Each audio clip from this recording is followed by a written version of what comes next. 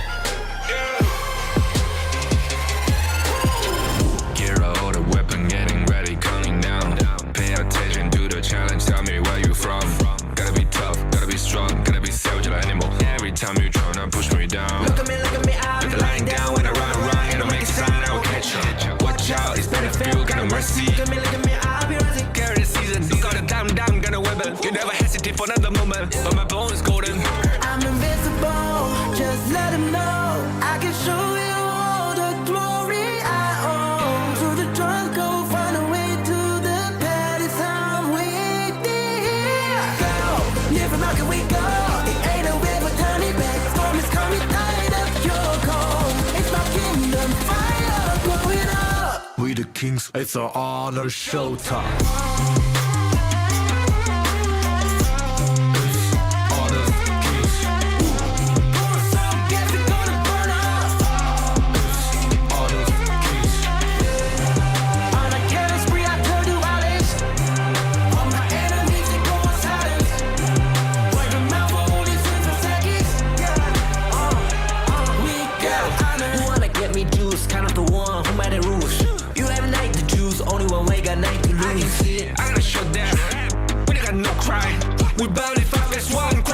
You can cheat. First blood, double trouble, then I take a pen, I kill. All you do is sweat and look at me stay victory. Say. I've treated my soul down. Follow my pace. We the champions, screaming, I'm invincible. Just let them know I can show you all the glory I own. So the drunk go find a way to the palace. I'm waiting. Go, live and rock and we go. It ain't a river, tiny big storm is coming. We the kings, it's our honor showtime.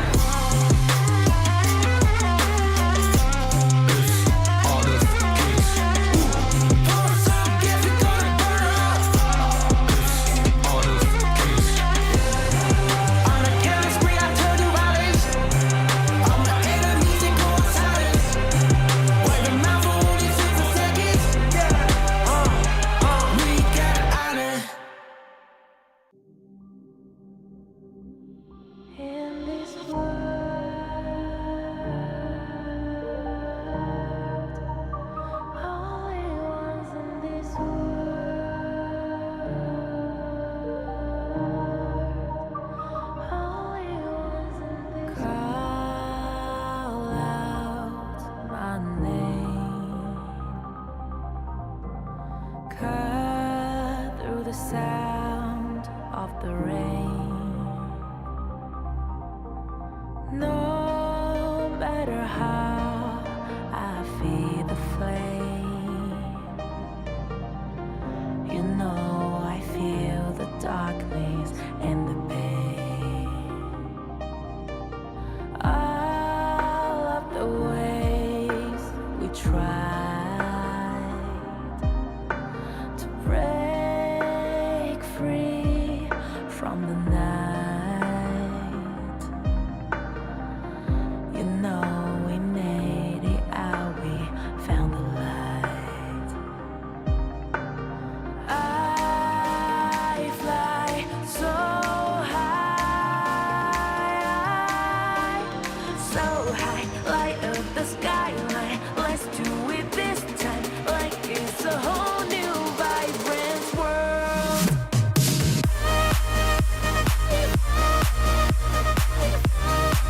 Like we're the only ones in this world. Like we're the only ones in this world. Now I see that I got everything I need. It's alright, I'm on fire, I'm alive, 'cause now I fly so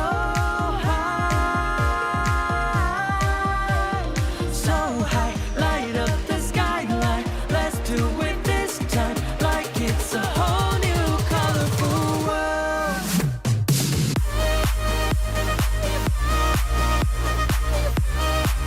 Like we're the only ones in this world. Like we're the only ones in this world. Never thought we'd get this far, burning like the stars. How we get this far, like we're the only ones in this world.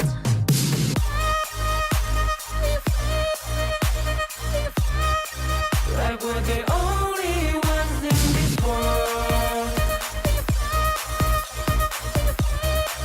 Like we're the only ones in this world.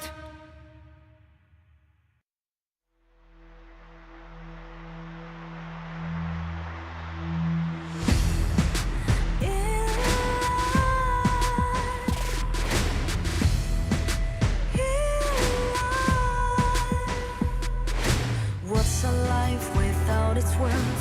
Compromising with what hurts inside. When you let fear decide your fate, you don't choose which path to take in life. In life, I'm finally letting go of everything that still holds me. I'm against all odds, but I won't give up, 'cause it's my time to shine. Standing in the spotlight, can no one back me down. Destiny is calling high. I'm not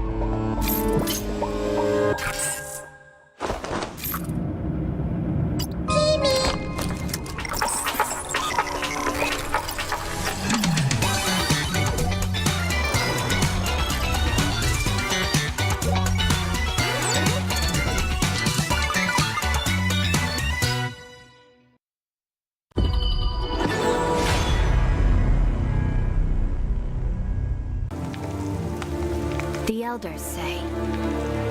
The seers have guarded the misty marshes for generations. We are the forest's future. For families to gather in joy. For dear friends to stay together. For the peace of the bird tribe and the forest. Even if my feathers burn away, I will never fear. Even if the sky falls and the earth shatters, as long as we stand together, as long as we endure, we will surely, losing everything. Just as I did. Sinking into darkness. My old self is already buried. How amusing. This eternal, blissful heaven. What a beautiful little bubble. I can't wait to pop it with my own hands.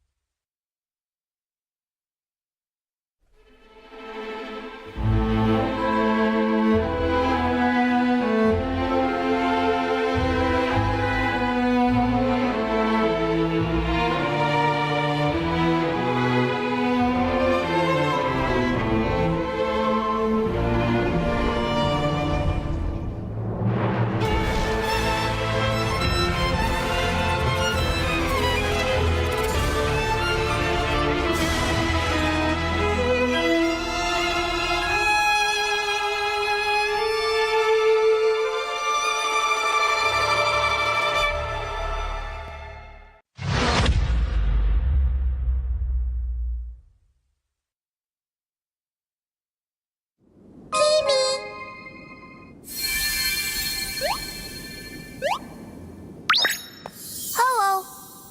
I'm a spriteling. This world is so strange. Happy people are colorful. So beautiful.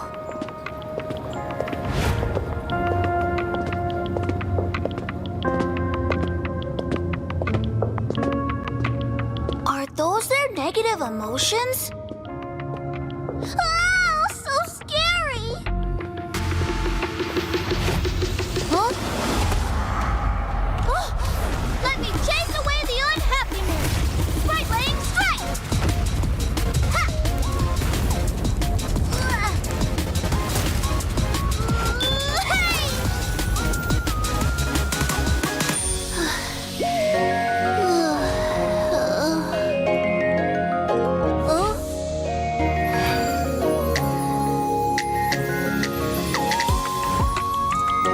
I'm a spriteling.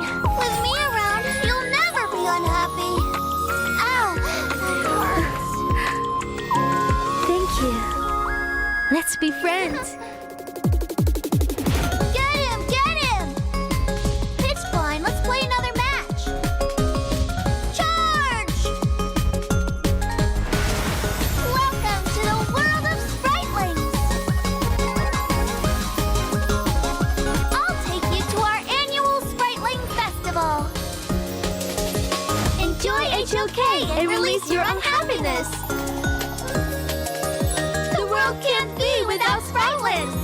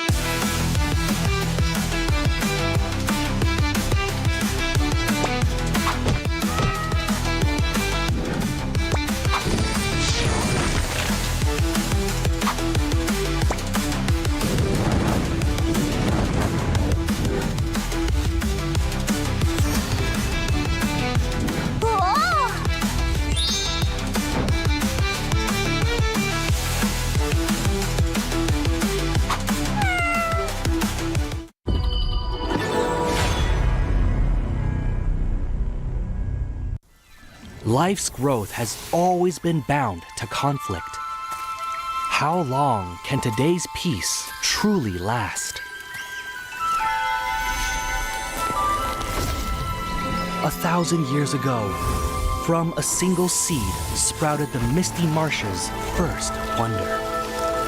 Born of wood, growing into a forest, gathering countless living beings within. Growth, cycles, fates, weaving endlessly together. With the deities came the first enforcers, becoming the misty marshes' first protectors. They took form as the 9 seers, each with their role sheltering this hidden land. All things eventually come to an end, and a new beginning does not always follow the old path. Today's inheritors of the seers' legacy long for a different future. Their followers, too, drift further apart. The order of the seers and omniscients are like 2 branches growing in opposite directions. The misty marshes watches quietly as it all unfolds. For from the moment that first seed sprouted, the deities already knew the life they nurtured would one day choose its own future.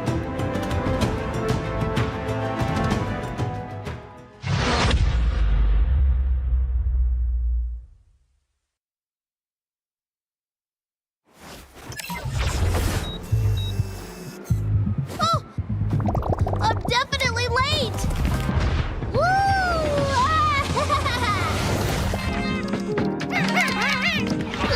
Why aren't you answering the phone?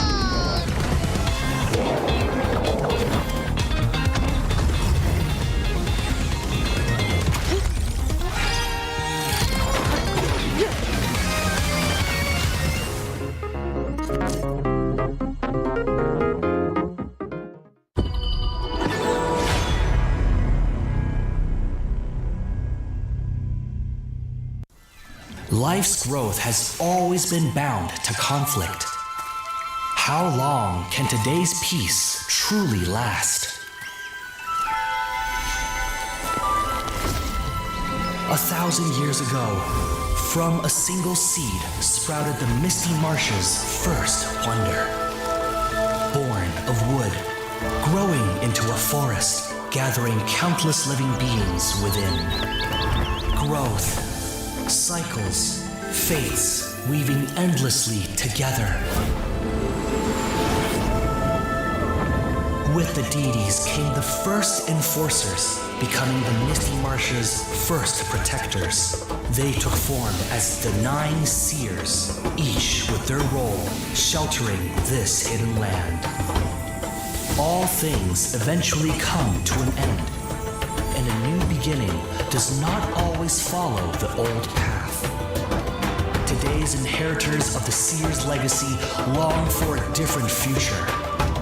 Their followers, too, drift further apart.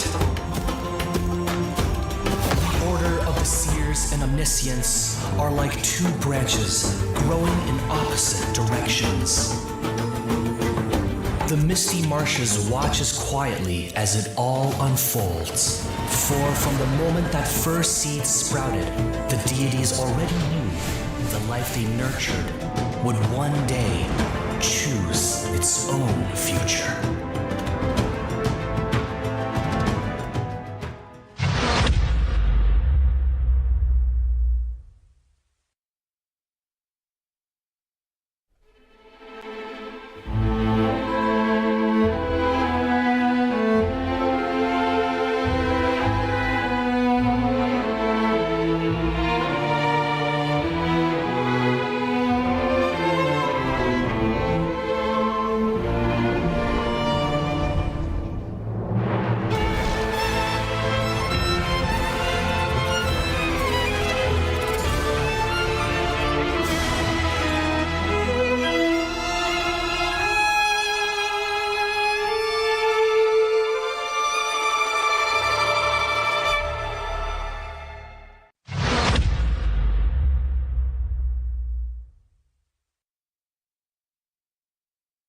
Donghuang. Recently, a mysterious stranger has been seen about the Misty Marshes. Oh, her. She's an old friend of mine. And she was once the seer, Austrin. Austrin? The seer who once led the bird tribe to repel invaders and protect the Wonder. But didn't she fall in battle back then? Yes, but it seems she's somehow returned from the dead, and she's given herself an interesting new name, Umbrosa. It's exciting, isn't it? Returning back from the dead. What will she bring to Misty Marshes? After all, her current self is completely different from before. The bird tribe girl I remember was pure and proud, forever bathed in light. But now, even from far away, I can sense the darkness and death clinging to her. Looking like this, it's no wonder no one recognizes her as the Austrin of old. Even the weapon she wields now is unlike those bird tribe past. Feather blades dyed in blood, sharp beyond measure. It's said the bird tribe are born war dancers. In battle, they move with a dancer's grace and agility. But from her, what I feel is madness? That's right. A reckless, all-consuming madness, unlike anything from her past. Since her rebirth, she seems to have awakened the power of the Undying. But who will face her in this final solitary dance? Umbrosa, are you friend or foe? We'll know soon enough. I'm sure it won't be long before we meet her. So this is where you've been hiding? My old friend.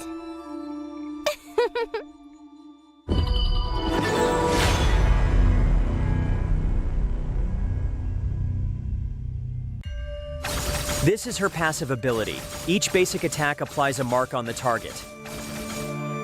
Ranged basic attack damage scales with attack speed, and repeated rebounds increase ranged basic attack damage. While in melee mode, basic attack deals multiple attacks rapidly. Skill 1 enhances Umbrosa. After use, it damages and slows enemies within range. Umbrosa then enters a fevered state briefly, gaining a large amount of movement speed and attack speed. Skill 2 is her only movement and recovery skill, enabling her to both dash ahead and knock back enemies. Missing an enemy reduces the skill's cooldown. Landing a hit on an enemy activates their featherblade marks and transfers the mark to nearby enemies. This skill deals damage multiple times to enemies within range and recovers Umbrosa's health. Umbrosa's ultimate is her core enhancement skill. Actively using this skill boosts her movement speed and health temporarily and causes her to briefly enter the Indomitable state. If she dies while her ultimate is not on cooldown, she will slowly resurrect.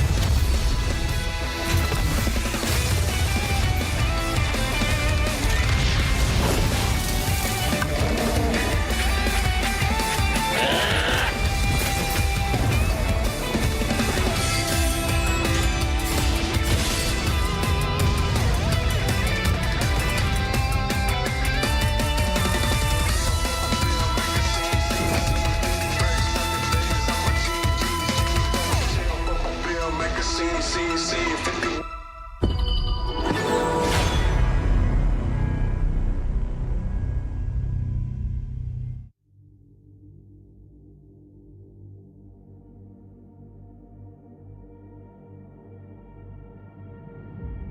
feel it deep, flowing through my blood.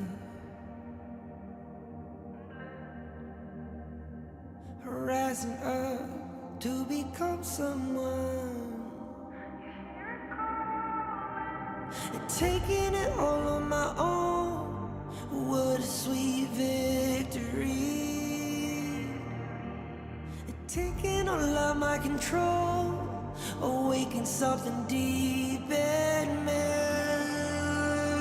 Like flames, feel it burning inside. Take a hold in pursuit of the prize. I've been told ain't no way to survive, keeping all of this fire that's locked up inside. When this is the time, enter the ring. All those mental chemicals doing their thing. I got flashes of battles inside of my dreams. I was made for this moment. At least now it seems like it's time to come face to face with your fear. Been battling reasons for all of the years, and I learned how to fight them with style and grace no one's ever encountered. You say it's amazing, I'ma come out swinging when they open the gate. Go ahead, call passion, I'm calling it rage. I'm taking what's mine like I already own it. Watch but don't blink, going here to the moment.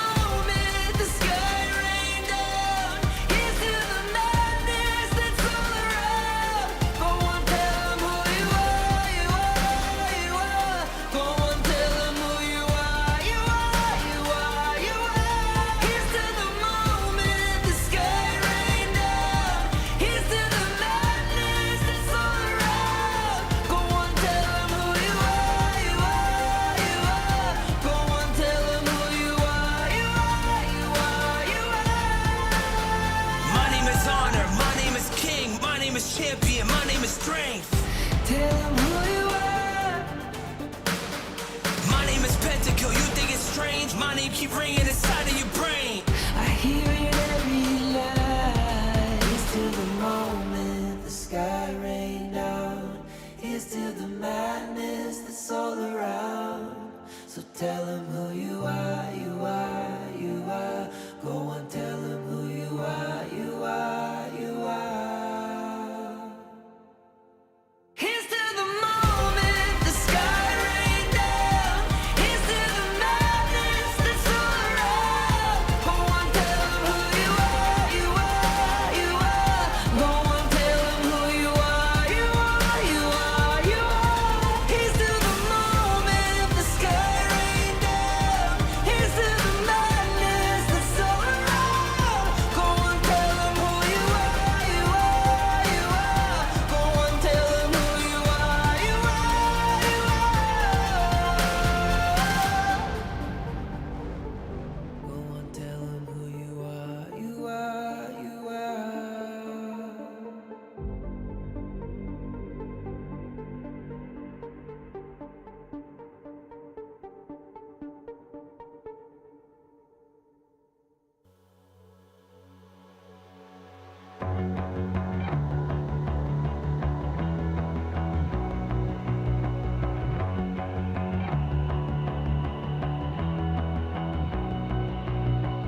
You've walked through the darkest nights. You've heard the crowd, felt the blinding light.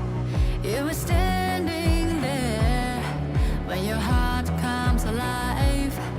It's a dream of a hat, and it never dies. Right here, right now, give it all, get it out. Never surrender.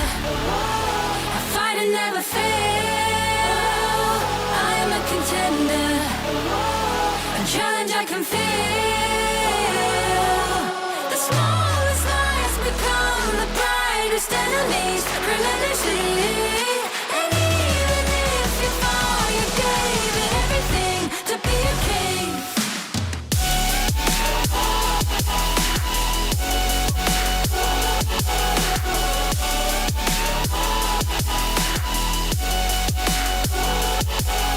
The smallest lies become the brightest enemies. Relentlessly. And even if you fall, you gave it everything to be a king.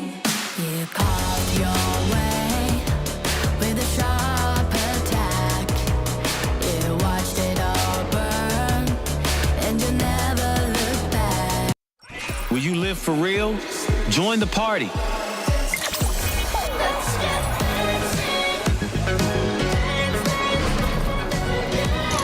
Make the whole street a party and add disco balls.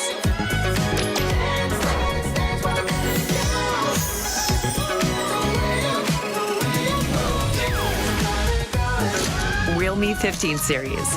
Live real in every shot.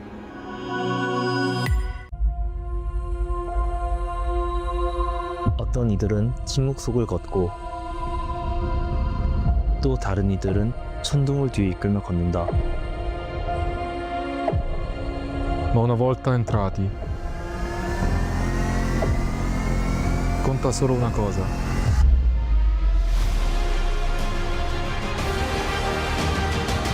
Each splash writes a legend.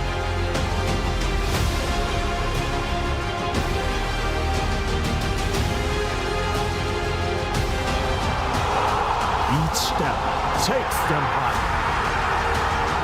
And only the worthy remain. 그리고 모든 시선이 한 곳으로 향할 때 Dove il cammino dell'onore conduce i valloranti alla vittoria.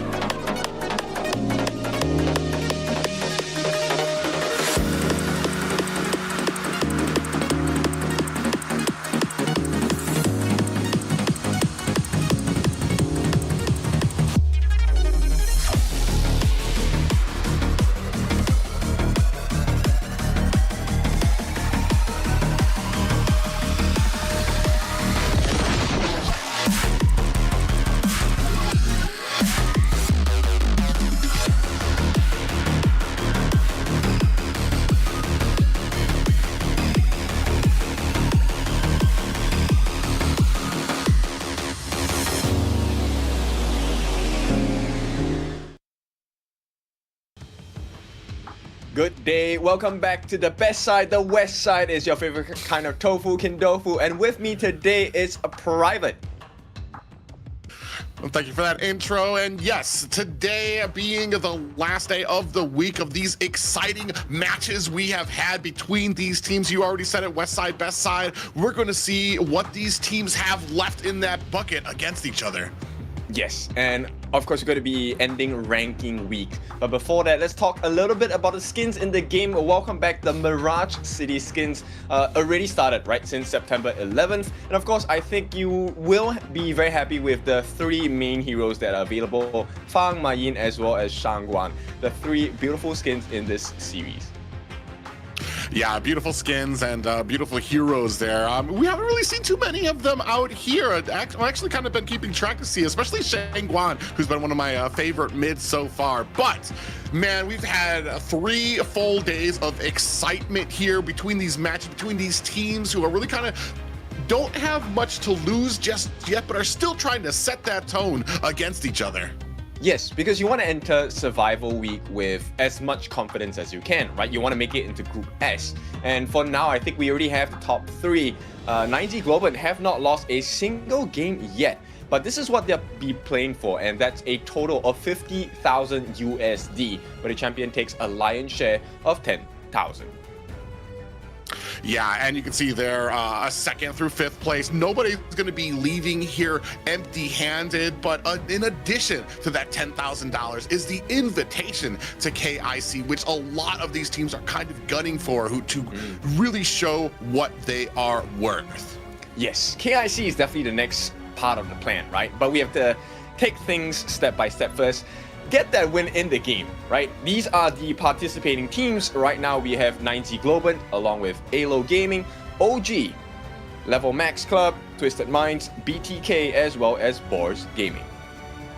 Yeah, a varied myriad of pillars there as we take a look at today's schedule for matchups. It's going to be 9Z Gaming taking on OG to kick things off. Then directly after that, it's going to be BTK taking on Boars. At the halfway point, 9Z Gaming will be back on the fray against Twisted Minds. And to wrap up our night of exciting matches, it's going to be OG taking on BTK.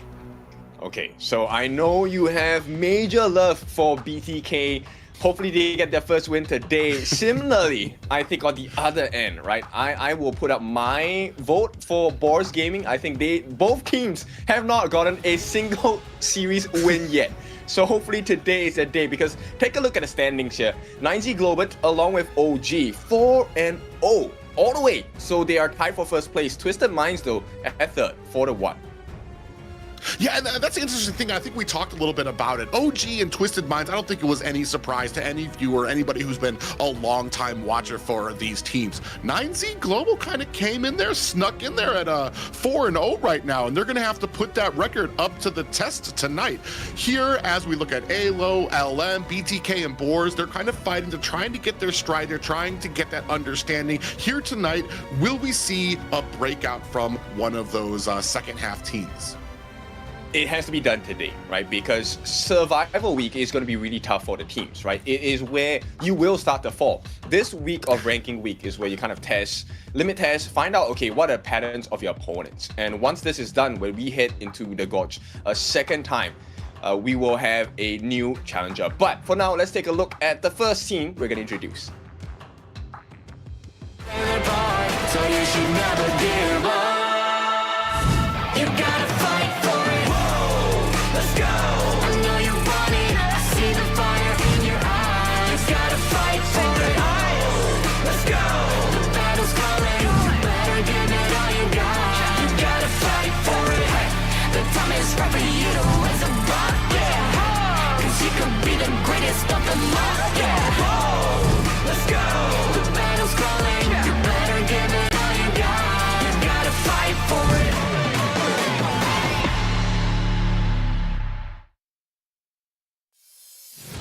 Ladies and gentlemen, that is your team for 9Z Globant. Clash Lane will be taken up by Wind. The jungle picked up by Sick. Farm Lane will be given to Leffy. Capo will be in the Roam Lane. And bringing up the mid will be Moon. Big teams, right? Their second first place team, OG. Yeah, I'm happy to see a team kind of take advantage of that, really get that bit of momentum. But like you said, it came as a surprise. Is it going to be enough? What they have, they look really comfortable up there. That's one thing. They look relaxed. They look like they understand what's going on, that they know what they're going up against. But like we were talking about, these are like they're going up against like the Titans of KMW here, and they need to be on their P's and Q's, make sure that they're not making any mistakes. They understand where they can take off in some of these games as well. Okay, so let's take a look at the challengers here. OG. So you should never give up. You gotta fight for it. Whoa, let's go. I know you want it. I see the fire in your eyes. You gotta fight for it. Let's go. The battle's calling. You better give it all you got. You gotta fight for it. The time is right for you to raise a bar. Yeah. Cause you could be the greatest of them all. Yeah. Whoa, let's go. The battle's calling. You better give it all you got. You gotta fight for it.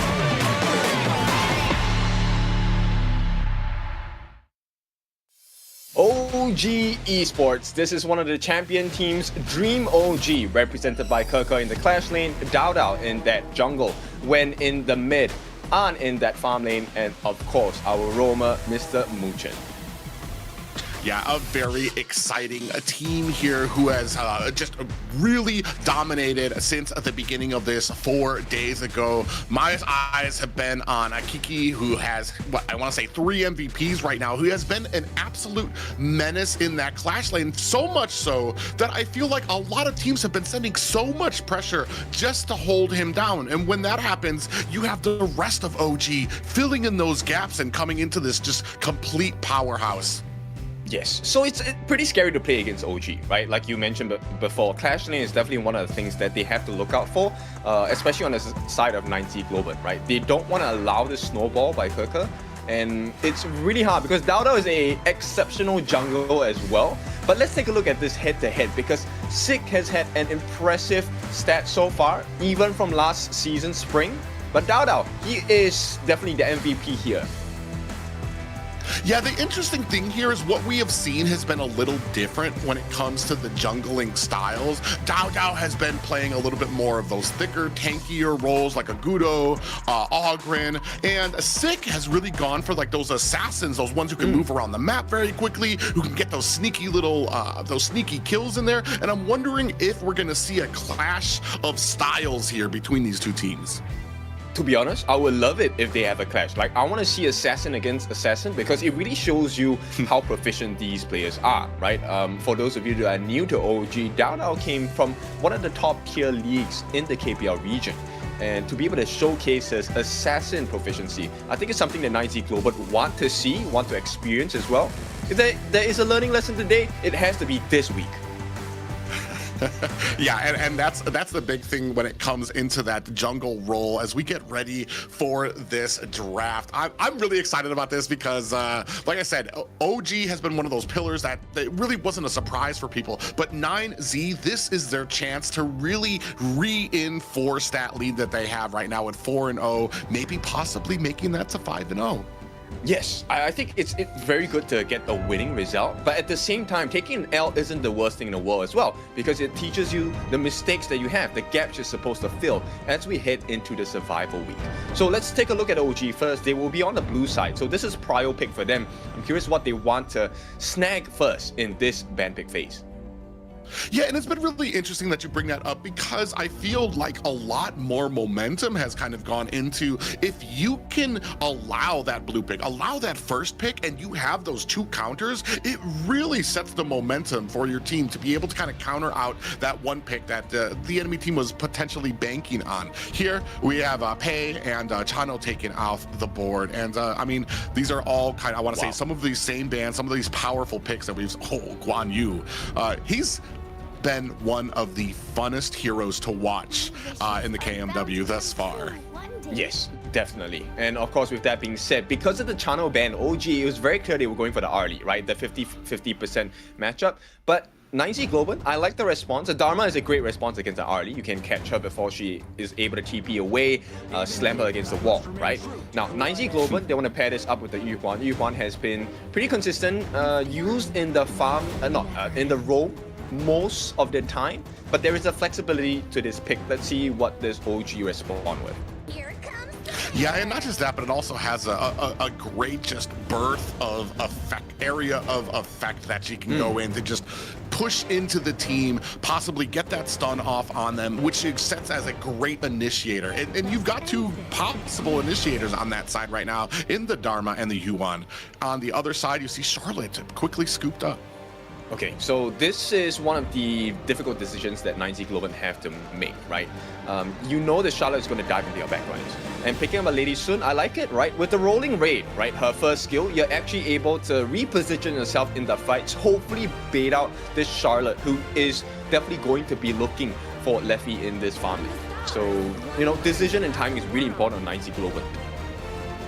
Yeah, and that's a very important point too. And with diving into the backline, how is your team going to react, especially with two heroes that potentially have a decent amount of peeling power and the mobility that you have from a Lady Soon that can get out of the way, that can possibly bait out some of those abilities. Zhongfei taken out on the side of 9Z Global, waiting for that, waiting for the other bans coming from OG.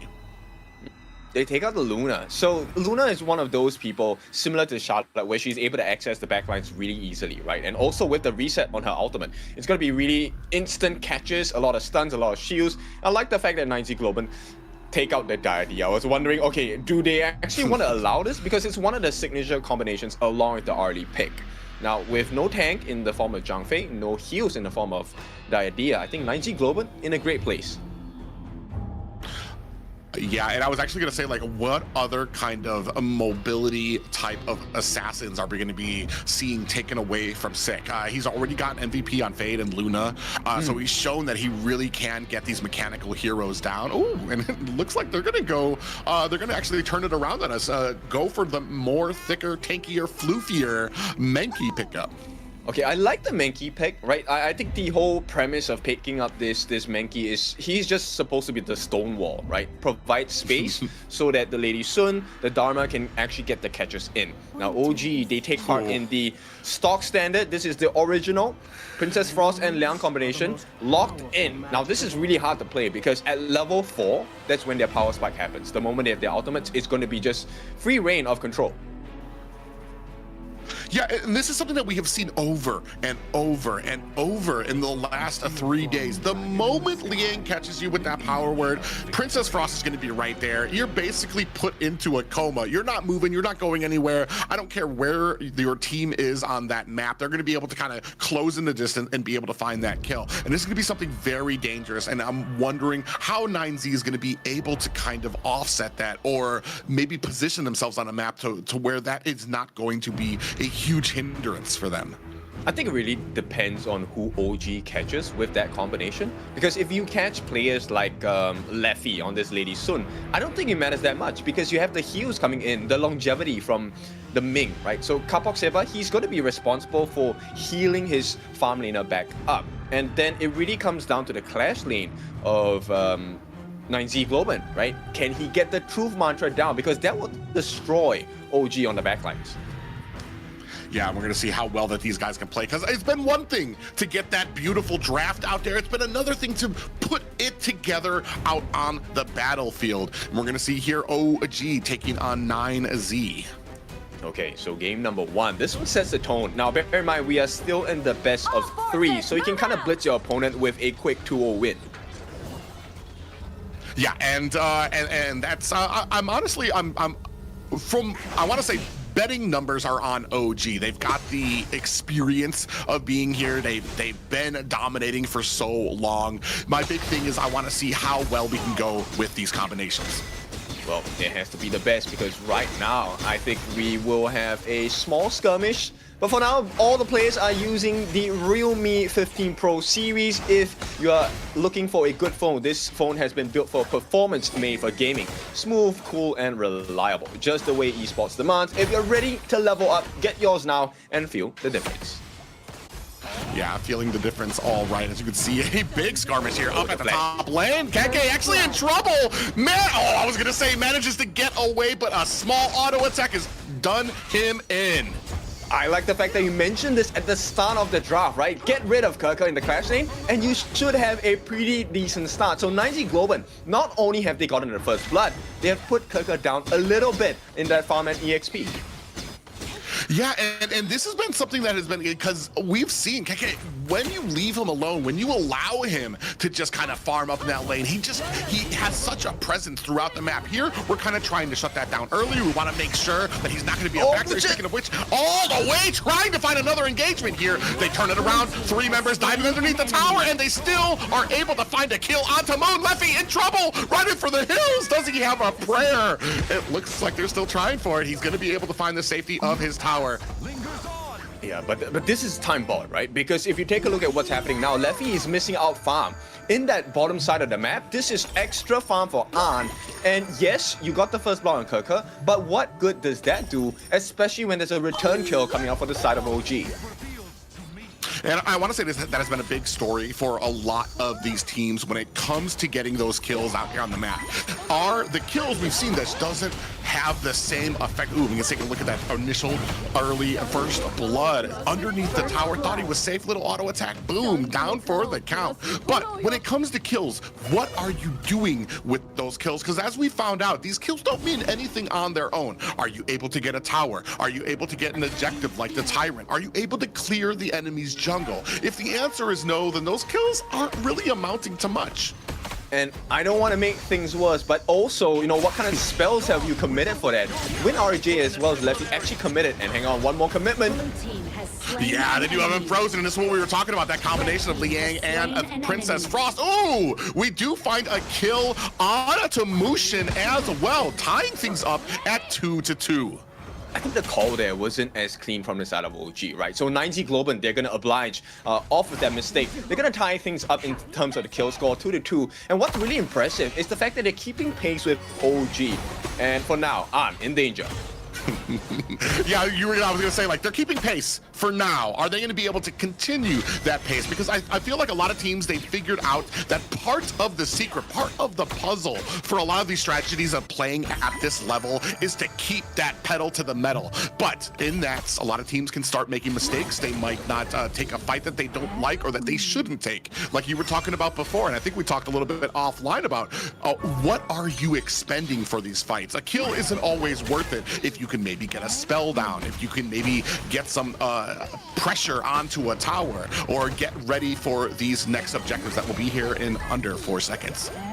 Yeah, so 4-minute Tyrant mark, this is a very important one. Looks like 9Z Global, but they can't really contest for this. Yes, they have the smite on Sig, but for now, the buffs are more important. You don't want to trade a potential fight and lose the fight and give away your Zero Golem as well, right? Too many losses, too much risk. Yeah, and that's a great point there, especially like they could have gone for that, but what happens if they lost that fight? Not only do they lose the Tyrant, but they also lose the jungle. So they go ahead, they make the safe decision, clear out their jungle, and live to fight another day. And I think the next point we need to really take care is, I want to put my eyes on WinRJ here, on the Dharma. He is probably going to be that pace setter, right? If he gets the truth mantra, the ultimate, where he slams everyone into the wall, OG might have a bad time. And 9Z Globant, they're waiting for that, which is why, you know, WinRJ keeps hiding in the brushes, hopefully looking for that gap.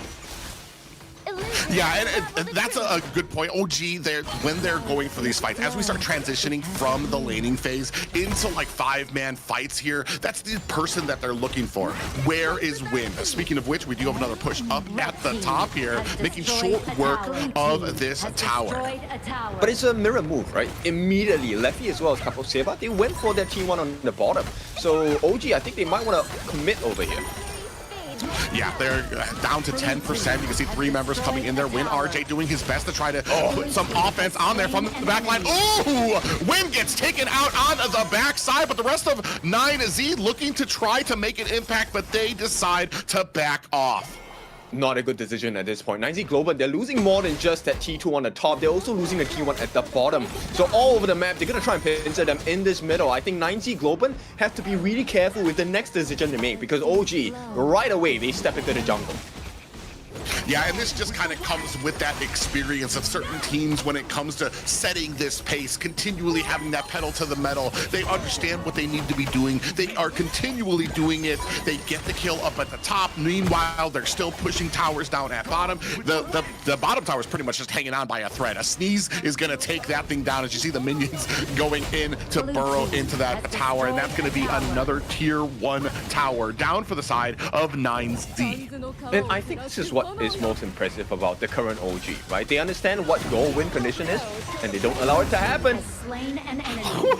Just in the middle of saying that, Moon got suppressed and into a coma underneath the tower. Just as you were talking about, they understand what they need to be doing. They come in, they are able to get that CC locked on. Now they're moving in for the mid tower, and there's not much that 9Z has in the way to be able to defend this. Absolutely, nice freeze. And with that, Winter is here. Look, they're not even looking for the damage. They just want to push them back. Yeah, and that's an interesting point. Oh, speaking of which, going all the way, diving into the back line, Keke goes in, looking for an opportunity, gets cleaned up and down, but the tower, the damage has been done onto the mid-tier 2 tower, tied up at 4 and 4 apiece.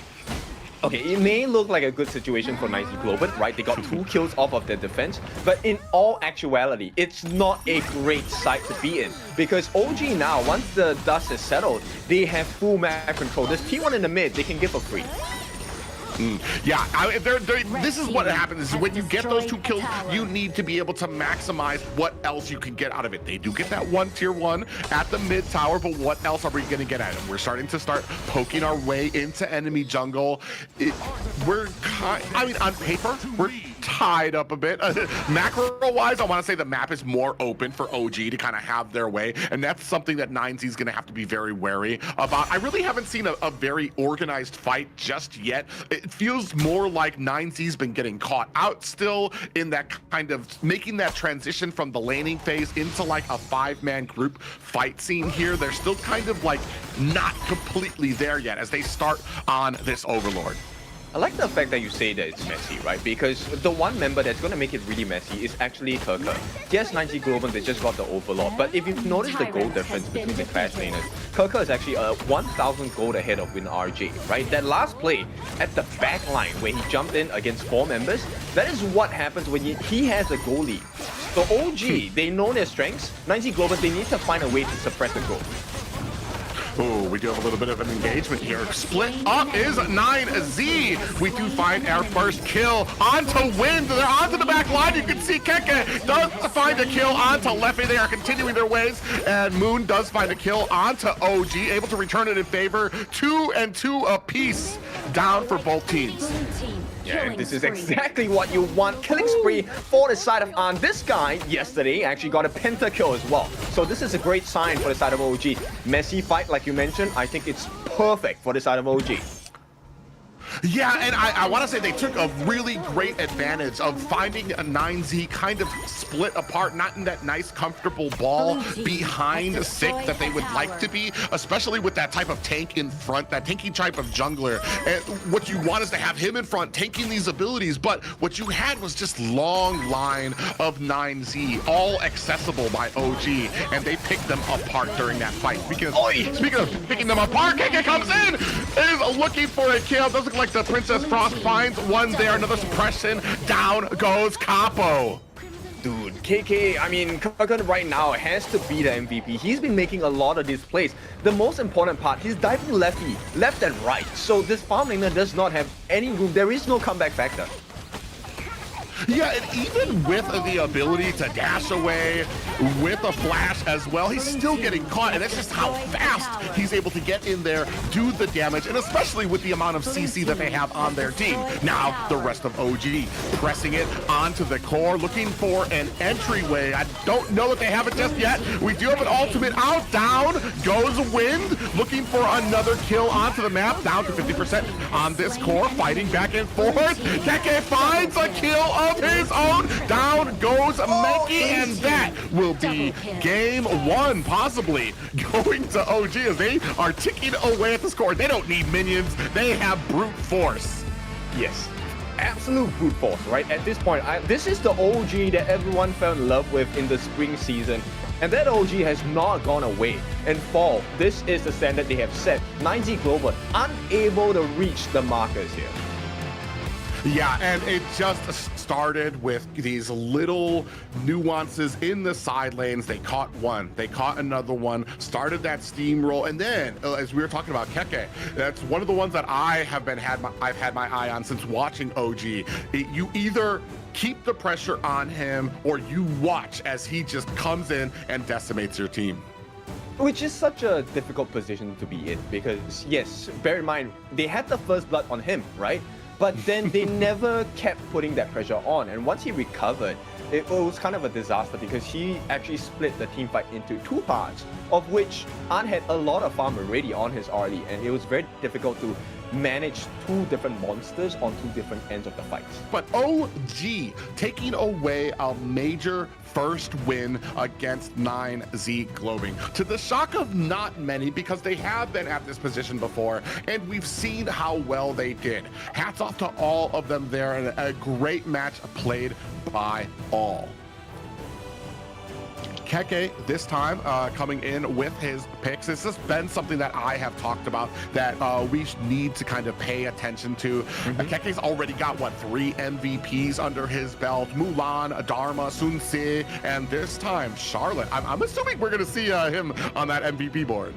It definitely has to be him, right? Because at this point, I think he was really the major difference maker in the team fights as well. He was what allowed OG to really stretch their hands across the map, and he was also making sure that the split pushes were happening, right? Remember, there was one situation at the top T2 where 9Z Globant was trying their best to defend, but at the same time, not only did they lose the fight, they lost the T2 on the top, and the T1 at the bottom was, seemed like it was going to disappear with the touch of a feather. Yeah, and that's just the amount of pressure that they put on, the control that they have on the map to make sure that these lanes are pushed before they engage. We saw a little bit of that from the beginning when it came to 9Z, some of the decision making they had when it came to the Tyrant. Do we take the Tyrant or do we clear out our jungle? But I mean, when you keep that type of pace, that pedal to the metal, if you don't have the experience, eventually the cracks are going to start to show. The little inexperience, the little decision makings start to add up. Even though they're small, they start to add up until it's created this snowball that OG can take advantage of. Yes, well, it seems that we're talking a lot about OG. Let's make it clear, OG, that was not a perfect game. It's really hard to have a perfect game in HOK. With that being said, right, there were a couple of times where Mushin actually got caught out, even though he got the correct suppression. And that was the turnaround that 9Z Globant was supposed to look out for. But let's take a look at the damage first. Ant, of course, dealing a majority of the damage, but the #1 damage dealer was Kirka, 74,500 worth of hero damage against the likes of 9Z Globant.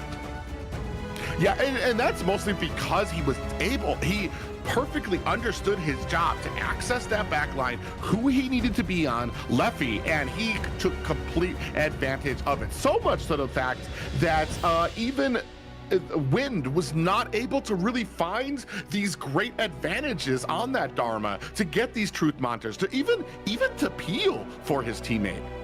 Exactly, that chance was never presented to him, which is why OG is so scary, right? Yes, they have been grouped up as 4, but the point was, even if you get that perfect truth mantra, what value does that give to you? Because there is no follow-up damage. You're already behind on farm, so there is no way you get a 4-man hit and kill them off in one blow. Yeah, just an amazing game, and to the surprise of nobody on this test, Keke there, MVP, 31% damage there, 4, 2, and 6. And the two, I want to talk about those deaths, which is kind of interesting to me because he took that on the chin, no problem, came back and knew exactly what he needed to do. Because the deaths don't really matter, right? And it's all about setting up for your team. Look at this dive. This 3-man knockup was what really changed the whole state of the fight itself. Look, he gave his life, but the follow-up was great. They traded his life for a T2, and the map control is really what matters in HOK. Yeah, and that's the kind of amazing thing is you're like, oh, don't worry, I'll hold the line there while you guys attack this tower. And he did, came back there on 3 people. They were able to bring him down, but you more and more. Even if you get that kill, the map is encroaching on you, tightening in around you. And here's another one. I think he dives pretty far left onto Leffy and able to find the kill alongside Wen. And you have to see the value that he brings, right? So when everyone is focused on Keke, or at least running away from him, which member benefits the most? It is An. As an early, you want to have the freedom as a farm laner to be able to get the free hits in, because nobody's paying attention to you, right? And that's what Keke offered to the team, which is why OG is a much better team in game 1, because the team play it has been fantastic. And ending this game number 1 with an ace really shows you how strong and how far ahead their understanding of the game is. Yeah, I'm not gonna lie, Clash lane has been one of the lanes that I have liked the least trying to play, because there's so many nuances, so many people have that ability to kind of, there's so much on you as far as pressure to be all over the map, to get to that back line, to be the difference maker for your team. Keke obviously does not have those same problems, because he time and time again shows that he understands what needs to be done and can become that monster, that house, that structure of what were we talking about, that resilience that's just always there for his team. For now, his back will not break, but we will be going for a break. When we are back, we bring you game number 2.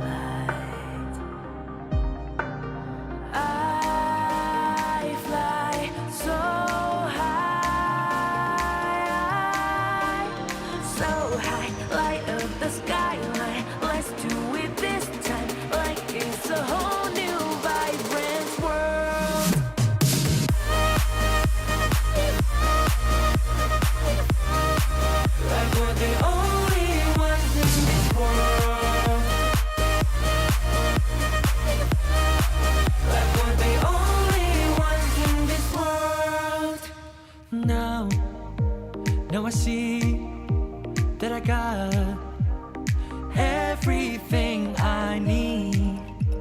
It's alright, I'm on fire, I'm alive, 'cause now I fly so high, so high, light up the skyline. Let's do it this time, like it's a whole new colorful world.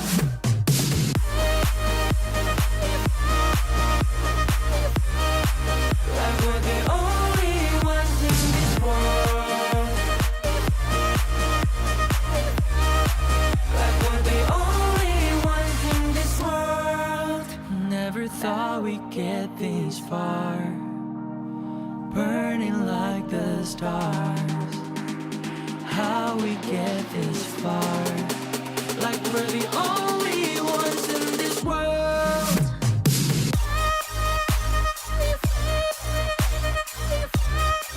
Like we're the only ones in this world. Welcome back. It is a beautiful start here, and it's game number 2. So game number 1, Private, what do you think about it? It went as expected. I feel like where 9Z, they tried to keep that pace up. They understood what they need to do as a general overcast. It's just those little details. How many people, how much pressure do we send up top to compete with this? How long do we keep with that? And then when you're sending that pressure one way, are we protecting those objectives on the other side as well? It comes with experience, like you said, and OG has shown that they've been here before. They've been at this pressure before. They know how to keep on this speed. So it comes with experience. I feel like that's not out of the blue. I mean, they were pretty tight for the first few minutes of that. It's just that along with most teams, once those cracks start to show, a lot of these veteran teams really know how to really mount that snowball. Yes, and you know, the losing teams tend to have a downward spiral, right? Mental defeat, and then it goes into the game. I'm just curious at this point, do you think, you know, maybe Sig, he should find a comfort pick in the sense, let's go back to the assassin junglers. Yeah, and honestly, I was kind of geared up. I mean, maybe, I'm not sure how strategically sound it is, but I was enjoying watching him on Fade, enjoying watching him on Luna. I would like to see how maybe this matches up, and maybe it's a fundamental thing I don't understand, that maybe it wouldn't have done very well into some of those tankier heroes. But heck, if you're at this point, you have nothing to lose. You're not going to get kicked out for a loss here. Maybe let's throw out some of those more technically ingrained junglers.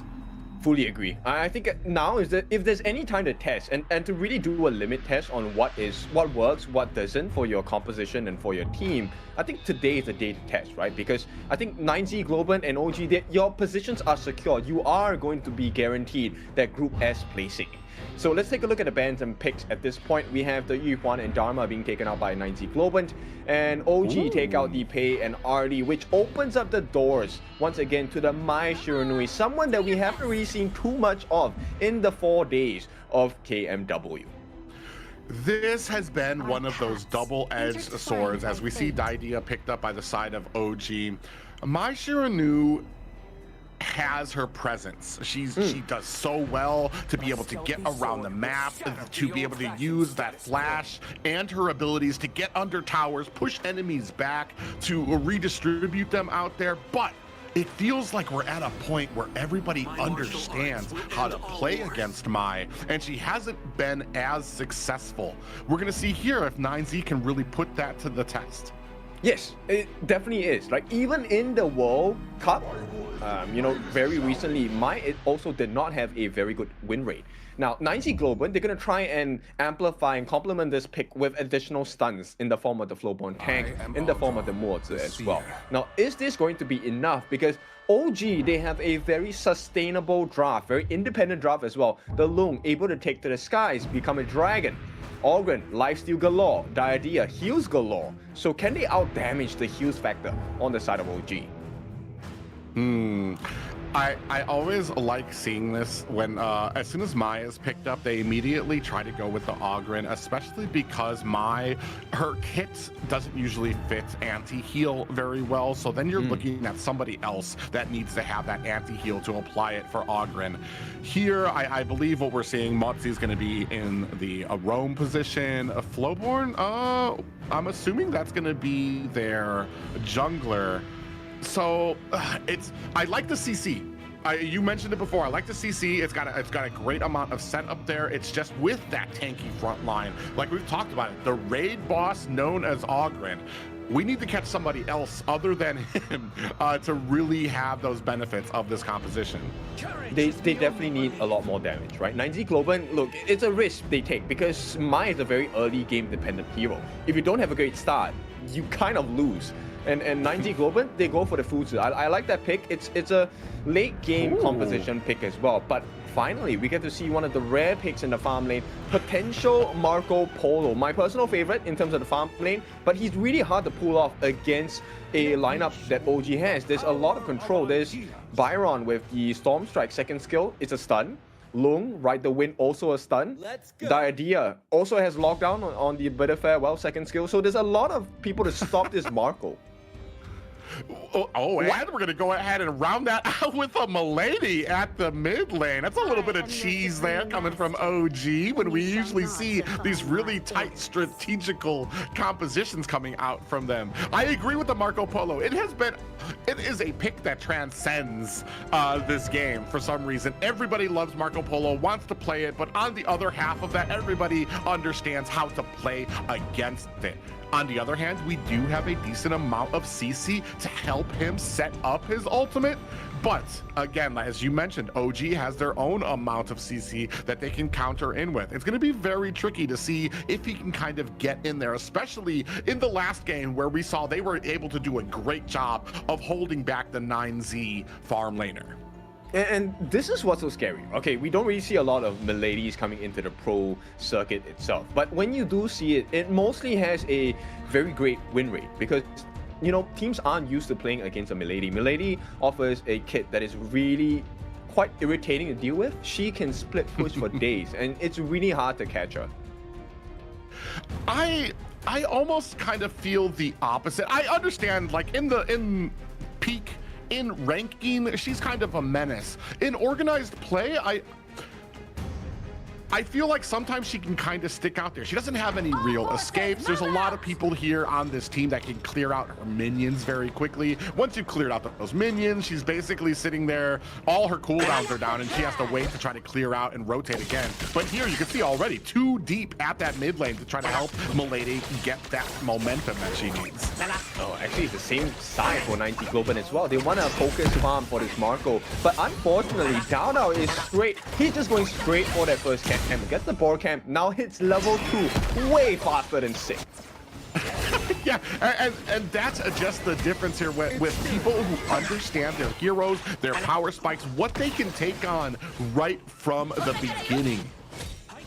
Yeah, and look, Moon is now stuck in this place. He has to try and help out against Kirka, who may get the last hit as well. Oh, he got it! What the? It looks like... yeah, Keke is going to have to get out of there. We're not seeing as much pressure there. I want to say Moon wants to kind of be that pressure point, but it looks like OG kind of have the same thing in mind. Oh, speaking of which, Keke, a little bit of trouble there. Takes down to about 50%. Not too afraid of what was going out there, but this time we're not seeing as much pressure. Not that kill coming on the Keke, so he's not as afraid. And will that kind of snowball earlier for the side of OG? Definitely will. If you take a look at the rotation, one already has a decent rotation coming in because of the teleportation portal. And for now, feeding Dao that shared goal, shared experience, it's definitely providing a lot of value. Dao is almost level 5. For our errors. Yeah, we see here the big pressure here at mid lane. Moon trying to come in there from the side and already starting to get held back a bit. Not able to get those early rotations on the Mai Shironu. Is now has those fans to try to finish off some of those minions. I always laugh when I just Milady's minions are just such a nuisance. They don't feel like it at the beginning. It's like, all right, we're gonna deal with this, but then after a while, as you move into the mid game, they start really chunking you. Keke getting caught here by Sick, but not sure if this is a fight he wants. I don't think he got caught. I think it's more of like Sick got caught. He thought he was the predator, but he actually is the prey. And now you start to see the value of having when play this Milady, right? Look, a lot of free damage on the T1 in the mid. Yes, this is 3-4 minutes, so there is armor provided. But straight away, Dao's entrance into the Azure Golem, he should be able to get the execute here and will steal away the Azure buff. Ooh, they're on the back line. Looks like they might actually be able to get... Ooh, a flash comes out. Keke looking for that escape. A little bit of shield built up onto him. Team trying to protect his escape, and out like the wind, he escapes. Down goes Moon and Sick. And they go too far. Like, look, this is standard OG. Kirka felt like he was gonna fall, take a fall, but it was 90 Globant that gets punished. You know what? And now I'm starting to understand this pick for the Milady. It's not just about like you want a cheese, but if you are creating something, what's the biggest problem with facing a Milady in the mid lane? You can't leave the mid lane because the moment you leave mid lane, she's gonna take over with her minions. What does Mai Shironu want to do the entire game? She wants to access those side lanes as much and as often as possible. Now we're punishing her every single time she leaves. Yes, you need a numbers advantage, right? And that's the strength of the Mai Shinui's movement, rotation, the ability to move faster because you can win a 2v1, no problem. You have burst in your kit. But now that they are behind on the back foot, this is so difficult. Now let's take a look. Okay, this was the so-called solo kill coming in for the side of the lefty. That's why you take the Purify, right? So you can deal with the right to win by Han. The knockbacks, it does not help you defend against lefty's ultimate. Oh yeah, Sick comes in here trying to deal some damage onto those minions, but there's about 10% left on this mid tower. Once they're able to open up this mid tower, it really opens up the map for the enemy. Speaking of which, Lefty getting locked onto is going to have to try to use that flash to get away and taken down with the Conductor of Souls. Meanwhile, down goes Wen on the opposite side. 2 to 4, oh actually 2 to 5. There are 3 down for 9Z Global, and they took a loss in Wen. Yep, Dao here is on fire. Should be able to get a 4th one. He's godlike at this point. And OG, they're taking everything for themselves. Now, this is only... Look, it's less than 5 minutes into the game. But here's one pattern you should have noticed by now. Every single time the buffs come up, OG is there waiting on the side of 9Z Globant's jungle. Yeah, and that is the unfortunate thing that happens. Once that first buff is secured, boom, they've locked in, they got the number, they know when it's going to be up again, they can set things up as well. Here, you can see the Fuzi underneath Win doing his best to try to protect it, only 10% left, and down goes the tower. Keke into the back lines, gets a big pop-up onto 2 members. He might be down for the count. They are able to find a kill onto him, but they lose Leffy in the back. Once again, Keke is giving his life for the cause, right? And this one is a good trade. It doesn't matter how many times Keke falls, as long as OG makes the sufficient trades. And once again, we take a look. Last game, it was Keke doing the split push. This game, it's Wen doing the split push on the Milady pick. Yeah, but and still Keke is able to get that access into the back line, even if just to kind of hold them there while they get the tower here. Meanwhile, you can see Dao just doing a great job. He's all over enemy jungle, picking up. Oh, look at, even here, nothing is safe. These you thought you were going to be able to get some of these minions? Nope, that's mine too. Also, this Azure Golem, that's going to be mine as well. They're just so offensive that it's almost, I want to say, congesting that now 9Z actually in trouble here. Another Conductor of Souls finds Win RJ, and another one down for the count on 9Z. Fully gone like the wind, and T3s are on the menu at this point for OG. A freebie. Is this the end of the game though?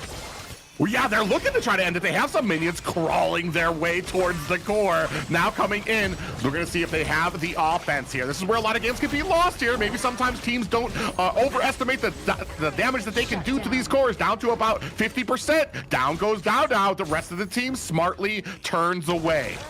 Okay, there is still some life left in 9Z Globant, right? A little bit of an overcommitment by Dao, and this is allowing them to get the shutdown. Now, is there a huge swing of gold? Not really, let's be honest, because it's still close to 2,500 in terms of gold lead for Dao, but they have caught another Wen takes a fall. Oh, yeah, they might actually be able to transition this into a possible tower at the mid, which will help open up the map for the side of 9Z, give them some wiggle room when it comes to some of these fights. Now they're starting to take advantage into the jungle. A few missteps there by OG. 9Z showing that they can be that same type of nuisance. If you make a mistake, they're going to be right there as well. But back on the map, Dao, that raid boss, looking to kind of take those front lines into 9Z. But this is exactly what you need to do, right? As 9Z Globant, you cannot allow that mental space. You cannot allow OG to feel like, okay, we are definitely in control. You know, we're not going to contest you for buffs. Fight for everything. You have to give them the pressure. And I think 9Z Globant, they're holding on, you know, quite well mentally, but they need items, so they need to buy more time. Yeah, and right now you can see them. They just have, with all of these towers down, all the way down to basically the high grounds on the sides, they just have such great access onto the side of 9Z. And there's very little room for 9Z to be able to run back if things go wrong. Speaking of which, Dao, access to the back lines. Meanwhile, Milady able to take the tower. It's so oppressive right now. They're just able to dive that back line, push back 9Z. Meanwhile, the rest of the team's going to go ahead and take the tower. Yes, it's really just making sure there's no backdoor protection, right? Once the minions are in range, they get the free hits. And with Wen on this Milady, it's always free damage. And, you know, there's a lot of poke as well coming out from the side of OG. It's so scary.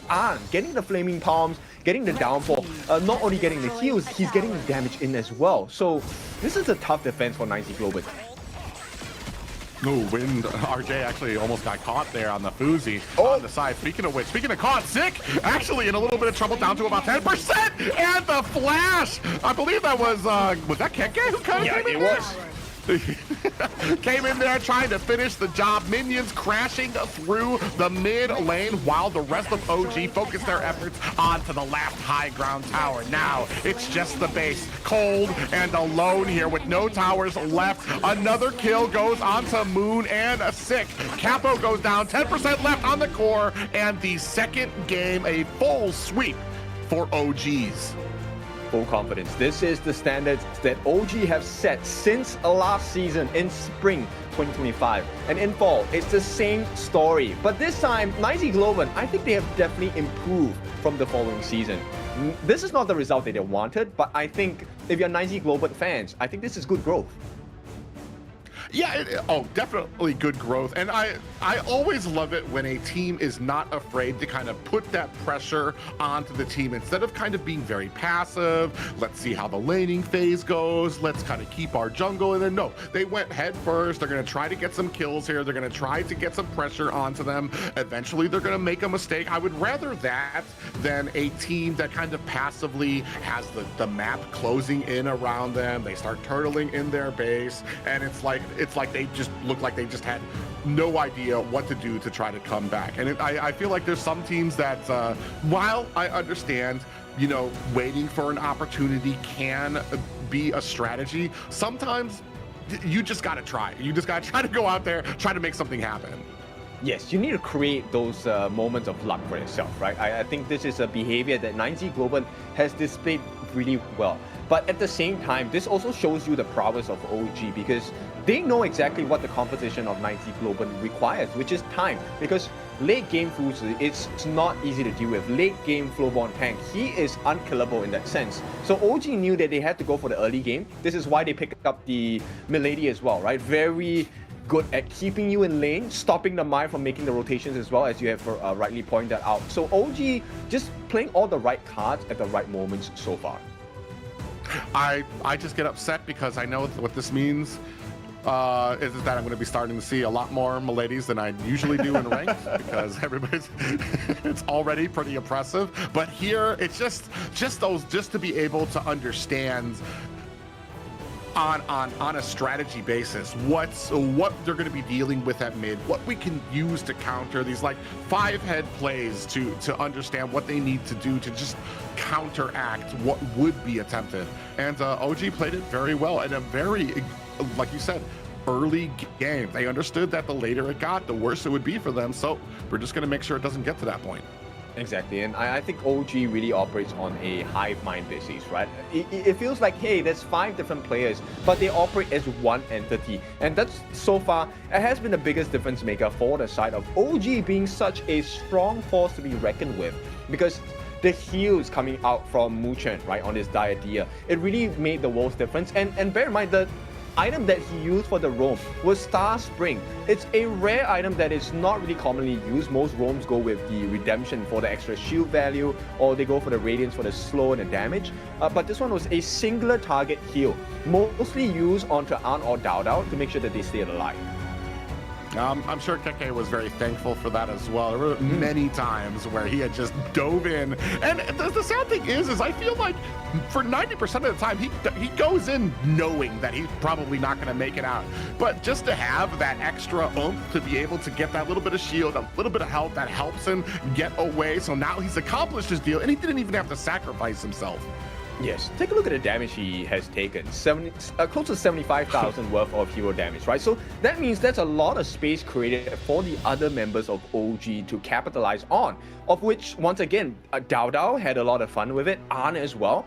And the third member that really took advantage, which allowed them this growth in gold was also Wen, right? Because Wen was busy pushing during those important moments as the rest of the team was fighting. And so they always got structural advantages. They got gold across the map. They got kills. Everything positive for the side of OG. Yeah, just all these different pieces that came together to help them be victorious here. And as we take a look at that MVP, Dao coming in 9-2-1. Right from the get-go, he staked a flag in enemy jungle and was like, this is mine. This is no longer yours. Yes, very scary, right? This is exactly what you want to see from your team's jungler, because like you said, he really put a flag. The moment they got the timings on the buffs, right? Every rotation that OG made from that point was based on the timing of the 9Z Globant buffs, right? Every single buff was contested, is going to be contested, and they got the kills from there. They got the snowball from there as well. Yeah, and he was just all over the place and pushing the wheel. It got to the point where there was points where 9Z, they're like, all right, they're going for our buffs. So they try to back up, and it's like, no, they're not just going for their buffs. They're going for you as well.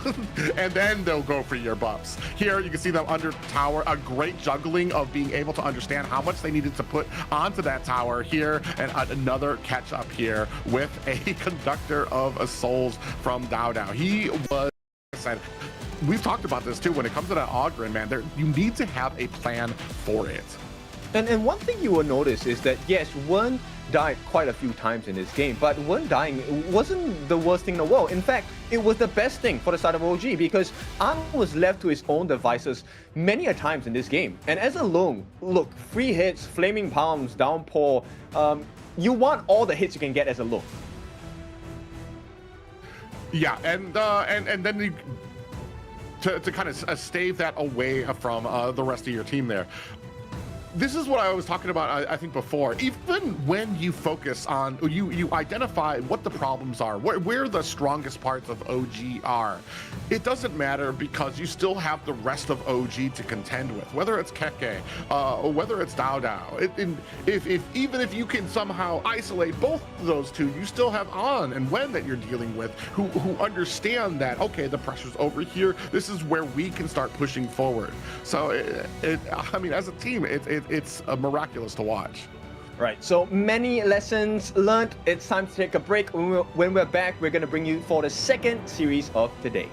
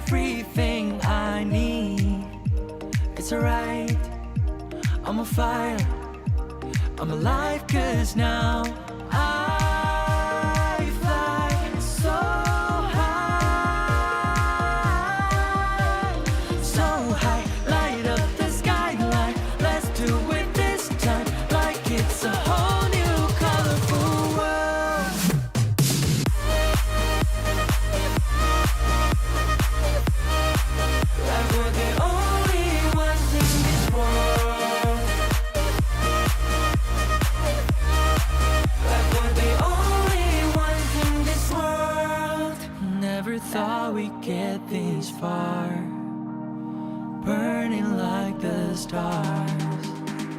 How we get this far, like we're the only ones in this world.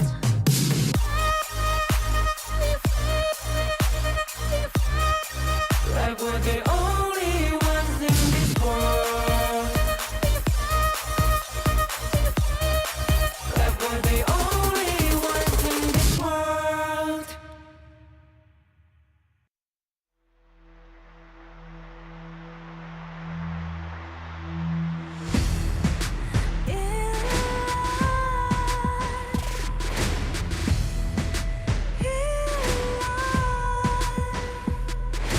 What's a life without its worth?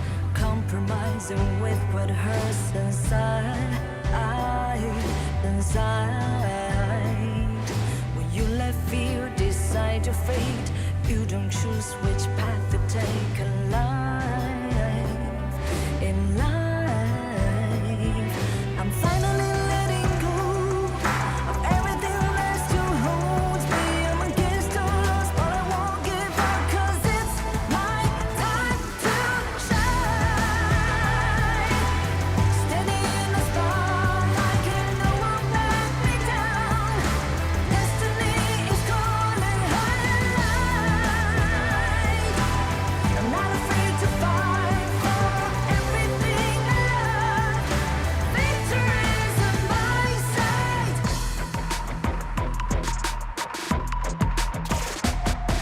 The more we lose, the more we gain.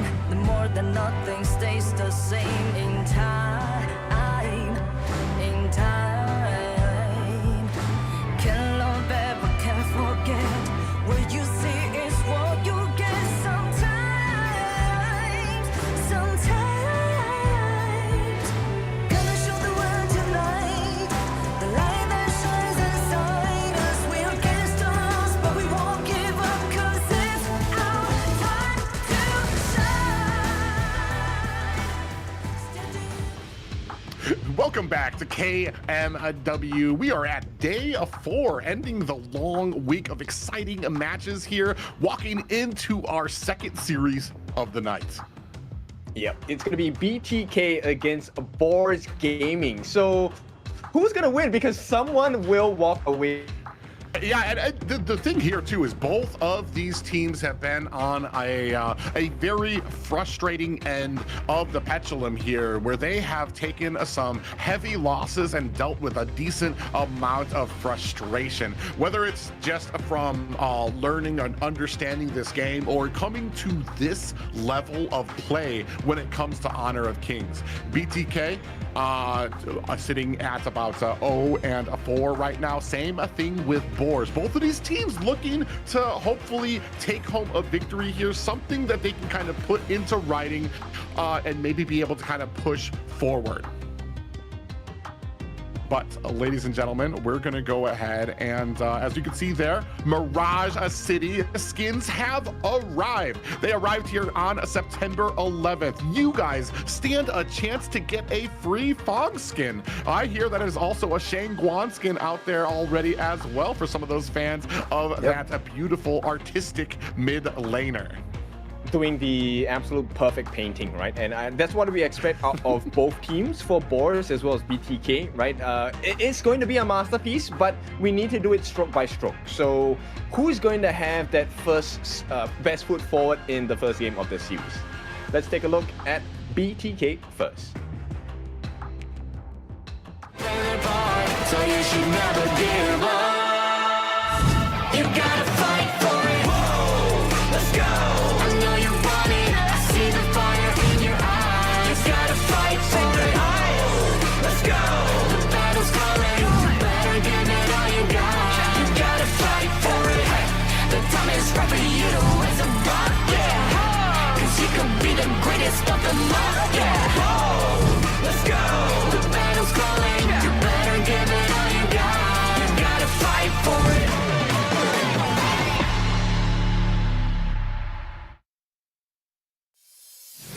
Ladies and gentlemen, bringing up the roster of Bloodthirsty Kings. In the Clash lane is going to be Fried Chicken. Bringing up that jungle is going to be Best Player 1. In the farm lane will be MOBA Zane. Bringing up that roam is going to be Shark. And finally, in the mid lane will be Hoon. And I think we've talked about it before. They've said that you get more intelligence, you learn more from those frustrations and those failures, and this here is a team that has learned a lot in the last 4 days. Yes, and I think they have definitely learned to fail forward, right? So yes, it's hard to deal with the losses, but in esports especially, right, the L does not really stand for lose. It really is a learning lesson. So I think BTK have learned quite a lot over the past few days. The question is, can they put into practice the mistakes they have been reminded of, right? This is in terms of the draft, this is in terms of making the executions. Like you mentioned before, having a great draft is only part one. You need to be able to execute that draft well. Yeah, and ladies and gentlemen, let's take a look at their opponents. So you should never give up. You gotta fight for it. Whoa, let's go. I know you want it. I see the fire in your eyes. You gotta fight for it. Let's go. The battle's calling. You better give it all you got. You gotta fight for it. The time is right for you to raise a rock, yeah. Cause you could be the greatest of them all, yeah. Whoa, let's go. The battle's calling. You better give it all you got. You gotta fight for it.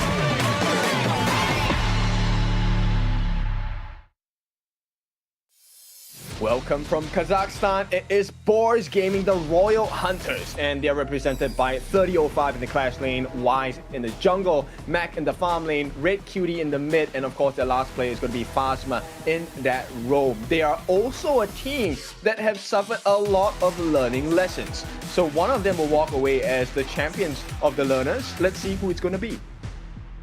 Yeah, there was a time you talked, we've talked about it, that Boars actually were able to get a win over Twisted Minds. It seems like long ago, but here they do have that experience. They do have that potential. It just kind of comes along with how they transition to those different timelines in the game. Yes, and to make it clear, we're not talking about the current Twisted Minds. This was the old roster of Twisted Minds back when they were Team Vitality. There were a couple of wins off of screen. Now, with that being said, Boars Gaming, I think they have kind of been able to showcase their strength in the early parts of the game. And we'll talk about that later on as we take a look at what's happening. So I think BTK, they get to choose the red side. So counter pick side, allowing Boars to be that prio pick. Which one would you prefer? To be on the red side, counter pick, or blue side prio?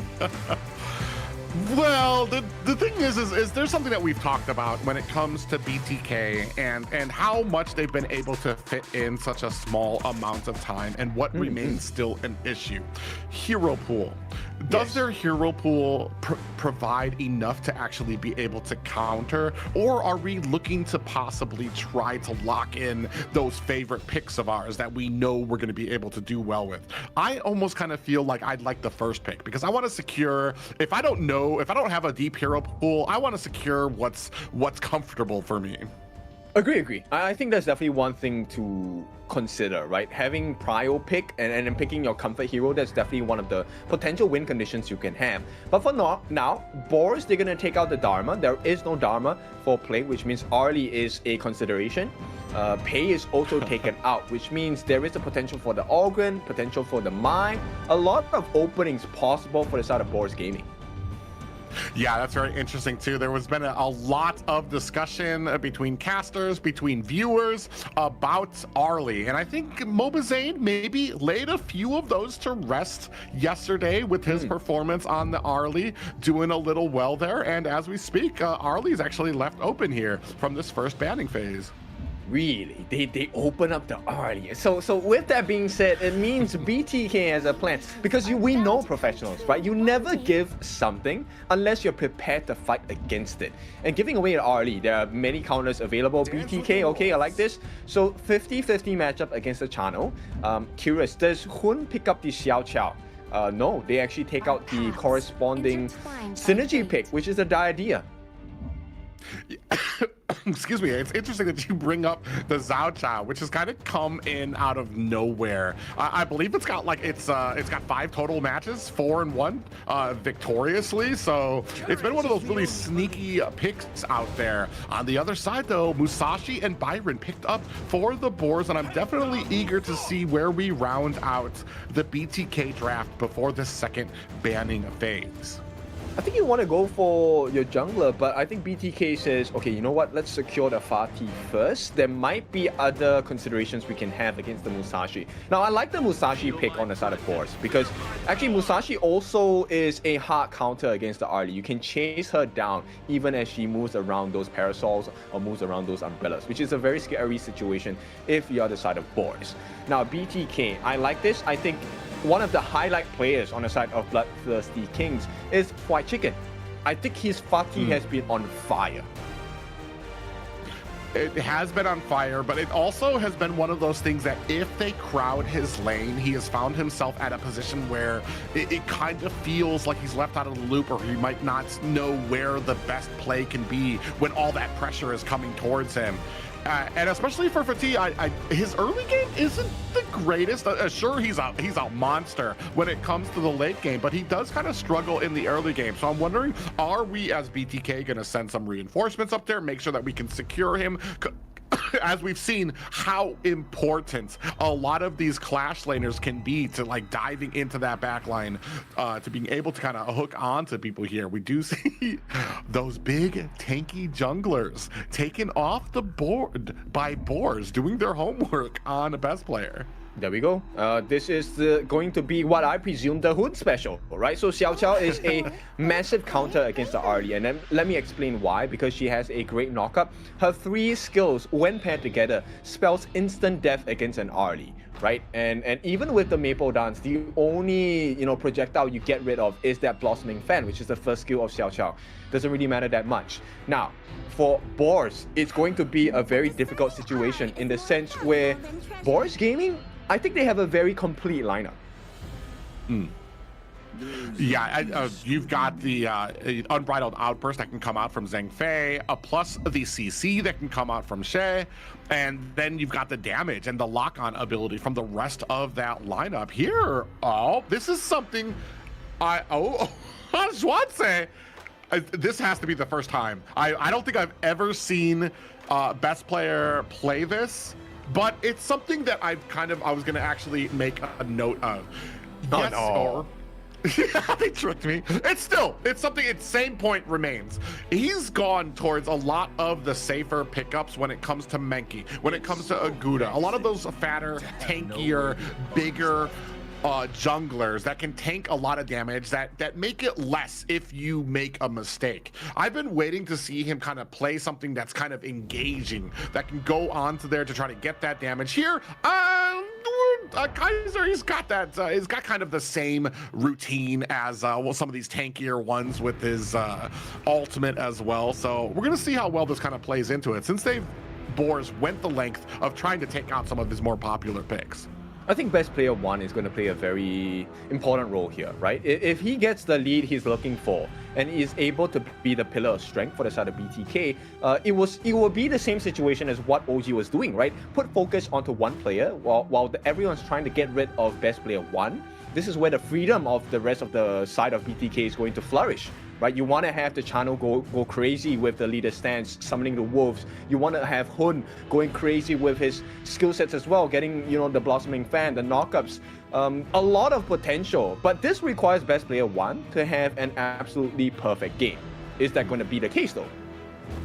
Yeah, and especially against Boars, who I want to say have been very consistent in their early game. There's a lot of complaints that you can make for Boars about certain things and certain aspects of their strategy. One thing is they're very tight in the early game. Once they start transitioning to some of those team fights, that's where things start to fall apart. Some of the decision making can be a little questionable, and that's something that BTK has yet to, they've been growing, but are they at a point where they have those early games that are very decisive? That's right, you definitely see that, right? Because it's the complete opposite on both ends. Boars, a very strong early game-centric team. BTK, they love the fight, which only happens at the later parts of the game. So they find success at different points. Who is going to achieve their win condition? Yeah, and that's where I want to say the biggest thing is going to come into this match right now. Both marksmen here just kind of left to their own devices. I want to say not too much pressure from either team just yet. They're both kind of respecting the damage, respecting... Ooh, we do already have a flash expended by who? Actually might be caught there and taken down already by 30-05. That's going to set the tone for this first opening minutes. Yep, 30-05, what a performance. He promised me back when I was in KL that he was going to make some good plays. He has fulfilled that promise today. But this, once again, it fits the MO of Boars for now, right? The real challenge for both teams comes in different forms. Now that Boars, okay, we know they have a great early game. We know they can snowball, but can they transition this into ending the game within 10 minutes? If not, BTK comes back for sure. Yeah, and we're going to take a replay as they go ahead and latch on to Hoon. He had to expend that flash early, so already you're going to be at a little bit of a detriment, but 30-05 not wanting to let it go as we continue on, putting that pressure down. 3 men down for BTK at the bottom lane, trying to put some pressure here, but looks like they're going to go ahead, decide against it, and reset on the map. I think the silent winner on the side of Boars is Red Cutie, right? So if you're unclear what hero he's using Shi. The second skill allows you to drag someone in any direction that you choose, which was why Hun had to commit the flash, because if he didn't, he would have been caught either way. So unfortunate for the side of BTK, but once again, Mac, he is trying to win this 1v1 against Mobile Zane. Yeah, and I want to say, like, right now, when it comes to a lot of this pressure that we put down here, we're not always looking... Oh, and another engagement there comes up there, popped up, and down goes Wide Chicken. Boars get another one in their pockets. Once again, coming off of Red Cutie's play, right? This mid laner is starting to grow on me. I think he has been really showing his growth in terms of hero proficiency, but also his vision in the game. Yeah, and I'm kind of wondering what are BTK going to do against it, because usually you want to kind of try to punish the I want to say range of Shi, because she does need to get a little bit closer than other mages to be a little bit more effective. But here she's having absolutely no problem. Red Cutie is able to get in there, find that CC, and absolutely punish BTK. I mean, this is the kind of situation you want to find yourself in, right? As a Shi, you just want to have one singular target, no comeback factor, which is why, you know, White Chicken, I don't think he's having the best game because nobody's there to back him up. There's no save coming in. Yeah, and this is kind of what I was talking about when it comes to like the pressure that mounts on White Chicken. He's a great player, but right now when it comes to a lot of the offense that can be held out by Honor of Kings Clash laners, he's just finding trouble, especially if they can continue to mount this pressure on him while we're focusing down on that bottom lane. Yep, so every chance that Red Cutie lands his second skill, it's a risk for the start of BTK. And bear in mind what's happening now, right? Boars Gaming, they're having decent control over the map. And because of this control, nobody has been able to use the teleportation portal just yet, which affects the pacing of the game. Yeah, and it's not just that, but honestly, I get a little upset sometimes when I see how big that ability is from She. That, like, if you stand in it, it's going to be over. And it's just such a... It takes up a huge area of that map. And you're absolutely right. You can't even get to that teleport. Now, we're going to go ahead and start on the Tyrant. Boars taking a good, active positioning there and get it without a hunt, without anything back from BTK. I like the fact that BTK did not overcommit into that situation. Maybe it was just due to the timing on the side of best player, but actually not taking a fight there was much more valuable for the side of BTK, because if they had #1 contested, they knew if Boars had gotten the Tyrant buff, they instantly lose the team fight. So BTK, I like the thought process. Yeah, and right here, 3 still at the bottom. Oh, unbridled outburst does land on the 2 members. Shark in trouble, gets taken down quickly. Hoon comes in with the meteor shower, but is not able to find the target. Meanwhile, Moba Zane sitting at the edge of death, very low, gets taken out as the side of Boars pounce onto him. Phasma picking up the kill on that last one. Yeah, they are definitely in sync. Boars Gaming, this is exactly their MO. Early game, they get a couple of kills. 4-0. No response from BTK just yet. I feel like, you know what, Moba Zane stayed a little bit too far. Once again, potential catch coming. Will not hit the mark from Red Cutie, and BTK suffering quite a bit. Yeah, and that's unfortunate too. It feels like it's kind of that experience thing as we go ahead. Another engagement there underneath the tower with the duel up to the death, but they do catch Wise underneath the tower. Speaking of which, underneath the tower, boy, it does look like 3005 might be in trouble against 3 members of BTK. They are able to clean that up quickly, bringing them to 4-2. Boars, once again, they're showing that kind of lack of efficiency, right? This is what costs them games, which is over-diving when it's not needed at all.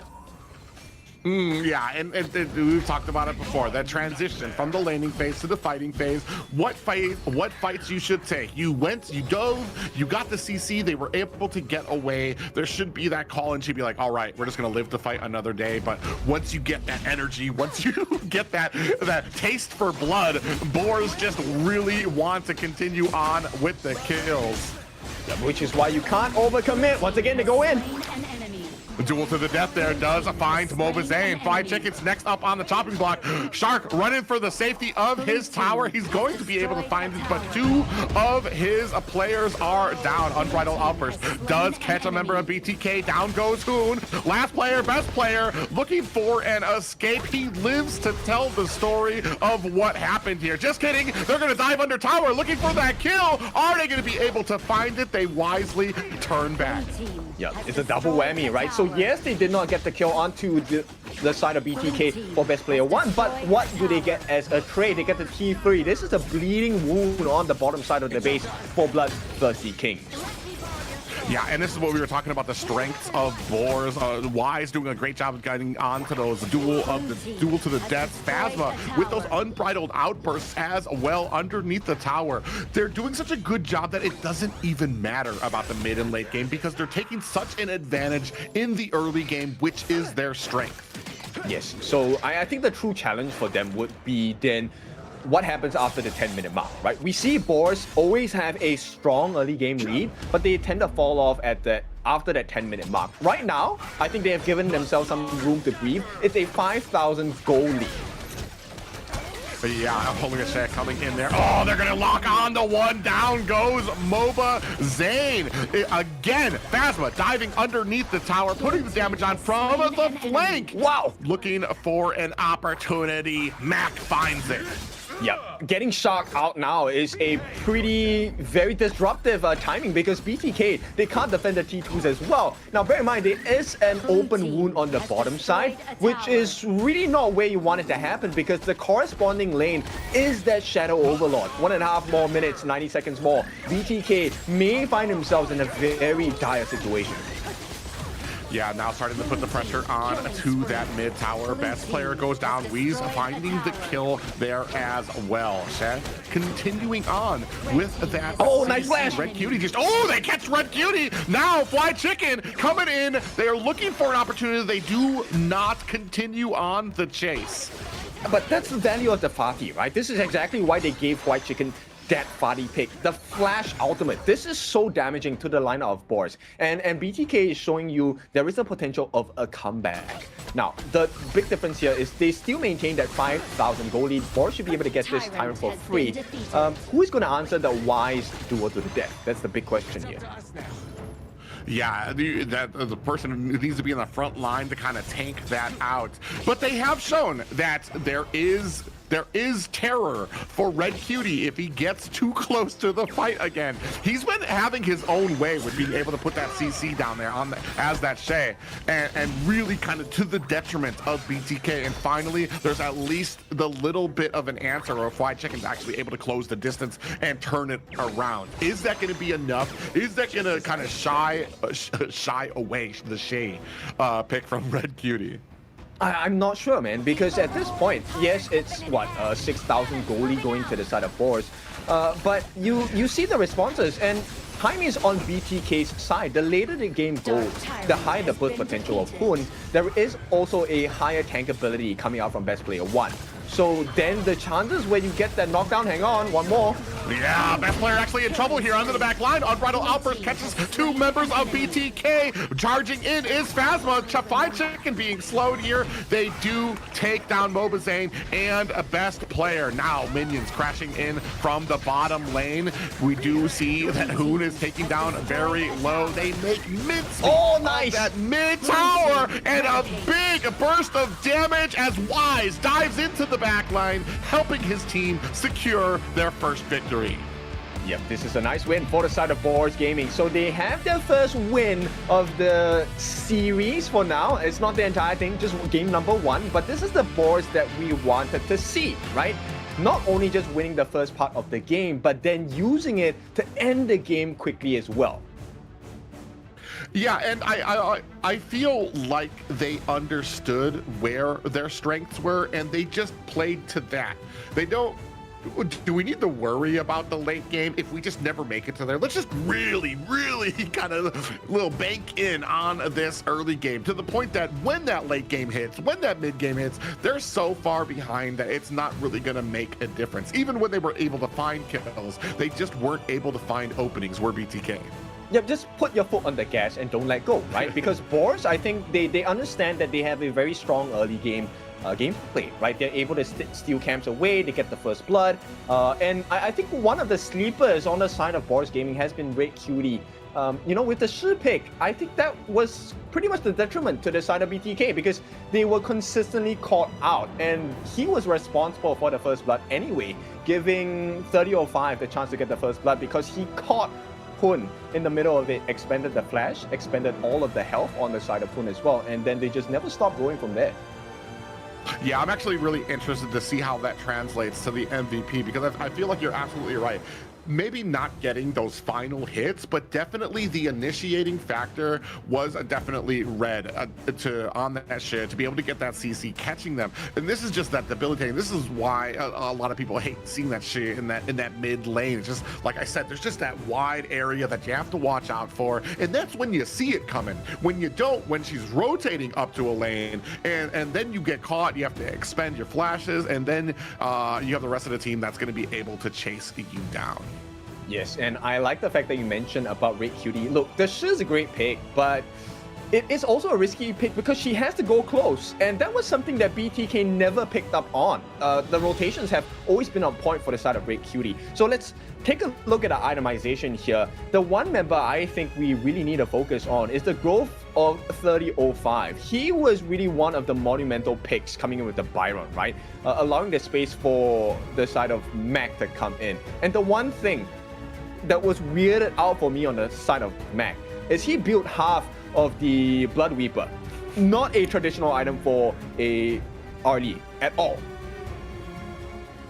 Yeah, and as we take a look here at that damage, a 60,000 there for Mac on there, allowing him what he needed to be able to kind of do that much damage there. And I mean, just a great job to be able to kind of open up with his team.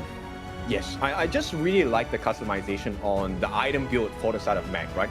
He actually allowed him to sustain a little bit longer against Mobazane, and then really just outplayed him 1v1 in the farm lane, which then really skyrocketed that growth that is Boars Gaming. So Boars Gaming, this is the MO. We get the lead in the first 10 minutes of the game. We try to end the game within 10 minutes. This was what, 10 minutes and 43 seconds? So BTK, no chance of a comeback so far.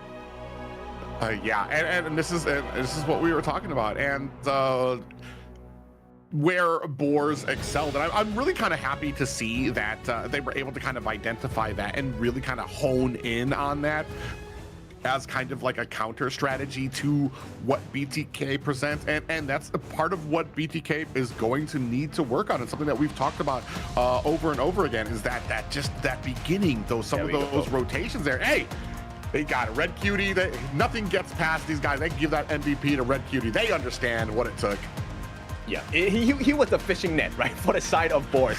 it was once you're in range, you're in the net, okay, we catch you. And this was like, we all started from here. The first play of the game, leading into the first blood. And of all the people to give it to, they gave it to 3005. A Byron that is so tanky, has damage, able to sustain in team fights as well. And this complemented the growth, because then we saw the growth of Wise as well. And multiple catches. This Red Cutie, BTK, pay attention, man. You have to get rid of Red Cutie. He is the playmaker for the side of Boars. Yeah, especially there. Even with that unbridled outburst mixed with the share, it was just way too much. There was so much CC that they were not going to be able to get through that. And it seemed like it was just more. Actually, I want to say, we've been talking about, what was it, the Liang combo with the Princess Frost, but here we had Zhang Fei with a share combo here. It felt like these guys were just walking into a coma of CC coming from Boars. Yes, because even if you miss the catch from Red Cutie, and maybe BTK wants to turn that whole situation around, the unbridled outburst really disallowed any comeback factor, right? The stun on the fried chicken here, there was no potential. And even if he had the flash, look, this beautiful flash storm strike combination by 3005. This was really the pinnacle of HOK, because it really came down to not just individual skills, but how do you sync up with your teammates? So Boars Gaming, I like this fact they have grown. They have been dealt a lot of L's, and finally they get their first W here against BTK. But of course, with that being said, we're gonna go for a short break. Will BTK recover when we come back?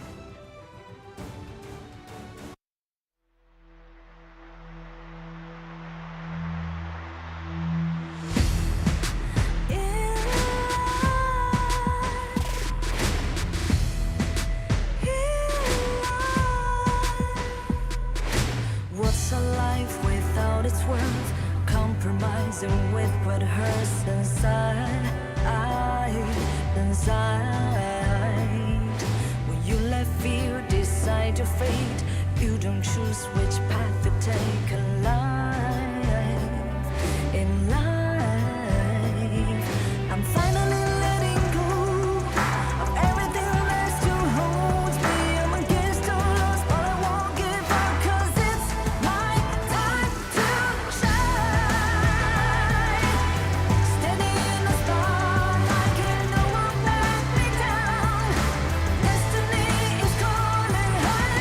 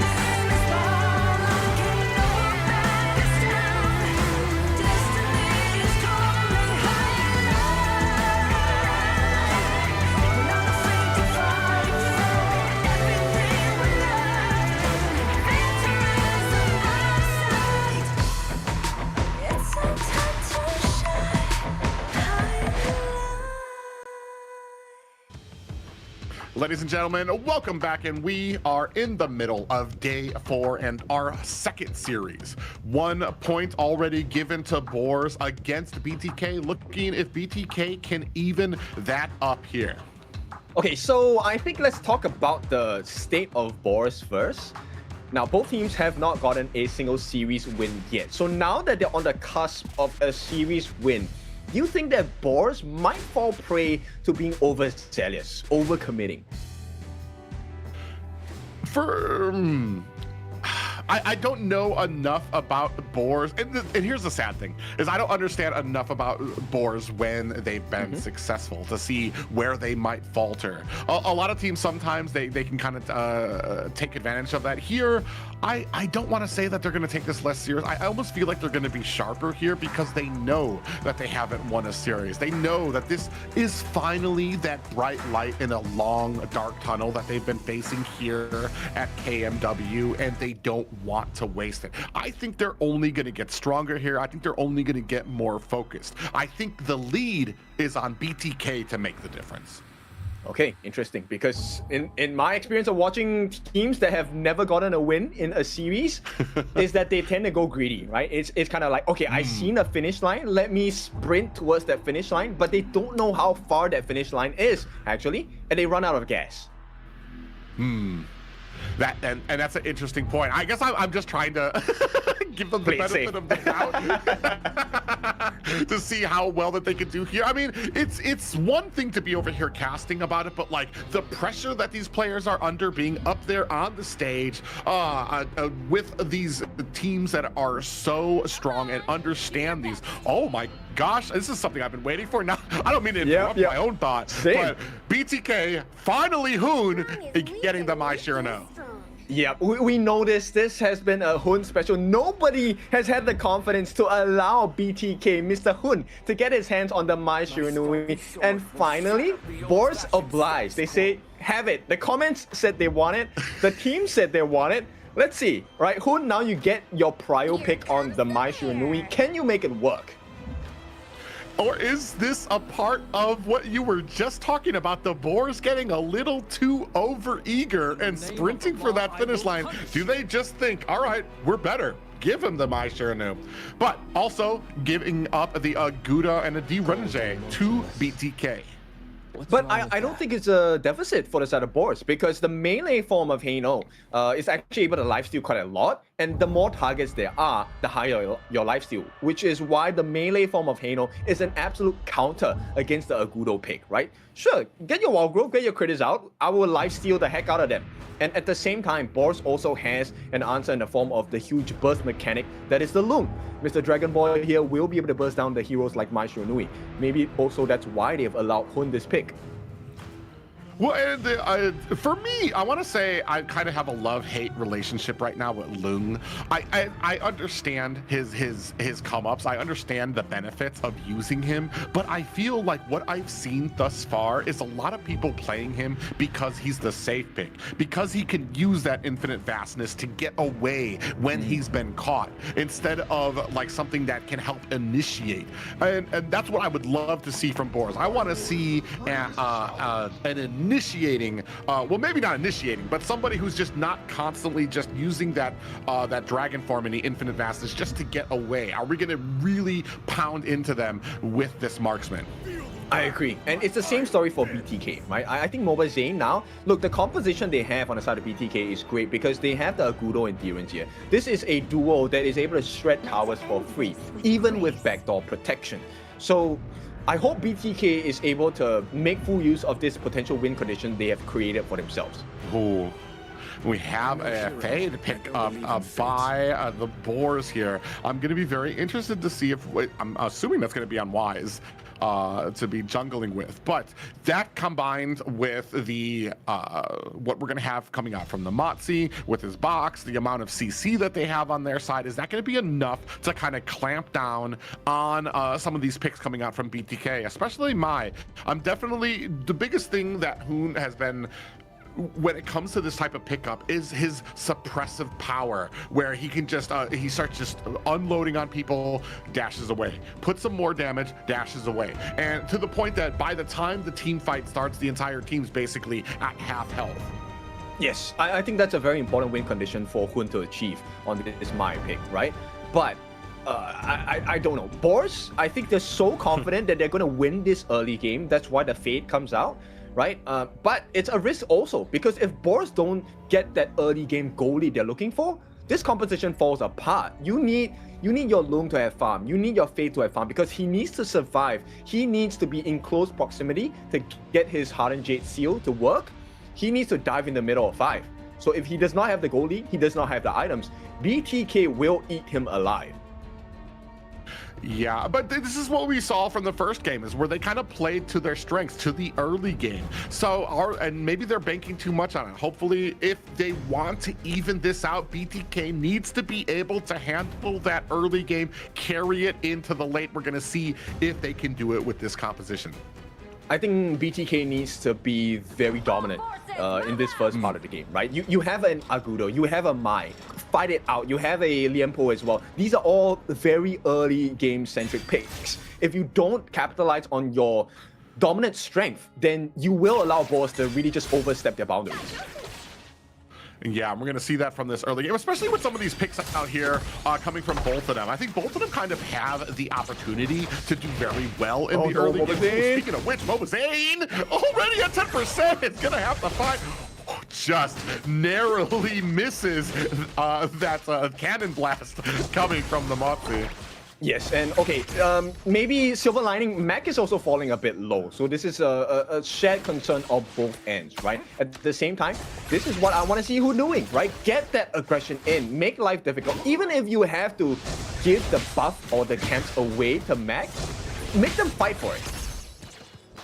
Yeah, and he's gonna try to kind of continually create that pressure. We don't really have the answer like we did in the last game, where we had like where we had the Milady to kind of create and punish him every single time that he transferred to another lane. Here, Mobazane, I mean, Mobazane just taking a lot of damage here. It's like Shark is doing his best to try to give the vision, but Mobazane, the amount of offensive ability from Phasma on this Motzi is just something that is just really kind of unheard of right now. Ooh, best player. Oh no, gets picked off.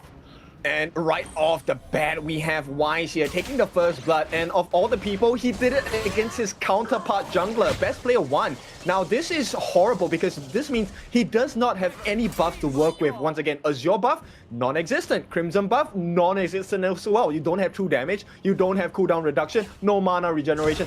Everything looking bad. And this is how they did it. So the nice pull-in on the side of 3005 actually put him out of position. And the Hardened Jade seal, if you're new to Fade, once you're low in the 8%, you get an instant execution. And Wise, once again, rewards himself, this time with some fried chicken. Yeah, and this is something that I want to say that is not something that best players should be unaccustomed to. I believe in their last series they faced a Fade as well, where they encountered this problem where they didn't understand, or at least it felt like they didn't respect that ultimate coming from Fade, where if you have an 1/8 of health left, you're pretty much one shot by that Fade. And there's no saving. Even if you get your stasis in, it does not help you. You are dead. And that's the strength of Fade. And to complement that, if you have the goalie, he can dive you for free. So Wise, I mean, this is the wisest choice they have made on the side of Boars. And for now, I don't see how BTK is supposed to come back until maybe, 10 minutes they win that Shadow Tyrant fight? But can they last 10 minutes? Yeah, and that's what they're waiting for. Oh, Hoon even there misses a fan on to Red Cutie, who's going to go ahead and clear up that land. They're doing a great job, are the Boars, of kind of continuing on that pressure. Oh, another cannon blast lands on the Mobazane, as he's going to go ahead and back up from Phasma on the side of that bush. And right off the bat, you can see the gold, right? It's about close to slightly more than 1,000. Nice knockup. Yeah, Hoon comes in there, gets a knockup on the Phasma, but I mean, We've talked about this before too. When it comes to kind of target selection, that's going to be the roam there, so it's going to be a little bit tankier. It's going to be a little bit harder. Maybe if everybody was on the same page and ready for it, and that's another problem that kind of comes out that we've been noticing from BTKs. It sometimes feels like not everybody can be on the same page when they do find these opportunities. Not everybody's in a position to take advantage of that. Speaking of which, going in onto this fade. Oh, Red Cutie in a little bit of trouble there. Going to go to the safety of their tower on the back end there. Best player getting honed in by Mac. Phasma gets eaten up by Hoon. Finds the pickup there. And Best player finds himself a kill onto Mac. And what a timing to do this. Well, they are going into the jungle. Another fight ensues. Yeah, and down goes Wise there. I believe that was Mobazane that got the last hit there as well. BTK starting to turn things around. All right, so early game was a win condition for Boars, but BTK, they have started the pattern recognition game, and now they recognize that no, you are not allowed that 10-minute flourish. Right now, 3-2, they have maintained, recovered that goal deficit, and they're in the lead, about 500,000. Ooh, they just need to kind of continue on with the decision making here. Hoon coming in from the side. They're going to go ahead, put the pressure on to take this tower at the bottom lane. Hoon had such an expert role in that last great fight there to be able to kind of come from the bush, be able to find the CC that he needed. Here, if they can kind of keep that up, we've talked about it, Boars can sometimes start falling apart as this gets to the late game if they are not in complete control. Here, certain things starting to fall a little bit apart, but they're not out of the woods just yet. Okay, one behavior that I really hope BTK will stop doing is stop eating those scepters of fate coming in from Red Cutie, because the damage gets increasingly more the more it lands on you. So Boars Gaming, this is their deterrence, right? Late game, actually, Red Cutie will be their safe condition. But for now, Hoon, like you mentioned, he just needs to get those skill 1 knockups, right? The real engine. And with the pokes coming out from the second skill, Kachosens, can they land more? Hoon just needs to be more efficient on landing those strikes. Oh, Hoon goes in, gets CC'd immediately, and from the backside, Red Cutie putting on some more of those spears. Is he going to be able to look at the damage going on to all of them? A big box lands on the Mobazane. Is that going to be enough? The Phasma goes down quickly. Yeah, too fast, my boy, but here we go. Wise jumping in. This is not the situation that Boars thought they will find themselves at this pre-10-minute mark, but BTK, I love this recovery. Yeah, and you were talking about it too. Best player had a little bit of a shaky game in the early, got taken out immediately by Wise. Wise goes in there and immediately, under 3 players in that last fight, decides against it. He doesn't really see an opening that he likes and gets himself out of harm's way. Right now, BTK trying to kind of withstand this initial push as we move into the 7-minute mark. And he also has a slight goal lead against Wise. Now, it's not the biggest difference maker, but bear in mind, he now has the Blood Rage. That's the gauntlet in red that you see, which allows him to survive Wise's ultimate a little bit more, because it gives him the shield value, soaks up a little bit more damage. You don't get to 1/8 of your health that fast. 3005 engages. He popped up and taken out Hoon right there to claim that kill. Mac here fighting against his tower, defending it against a BTK. They're going to have to turn back.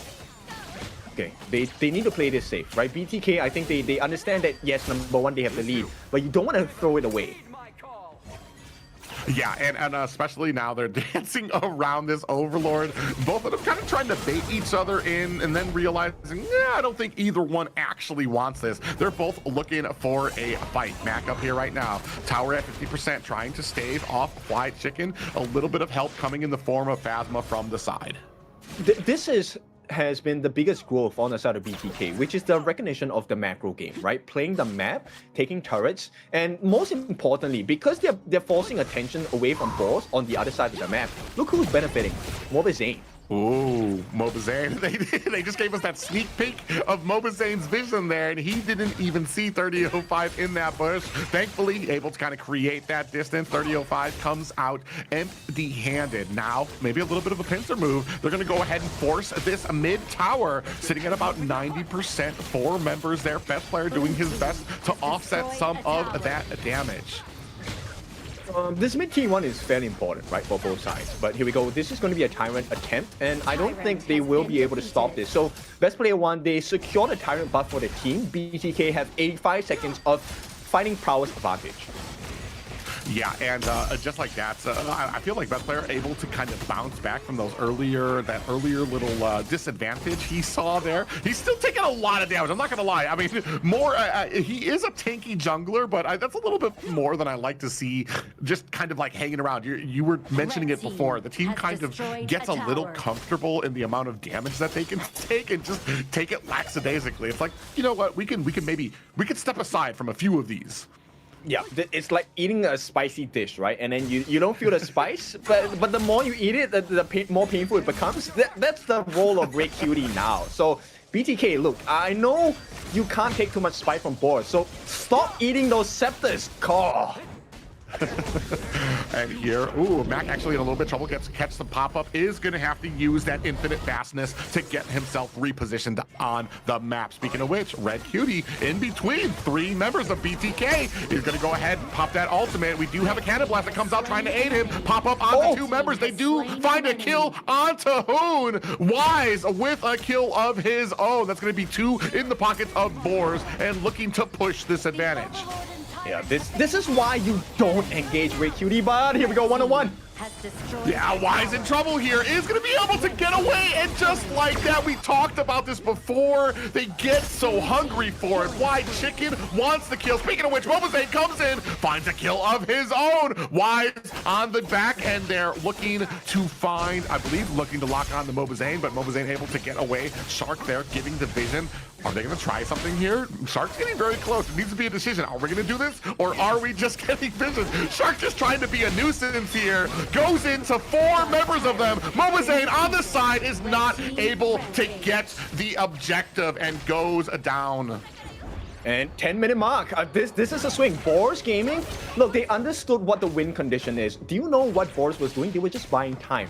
What were they buying time for? They were buying time for Wise's ultimate, right? The Hardened Jade seal. They were waiting for that. So in number 1, secures them the Tyrant buff. But at the same time, if BTK overcommit into the fight, they were all low already, which was what Boars Gaming were looking for. And they were given that present. BTK need to be really careful about the win conditions on the side of Boars. Yeah, and that's unfortunate too. It's like, it's some of those decisions too, especially against Wise on this fade. Once you get low, it's kind of, you become a nuisance for your teams. Take a look at this gold chart. Wise sitting up there at the top, 9.6k gold there as his team continues their domination, continues their push in this top lane. He's close to 1,500 above the top farmer, which is Mobazane at this point. And not only that, this is where they get to recover that strength, that lead they were in, the commanding position.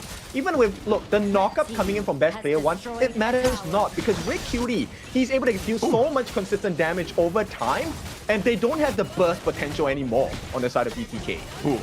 The Chicken decides to dive into the back line and takes a, looks like he took a box there. They're going to go ahead, chase after Red. Are they going to be able to find this kill? Red dashing around, looking for an escape. He finally goes down, but this is Wise coming in after Fly Chicken, looking for a kill. Are they able to take him down? Chicken is able to find the kill to match it back. 2 down for the side of Boars, 1 down for BTK. Good trade, but I don't think it's good enough. They have to find something else in value to be able to make this 2-for-1 trade worth it. And for now, there is nothing else on the map except for this Shadow Overlord. And I don't think Boars is going to allow this to be taken simply.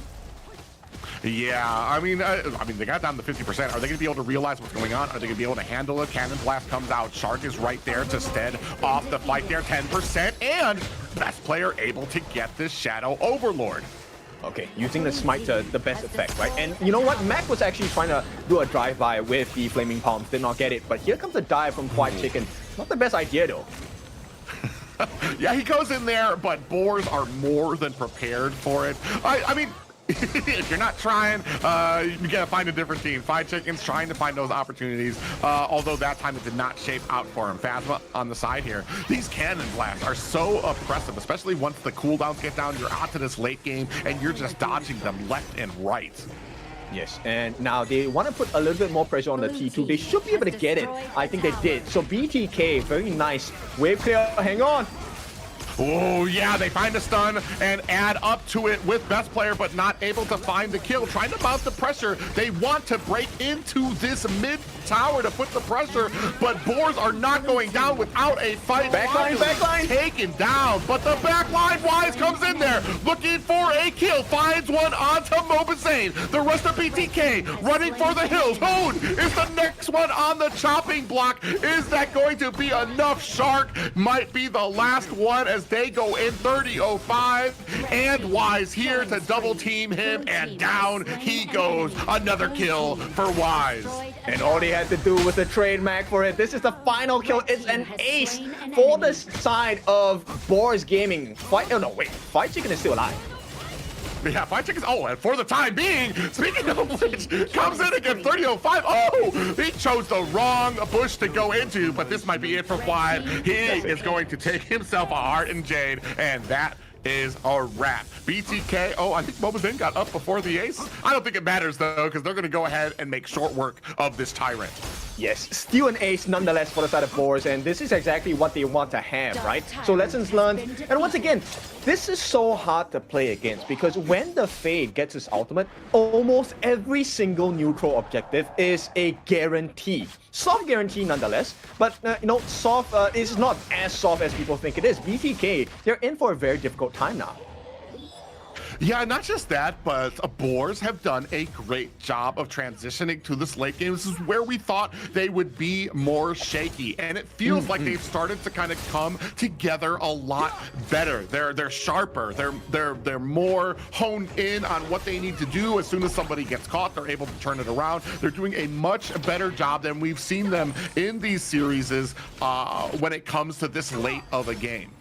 I think they're just more in sync with each other, right? The hive mind coming through. Radiant's going to be dropped by Shark, though. Is it going to be enough? I don't think they can kind of stop this fight, Mac.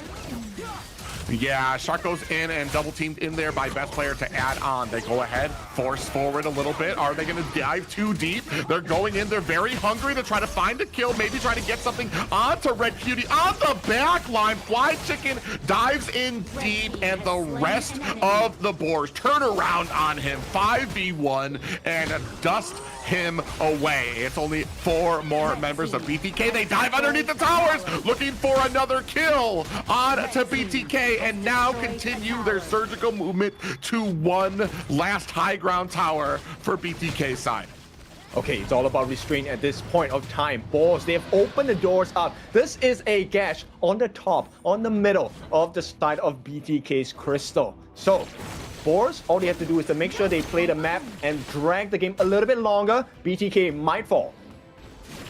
Oh, yeah, and there's so much pressure on BTK side already. Minions at their base, they have to answer that. Meanwhile, Boars are free to go around, get the objectives, clear out their jungle. You see here the cannon blast coming out. Phasma comes around the side. Shark's gonna have to try to be that front-facing wall for Mobazane, but I mean, he's having trouble of his own. Phasma, no fear, just in front of the rest of BTK there. He doesn't have to be, right? Because at this point, the vengeance will come through. Once again, Wise works onto that Shadow Overlord. Now, bear in mind, Wise and Mac, both of them have that Crimson buff. This is true damage, burning damage available for Boars Gaming, so they will gladly oblige to any fight that is offered by the side of BTK. You see that best player on the side. We do have, ooh, Red Cutie comes in from the side. We see Mac comes in there, actually gets tilted very low and taken down. Big pop-up catches 2 of a Boar, but Red Cutie's right there, still delivering out that damage. They move their focus onto this bottom tower. Fried Chicken trying to outlast 3 members. The rest of BTK come in to find a big CC. Is it going to be enough to take down Wise, who forces into the base? Down he goes. Mobazane with the killing blow there. The rest of Boars look to be creating that distance. I don't think they want another bit of this fight just yet. There is a chance for BTK to come back. Right now, Boars, I don't think they want to aggress any longer. They should not aggress any longer because if they lose this team fight, it's not going to be good, but they will give it a try. Ooh. Yeah, look at the follow-up. As soon as the Cannon Blast lands onto Mobazane, you have 3005 immediately charges in, tries to find the pick off. He can't find it, so he has to back off. But it's just the amount of Cannon Blast going off. They're just waiting, creating these opportunities. Once it lands onto any one of BTK that's squishy, they're gonna dive in there. Now, focusing their attention onto this Tyrant. On the side, 3005 flanking the side of BTK while Fly Chicken in the front lines does find a kill. Nayin is down. Mobazane able to find the kill there, down to 10%. It does look like best player able to secure the Tyrant. At the 18-minute mark, BTK have found themselves a little breathing room. Yes, so some breathing space, that's great. And bear in mind, BTK has also taken a quick slash on that top side of the map. So there is no T3 available for the Boars gaming side. Now, the big thing here is that because there's an open wound on both top sides for both teams, this Tempest Dragon actually could be quite evenly contested between both sides. Evenly contested, but when you take a look at map pressure, the pressure is on BTK to manage these waves. I feel like Boar, they don't have to do much. They just let the waves happen, and eventually it's going to be crashing into BTK's base. And that's something that needs to be on their mind, because that means that this Tempest fight, it has a time limit on it until you're going to have to answer these side lanes. All right, I'm gonna give BTK a little bit of a glaze here. Look, they have been in this situation yesterday against LM. In fact, their base was barren, same as last time, but they managed to come back and make the base barren for their opponent. So can they do it against Boars Gaming today? Yeah, we're gonna see. I want to say Boars have a little bit of a better position on this Tempest Dragon. You can see them taking up some good defensive positions around it while BTK's looking. They understand. They see the Fly Chicken is pushing up at the bottom lane there, so they understand they have the numbers advantage. Are they gonna take advantage of it? Speaking of which, BTK, they initiate. They go in. Now they're trying to get themselves out of harm's way. Best player from the side looking for an opportunity. The box fails Phasma as he is gonna have to back off, but no. Worse for wear. Oh, Fly Chicken actually might be in trouble too deep onto the back lines, and Boars make quick work of it. Oh, that was a big fake out by Boars Gaming. They actually said, okay, we'll take a fight in the mid, but the true target was Fly Chicken because it felt like he was responsible to take down Wise. But then he found himself in no man's land, and with a numbers disadvantage, there's no way they can win this, right? I don't know if they know that. It looks like they're going to go ahead and try to find themselves something here. It's almost at 50% here. They're trying to get the angle. They do come in. Out it comes a little bit of an ultimate there. Phasma, it does have the box there. Immortality has been procced, but down goes a best player. That is only 3 players left for BTK, a full team for the side of Boars. Down goes Shark. Mobazane able to return the favor there. Down goes the Cannon Blast. Mobazane running, they're chasing 3005 hot on his heels, looking to see if he can go ahead and answer it. Fly Chicken comes in from the other side and they back off from that fight. The base is being taken on. They have to answer this. This is what we were talking about, that time limit of fighting here. They can't just focus on the fight because they have to answer these minions. So very tough situation once again for BTK, right? Boars, this is the benefit of having a good early game. You want to let those small wins really snowball into a big advantage, which is exactly what Boars Gaming have done. And now that potential win condition to not only just take the Tempest Dragon, but to take the final crystal is open again because Wise is back online. I mean, as far as it's concerning right now, both teams are kind of reset, except now you're down to about 50%. BTK really needs to make something happen very quickly. 25%, they're going to go ahead. They know that they need to make something happen here at this fight. We do have, we have the Tempest Dragon has been taken down by Boars. Best player is able to find a kill onto Red Cutie. Wise looking for an opportunity. Mobazane finds a kill onto Phasma. The rest of BTK chasing right now, looking for a kill. They do turn it around. Best player goes down, but they're able to return the favor and take down Mac. 3 down for the Boars, 1 down for BTK. Are they going to be able to turn this around? Yep, there is a glimmer of hope. They've taken down most of the damage dealers, leaving just Wise as well as 3005. They can make a beeline to try and make a win in the bore into the middle T3, but for now, it is protected by 3005. At the same time, Wise has taken down Holland at the bottom side. They have to go back. Oh, yeah, they have to turn around. Finally, Bad Shark does teleport, or he does regain his health there. Is it going to be enough? The damage is done, and a clean sweep by Boars. This one really matters to the side of Boars Gaming. They wanted a search for their first series win. They got it from the side of BTK. And I have to say, BTK, this was the closest they have gone to getting themselves a series win. Did not happen today, but I love the growth. Yeah, the growth there, but I mean, man, if you're going to talk about growth, Boars here showing the filling in the holes to those weaknesses we have been seeing throughout the last few days is that transition from the early game, the what do we call it, chutzpah, to continue on even when things were turned around on them. We talked about it before. Once the tides usually turn on them, they struggle to climb their way back. Here, they were showing they understood what it took, got the fights that they needed, and found the opportunities, and ultimately, eventually placed a lot of check marks in boxes so that there was just way too many overwhelming objectives that BTK was dealing with, whether it's trying to get into the fight, into the Tempest, worrying about lanes. There was just too much for them to deal with to find a victory here. Yes, the pressure was really too much to handle. They crumbled under the pressure that was offered by the side of Boars Gaming, right? And this came in the form of multifaceted factors. Number one, the draft was really strong coming in from the side of Boars Gaming, and the map control was really strong as well. But I just want to point out, BTK, even though they lost this series, the way they recovered in the initial 10-minute mark, that was something that very few teams have done against Boars.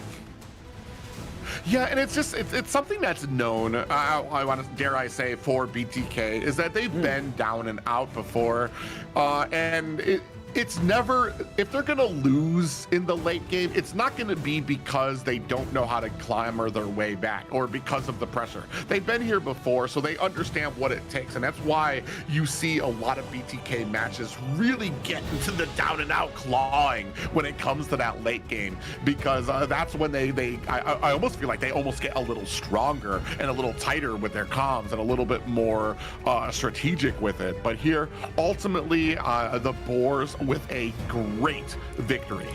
Yes, and I think we are looking at a potential Wise MVP here on the Fate, right? He was doing so well in this game. And as we, progress into the later parts, we didn't have too many Tempest games so far in the 4 days of HOK on the KMW, but every single time it reached that timer, it then became about item switching. Your Sage's Sanctuary, how many lives can you buy yourself? Because you can only use up to 2. And then, the item switching is a very difficult task to do, especially when there's a lot of chaos in the team fights.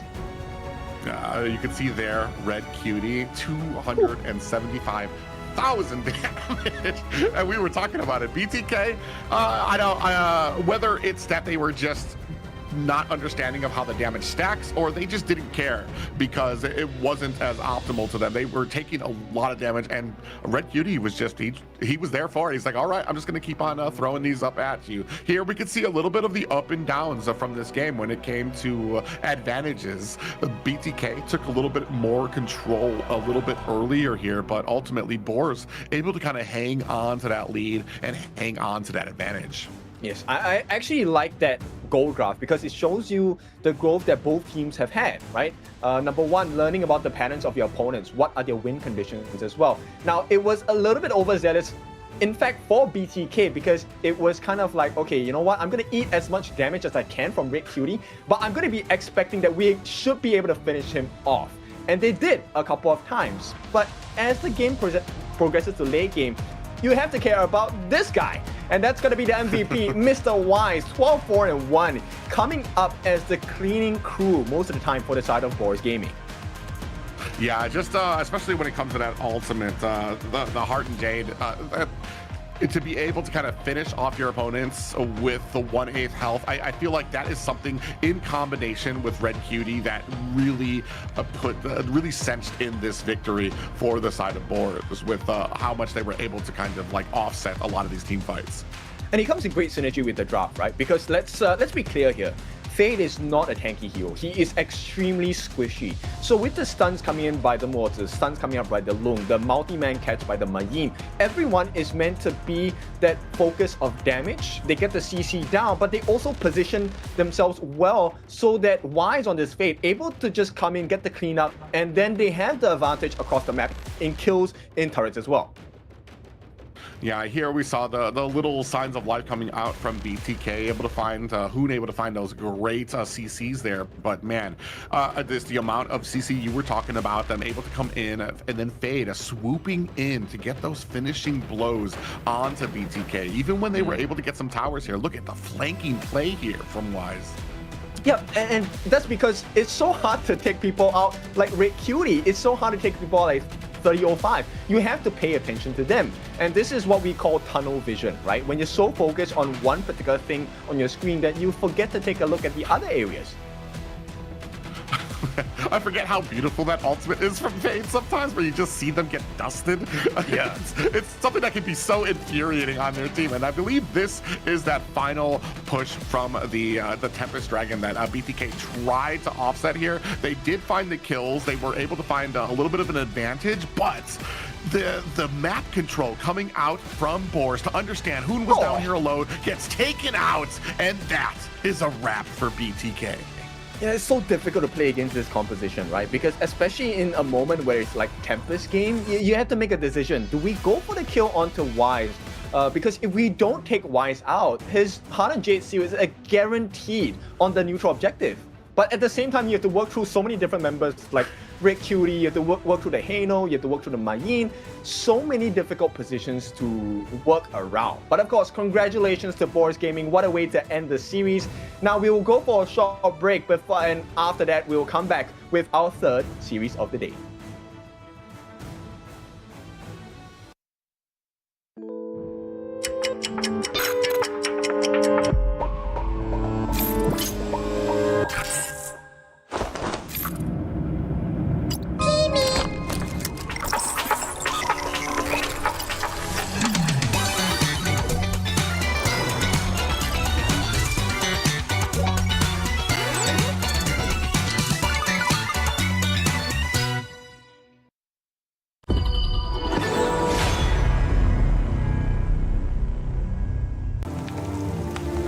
The elders say the seers have guarded the misty marshes for generations.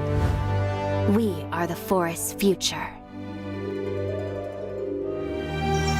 For families to gather in joy. For dear friends to stay together. For the peace of the bird tribe and the forest. Even if my feathers burn away, I will never fear. Even if the sky falls and the earth shatters, as long as we stand together, as long as we endure, we will surely, losing everything. Just as I did. Sinking into darkness. My old self is already buried. How amusing. This eternal, blissful heaven. What a beautiful little bubble. I can't wait to pop it with my own hands.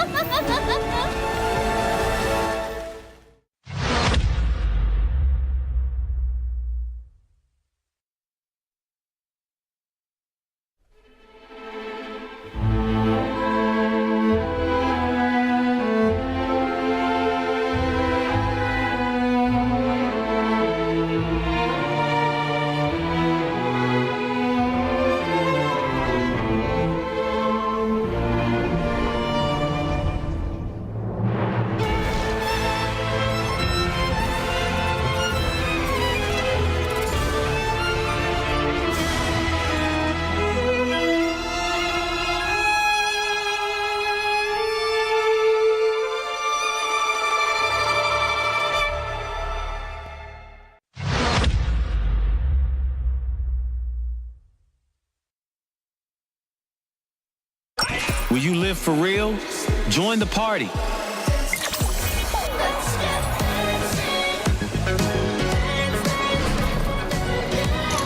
Make the whole street a party and add disco balls.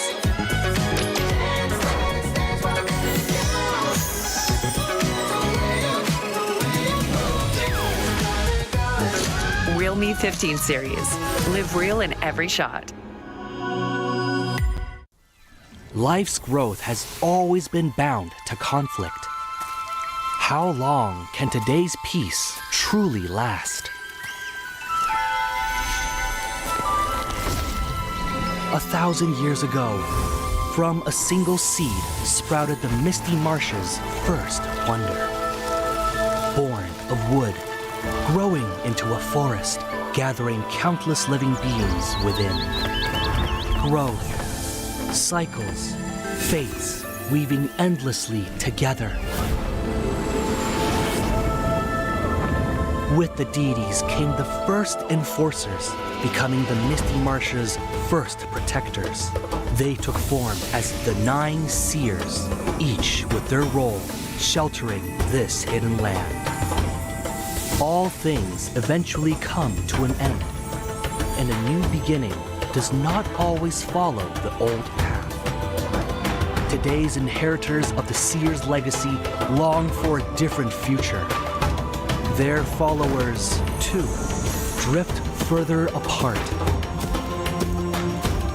The Order of the Seers and Omniscience are like 2 branches growing in opposite directions. The Misty Marshes watches quietly as it all unfolds. For from the moment that first seed sprouted, the deities already knew the life they nurtured would one day choose its own future.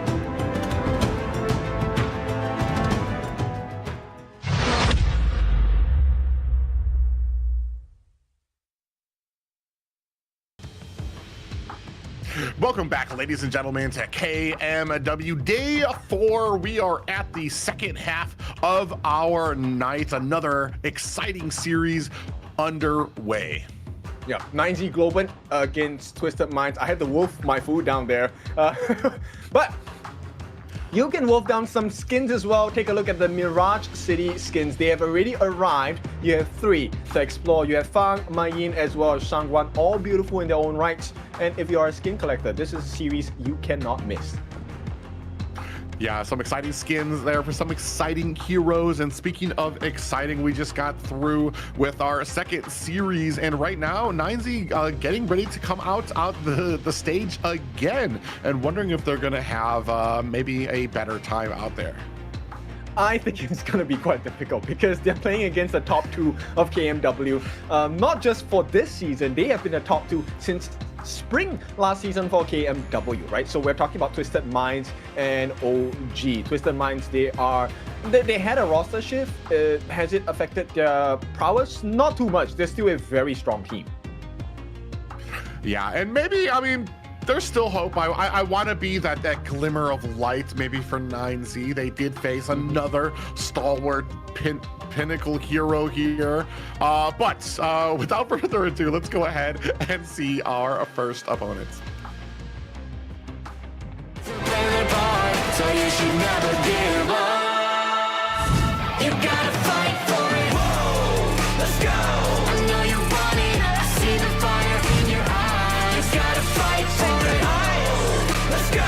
The battle's calling. You better give it all you got. You gotta fight for it. The time is right for you to raise a bar. Yeah. 'Cause you could be the greatest of them all. Yeah. Let's go. The battle's calling. You better give it all you got. You gotta fight for it.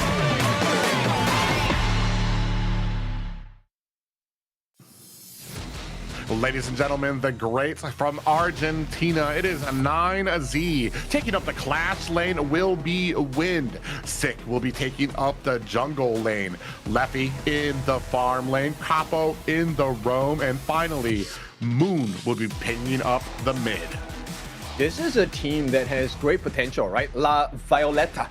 I like that coin they have for the names itself. So 9Z Globant, this is going to be a tough challenge, let's be honest about it, because going up against the two strongest teams in the KMW in one single day, that is a tall mountain to climb, man.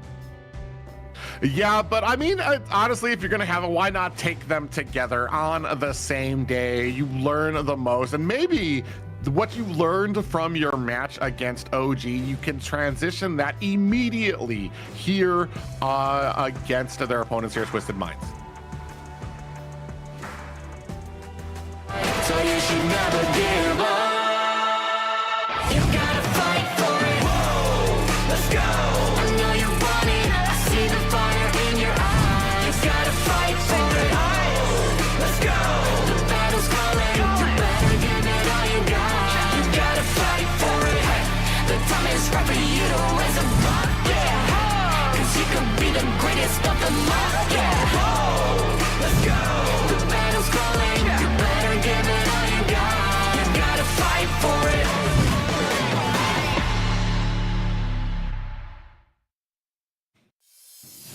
Twisted Minds. They are the masterminds here, represented by Clean in the Clash lane, Xue in the jungle, Shanks in the farm lane, Hailang in that mid, and of course ACC in that roam. Now, one of the two strongest teams in the side of KMW, trying to be matched up by 9Z Globant because they have a better score than Twisted Minds though.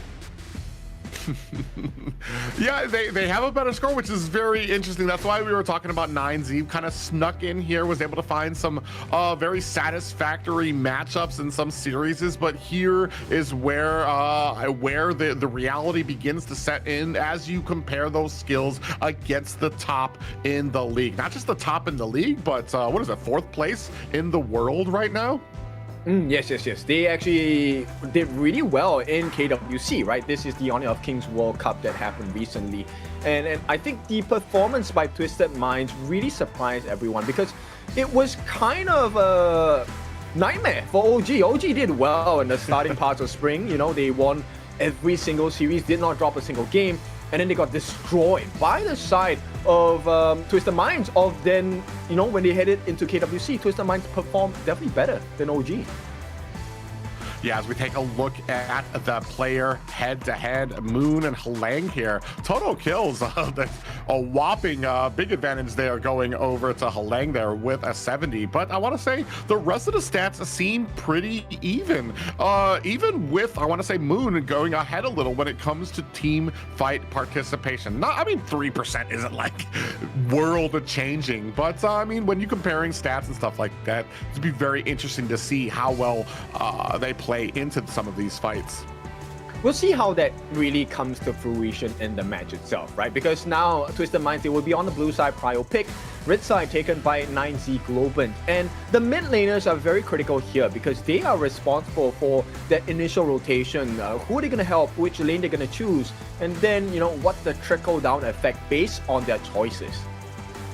Yeah, and that's a very interesting thing, a way to look at it too, because a lot of people talk about the Clash laner and how much they need to be able to get around the map to help out. But then it's also, I want to say, the beginning of that starts with the mid lane. Where is your composition the weakest? The mid lane needs to understand that, needs to be able to rotate there early to make sure that you're still keeping that early game advantage. And right off the bat, we're talking about advantages here. Twisted Minds, they take out Zhang Fei. This is not a seasoned prio ban. Very few teams take out a Zhang Fei as a prio ban.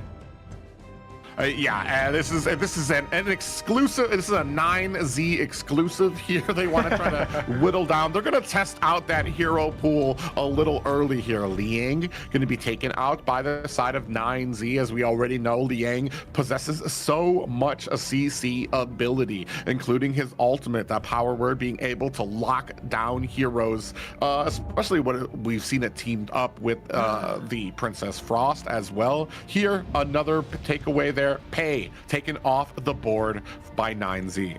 Oh no. Why? Why would you give up my Shiranui as the first pick? Oh no, something. Either 9Z Globant is cooking or they're gonna get cooked.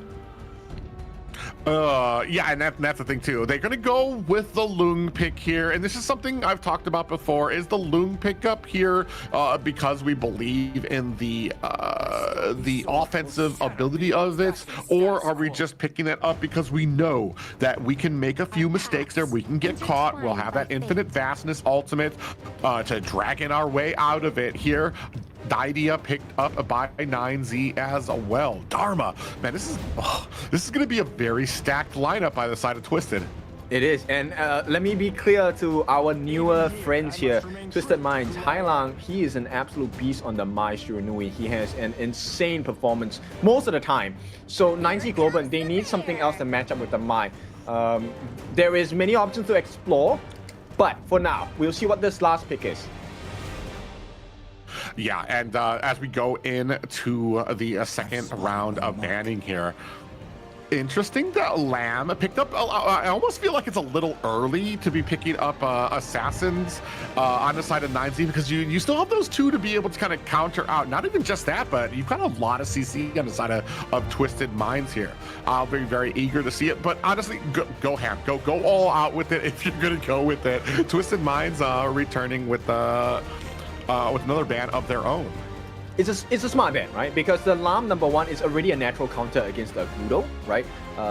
Taking maximum value out of his skills to be able to to handle the iframes and then get damage onto a Gudo. But at the same time, a pairing with a Liu Bang is so scary as a Lam because you get to choose when you want to go in, and all you need to do as a jungler, as a side of Sick, is to tell your teammate, hey, Capox, I need your battlefield command. We're gonna go in, we're gonna burst someone down, we're gonna get it out. Yeah, and Twisted Mind read that quickly, take that off the board along with Yixing as well. On the side of 9Z, they go ahead and their final ban going to the Lady Soon, waiting to see what Twisted Minds or what 9Z can answer back. That's a great ban. I hate to be in the position of Twisted Minds, especially for the side of Shanks, because the burst potential of Lady Sun is great against the pick of Lung. And then you also have the Derangea, which is supposed to be able to soak up the damage of the Downpour plus Flaming Palms coming in from the Lung pick. But now, those are not available. And 9Z Globant, they pick up a very late game character as well. The Fuji is coming in for the Clash lane. Oh, mostly picked up alongside a consort here. There's an amazing amount of CC. 4 players with, or actually 5, all of them have at least a little bit of CC on their side. So that's going to be something that 9Z needs to be very careful of with their positioning. If they get caught, that's going to be a domino effect coming out from Twisted Minds. They're going to be locked down if they don't have a plan. True, there's quite a lot of AoE CCs in fact, right? You have the Gorge Mobilization, the one where Agudo throws down the Furball. You also have the more to think inside the box, Dharma's Truth Mantra. All of them are AoE ultimates, right? 9Z Globant though, I like the draft a lot because there is a chance, an element of surprise. You have the Flash Sage's Smite from Fuji, the one where he locks you to a pole, and then it's just whipping you into shape, and most people don't survive that. Well, and honestly, it depends on who he catches with that. I'd love to see him on paper. It would be nice to see if it's a Mei get locked down, maybe a consort U. But I mean, you're going to have to be really great on your positioning if that is your plan. But both compositions locked in, both teams looking ready. As I say, looking ready. A little bit of worry there from 9Z. They're going to get ready for this matchup. It's important that they put their best foot forward in this best of 3, right? Like I said before, this is a quick series. As long as you get 2 wins, you win the series. And a lot of teams, we have seen throughout the first 4 days here, a lot of 2-0s. So 9Z Globant, they've already been dealt their first 2-0 today against OG. Will it be the same story with Twisted Minds? And like I said, maybe they've actually learned a little something from their fight against OG to be able to kind of take that to Twisted Minds. The biggest thing that we've been talking about is that pacing, that momentum in the early game. Put your pedal to the metal, take it to the enemy, and try to continue that momentum. That's right, and we'll take a look at the official gaming phone, the Realme 15 Pro. This is the official gaming phone here, built for performance, made for gaming, smooth, cool, and reliable. Just the way esports demands. If you're ready to level up, get yours now and feel the difference. And reliable is exactly what 9Z is going to need to be if they want to kind of continue to take this pressure, to kind of continue on with this early game. You already see, they're in the jungle on the side of 9Z, trying to go ahead and get that minion up from there. I believe they were able to claim that. Yes, they did, right? This is why those initial rotations are so important. Hailang, famous for his Mai performance, makes that first rotation. They get a small win in the form of the camp, maybe even first blood here.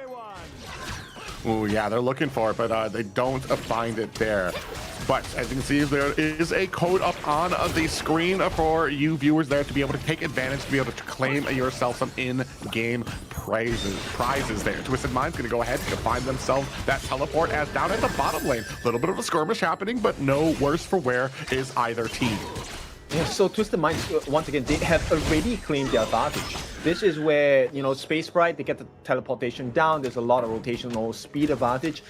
So 9Z Globant, I think they need to start finding advantages across the map. At this point, it has to be kills. Yeah, and unfortunately, I feel like, not Twisted Minds, but 9Z, the pressure is on them. As this gets later, I feel like it kind of goes more towards Twisted Minds. 9Z needs to kind of find that opportunity here in the early game to keep Sick kind of fed and moving forward and keeping that damage up on him. Right now, they're kind of being held at a somewhat staying out. Which we do find a kill there. Shank's gonna go ahead and find the first kill of the game. They're onto Lefty. This is a great growth, and of all the people to give first blood to, they give the Shank, which is your farm laner. And they are lucky it was not put into the hands of Hailang as well, because Hailang has been phenomenal on this Mai so far. But we'll see how it goes, right? First blood, not the end of the world. Is it a huge goal lead? Not really. Slightly less than 1,000, close to 1,000 at this point. But 9Z Globant, they have come back from this kind of deficit before. It's just kind of setting the tone, though, as you were talking about Halang and how dangerous he can be on this Mai Shiranu. So we're going to see if that kind of continues, or if that maybe kind of let them know, all right, we need to be a little bit more careful. We need to be a little bit more wary about these rotations from mid. Actually, you know, I want to take a look at the late game potential, and I feel like after a little bit of consideration, I think 9Z Globant actually have a better gameplay in the late game compared to what Twisted Minds has to offer, because Hailang will fall off. Oh, speaking of which, we do have a little bit of engagement there. They do find the kill on the Halang. Sick goes in with his ultimate, able to readjust on the map. The spins him there back and forth and was able to pick up that kill. And then they disappear into the night. The only problem here, though, is, well, I guess this is kind of the same for both teams. Nobody really, we've talked about it before. Kills don't really mean much unless you can make something happen. And unfortunately for both teams, they really haven't been able to invade. We're not at the point of objectives just yet, so more or less just kind of dipping our toes into the water, so to speak, to show what we can do. And the important, I think, marker to kind of understand is the fact that 9Z Globant had to throw so many ultis just to get the kill on Hailang. I think that's a cause of concern, to be honest. Oh yeah, and when it comes to expenditure of that, speaking of which, Twisted Mind's going to go ahead and start on this Tyrant. No real fight coming back from the side of 9Z as they go ahead, pick up their Azure Golem. And this is speaking volumes about the rotational speed, right? This is why you want to have an early rotation. You want to have a composition that allows you to clear a wave pretty quickly as well. Wave clear might not be the strongest suit of Twisted Minds, but here we go. Killing is one of them.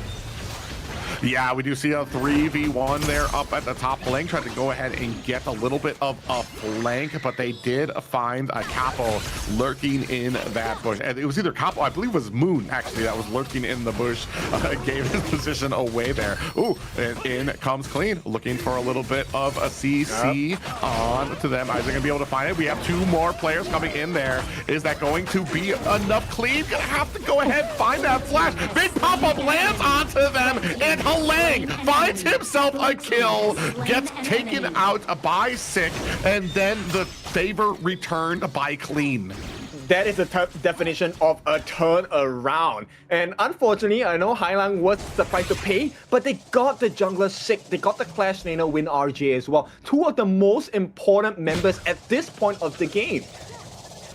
Yeah, and that's going to, as we take a look at the replay, that's going to start stacking up there. We see the middle of this engagement. They go on, and then from the side, you can see Helaine come in there with the push and the pop-up, finds his kill. It's a trade for a trade as Lamb finds a kill, and then they find a kill onto Lamb as well. So basically able to trade it out, but as you said, when the smoke clears, that's a kill on a jungler. Yes, and it really came down to the timings of the stunts, right? Because they actually stopped Sick from getting that first and second skill down, which gives him a little bit of iframes as well. But here we go, T1 at the bottom. This one is a freebie for the side of Twisted Minds, and this is the start of a map advantage. Yeah, and just speaking of which, we have a flash followed by a truth mantra and 2 down for the side of 9Z. The enablement there by Clean on the back line. Yeah, this is the most effective thoughts and prayers ever. And with that being said, 9Z Globant now on the back foot for sure. Yeah, and at the mid lane, you can see Win trying his best. He's against the 3 members here. You might want to bail out on this tower. That's just bad MOBA math when you have this many people trying to get into your tower, but he remains courageful, takes out some of the minions, and the mid tower remains. It feels like it's not a lot of big plays coming out from Twisted Minds, but a 2,000 goal lead. This is significant, right? 7-minute mark. There is no neutral objective taken by the side of 9Z Globant. Twisted Minds have also not entered the jungle on the side of 9Z Globant too many times, and it's already a 2,000 goal lead, but there is a consolation prize in the form of Shanks. Yeah, they find a little kill on to Shanks, who goes down immediately. The rest of the team kind of crowds around to kind of build up from there. Now looking, almost catches Capo there as he's trying to protect this Azure Golem. The rest of Twisted Mind, including Helaine, trying to put the pressure on there. I believe he was picked up. Sick goes in on the backside, looking for an opportunity. Down goes Win. The rest of 9Z looking for an opportunity. Box comes out, catches one. Down goes the Motzi. ACC taken out on the side of Twisted Minds. The rest of 9Z trying to push against this tower. This is where the Lady Jern on the side of Moon has so much value, right? Actually, just getting that knockup to stop ACC from locking his own jungler down. So Sick had a save and escape, but Clean looking for something. Ooh, at the bottom, and Clean the clock down there. Finds a kill onto Leffy, surprised him as he was rotating down. I feel so sad for both farm laners on both sides. They have been eating so many punches. Yeah, and it's just both of these teams are so fast-paced and have such great positioning when it comes to understanding where the rotations are supposed to come from the enemy, that they're able to catch them out like this. Here, another advantage going to the side of Twisted Minds as they pick up another Tyrant. Okay, but you know why 9Z Globant is able to take this position in the table? Because look, they have recovered from that initial goal lead. It was 2,000 before, now it's less than 100. That sets both teams apart. The map is also even. 2 turrets taken by both sides. Yeah, and honestly, this is a lot better than I think a lot of people were predicting 9Z to do. If they can kind of keep up this pace, they can keep it clean, understand, and not make those mistakes when it comes to rotating. That's the biggest thing, is that rotating, getting caught out, that's what starts adding on until we get to these team fights where the enemy is already too far ahead. Now, a little bit of pressure onto the mid lane as you see the rest of Twisted Minds up at the top, gonna go ahead and press onto there, but a little bit of a technical error, ladies and gentlemen, and yeah. That's fine. Let's talk about this late game potential that you were talking about, right? I feel like Twisted Minds, I feel like they are on a timer. Like Hailang, look, he's been performing great on this Mai. Very nice knockups, a lot of nice pokes, but his value will start to fall off. And his only value at the later parts of the game is to maybe catch quick KO onto Moon or Leffy. So the mid laner or the farm lane. And that chance will not present itself that easily anymore in the late game.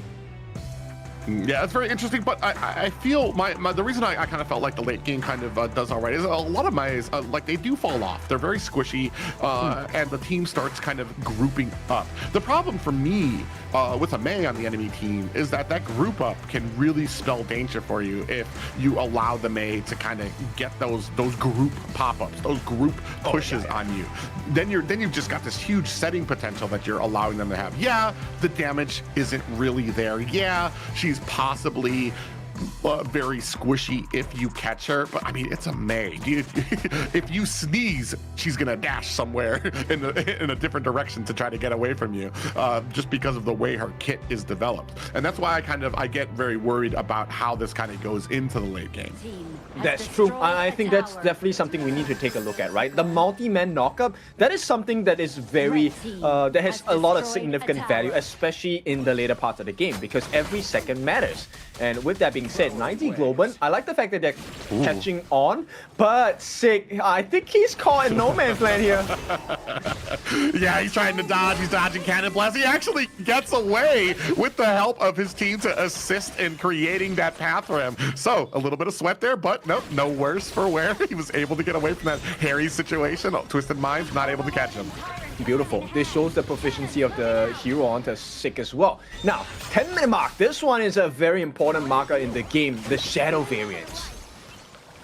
Yeah, and these are where, I mean, we've already seen that 9Z has had a little bit of trouble trying to pick up some of these variants. Now that we're at the Shadow variants, it's a little bit more important to try to get these fights. And just like that, they kind of give up on it. They decide against this fight, or they're just repositioning here, down to about 50%. Looking for an opportunity. They find a little bit of a stun. They're going to drag out this Tyrant to try to reset it on the map. Meanwhile, at the mid lane, they do find an opportunity. Is that going to be it for Clean, who's diving in, gets taken out? The rest of the team, Twisted Minds from the flank, looking to try to come in. A box comes in, is not able to settle the score onto 9Z, who are pushing in against Twisted Minds. Continuing on the oppression here. They go down, goes Shanks. ACC is the next one on the list. Only one down. Sick is down, and 3 members of Twisted down in an answer for this next Tyrant. Oh goodness, this has to be the best decision making by 90 Globant, right? They baited them out. They went for the reset on the Tyrant. And you know, Twisted Minds was wondering, okay, wait, they're trying to reset the dragon? They're just buying time. But they actually turned their attention to Clean. And that lockdown, that one decision by the team has now allowed them to take the Tyrant free of charge. Yeah, and it was just, you're absolutely right about the decision making. It was so fast. Clean didn't realize it. The rest of Twisted Minds realized it too late when 9Z collapsed onto him. And by the time Twisted Minds was trying to flank 9Z, they were already a man down. 9Z was able to turn it around onto them. That's just some quick decision making and how you have to be if you want to be able to contend with, if you want to be able to take down a team like Twisted Minds. And what's the benefit? Take a look at this, 45 seconds on the clock. The Twisted Minds cannot afford to take a fight against 90 Globant, but if you're alone, that could be the case. Just as you say that, unless you have 3 members, and just like that, Sick able to find himself and escape. You were talking about their prowess on certain heroes. Sick, we've talked about it before, he does very well on these assassin, on these mobile heroes, and you can see there he is a slippery as a bar of soap in the shower, able to get away from Twisted Minds. That's the second time you thought they had him cornered in with 3 members, and he's still able to slide away. Exactly, a slippery eel, right, at this point. But he's an electric eel because he will shock you with the plays that he's making. And I like the response timing of 9Z Globant. This is what's really surprising me. The moment Sick gets caught out, you can be sure the 9Z Globant are around the corner. Oh yeah, just like that. He's hiding, laying in wait. Maybe a little scary here. Nobody realizes he's in that bush. The rest of the team looking for an engagement while he's evaluating the map right now, looking to see. Oh, is it going to be Halang? Going to be goes in onto Halang, and that might be it. Halang is down. A cannon blast is not going to be able to reset it. The rest of 9Z going to focus their attentions on the Shadow Overlord. Yeah, what a timing, man. And at the same time, just as the Primal Bond takes a cooldown, 9Z Globant, they refresh themselves and they take the Shadow Overlord as well. This is map presence galore. Not just that, but the patience from Sick to just sit in that bush. So many people passed there. I would have ran. I would have been like, all right, the jig is up, boys, let's run. But no, he was very patient. He was waiting for a target that he would be able to take down. Then the rest of the team, they collapse. Speaking of collapse, now onto the back line. Twisted Minds looking for an opportunity. Down goes Clean. The rest of 9Z comes in, finds a kill onto ACC. Gonna turn their attention to this tier 2 tower. Everyone is going to be asking, it was Clean that made the initiation, but it was Twisted Minds that got punished. Why is that so? 9G Globant? That's because they're up about 6,000. They're tanky as heck, and right now T3 is on the menu. Yeah, and they are making the push. This might be a little bit of a weakness that not a lot of people have considered. Twisted Minds. Oh, we found another kill there. Is going to be found on Tajue. And we're looking at possibly a game ender here. 50%. 9Z looking to close this out. And that is going to be game 1. A surprise win for the side of 9Z. Let's be honest, nobody expected this to happen. It was meant to be Twisted Minds taking game number 1. But 9Z Globant, what a game. La Violetta, what a game from these boys. You said it exactly. And for me, the big thing is this possibly something Twisted Minds have done so well when it comes to games, because they've just been this awe-inspiring dominance over it. But we've seen, especially when it comes against OG, now when we saw it against 9Z, when the cards are turned, when they lose that advantage, they seem to kind of struggle to gain that back.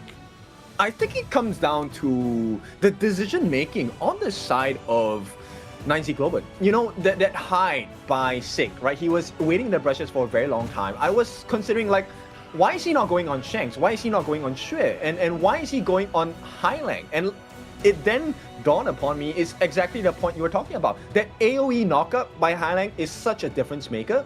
And it's a combination that hits everyone. So once he's out of the picture, they can take a fight, no problem.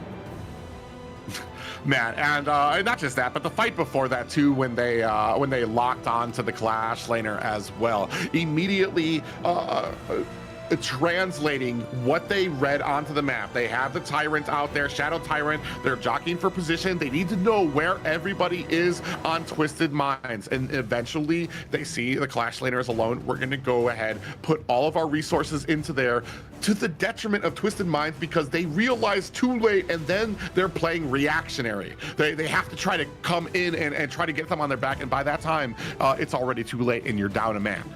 That is what's so interesting, because I felt like it was 9Z Globant that was playing reactive, but towards the later parts of the game, it then transitioned into a point where I think Sick was one of the tipping points, right?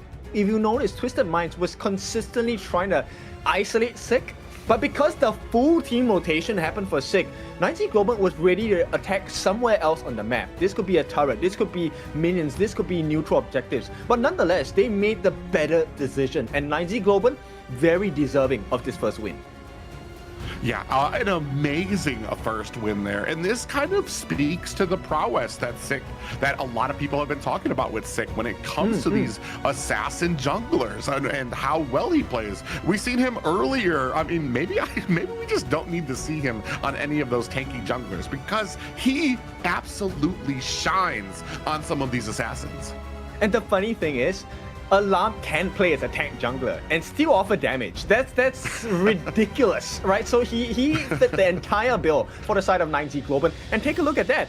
Twisted Minds, make no mistake, they had I won't say a vice grip, but they had a pretty good hold on that early part of the game. But the moment that 10-minute Shadow variant part came out, that one decision for 9Z Globant to say, nope, it's actually just a ploy, we're here to get clean, it's a team fight, get ready. Yeah, it turned the whole game. And that's why these objectives have been so important here.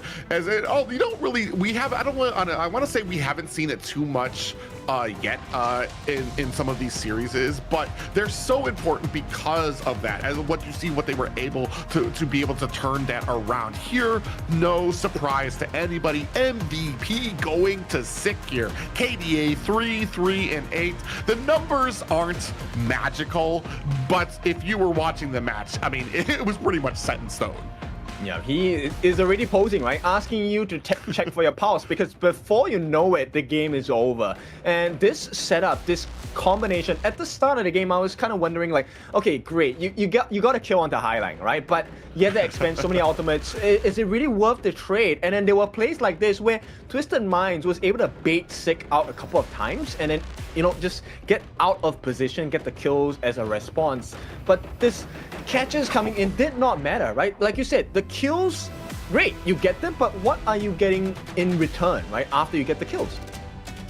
Yeah, and oh man, I'm wondering if we're gonna see that that sneak on to clean from that the Shadow Tyrant. Because that, like you said, that's where the turning point. Here it is. They go ahead, they catch clean here, and the entire rest of Twisted Minds, they have to respond. They realize, oh man, we're about to lose somebody. We need to respond to that, and by the time they do, it's already too late. The rest of 9Z able to turn the tables, finding kills there, and chasing down the rest of Twisted. And then that real sneaky play onto Lang. The rest of the team ready there as well.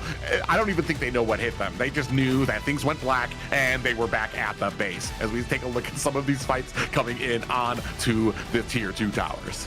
Oh, okay. So the clean ultimate, the truth mantra, actually, yes, it did catch a couple of people, but it did not catch majority of the cast on the side of 9Z Globant. In fact, I think it was just Moon that got caught on the wall, which is why they were able to turn that around. But still, nonetheless, they were pretty tanky on the side of 9Z Globant at that part of the game. They already had a 6,000 goal lead. So with that, we break a little bit of the traditions here at KMW with 9Z Globant taking game number 1. So we'll take a break. When we're back, we bring you game number 2.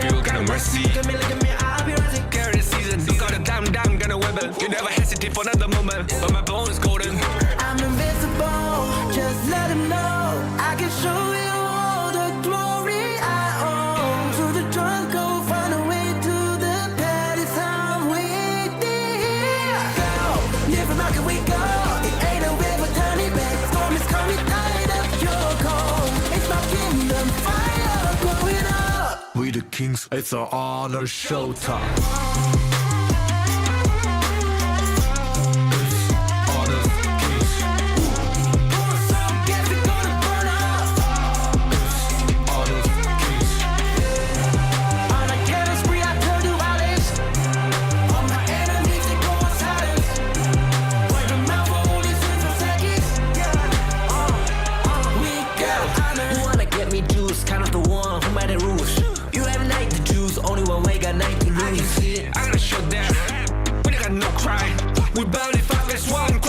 You can cheat. First blood, double trouble, then I take a pen, I kill. All you do is sweat and look at me still victory. Say. I've treated my soul that. Follow my pace. We the champions screaming, I'm invincible. Just let them know I can show you all the glory I own. So the drunk go find a way to the palace. I'm waiting. Go, live and rock and we go. It ain't a way for turning back. Storm is coming. We the kings, it's an honor showtime.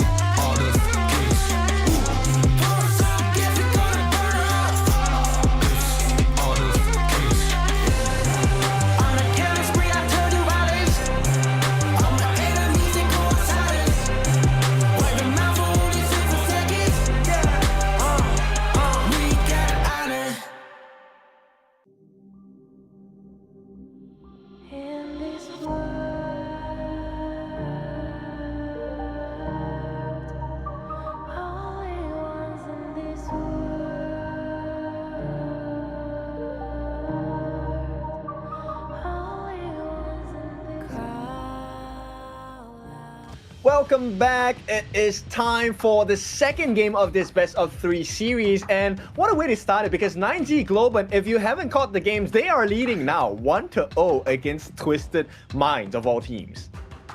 Yeah, a very surprising twist here, as a lot of people consider Twisted Minds to be one of the top 2 teams here in this league, and it looks like they have a little bit of competition. And this is something I was talking about a little bit before, at least I had touched on a little bit, is 9Z and what they faced when they faced OG. Were they going to be able to take any of that and just really kind of pronounce it here against Twisted Minds? And it seems like at least one of the little answers is to put Sick on a jungle that he is really comfortable with. Yes, and if you're new to Sick, the jungler on the side of 9Z Globant, he plays a mean Pei and mean Jing as well. So I'm curious whether that will be allowed.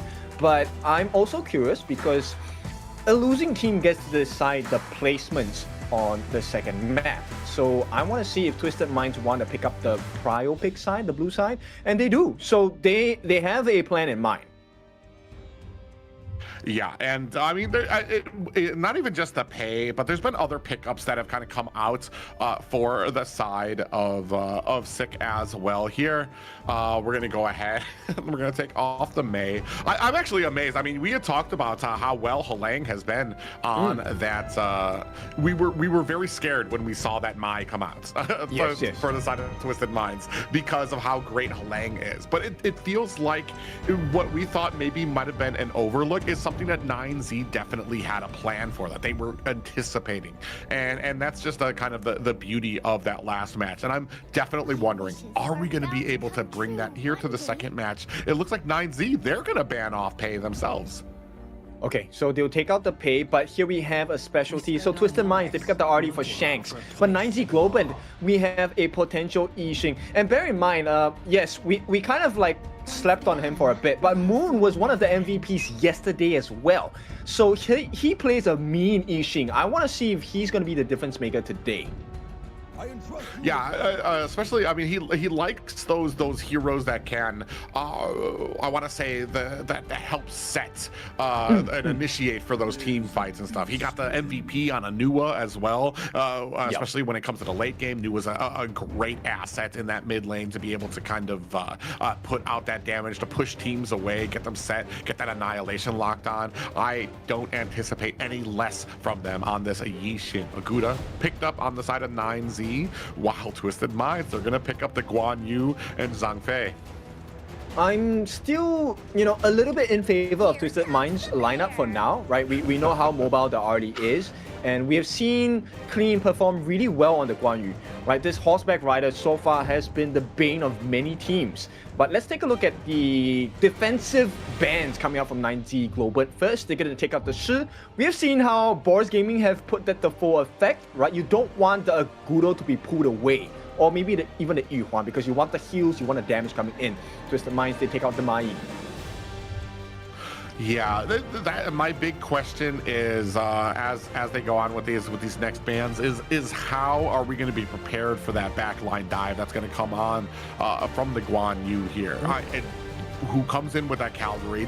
Every single fight we've seen, if they're doing what they're supposed to be, the team is attacking from one end, a Guan Yu is coming from the other end. And that's something 9Z needs to be prepared for. Are they going to have a way to get around that? Are they going to, especially with some immobile heroes, or heroes that need to get a little close to kind of get that setting potential? Yixing needs to get in there to try to get that board down, to kind of try to trap them. But I'm not imagining Guan Yu would possibly be part of that.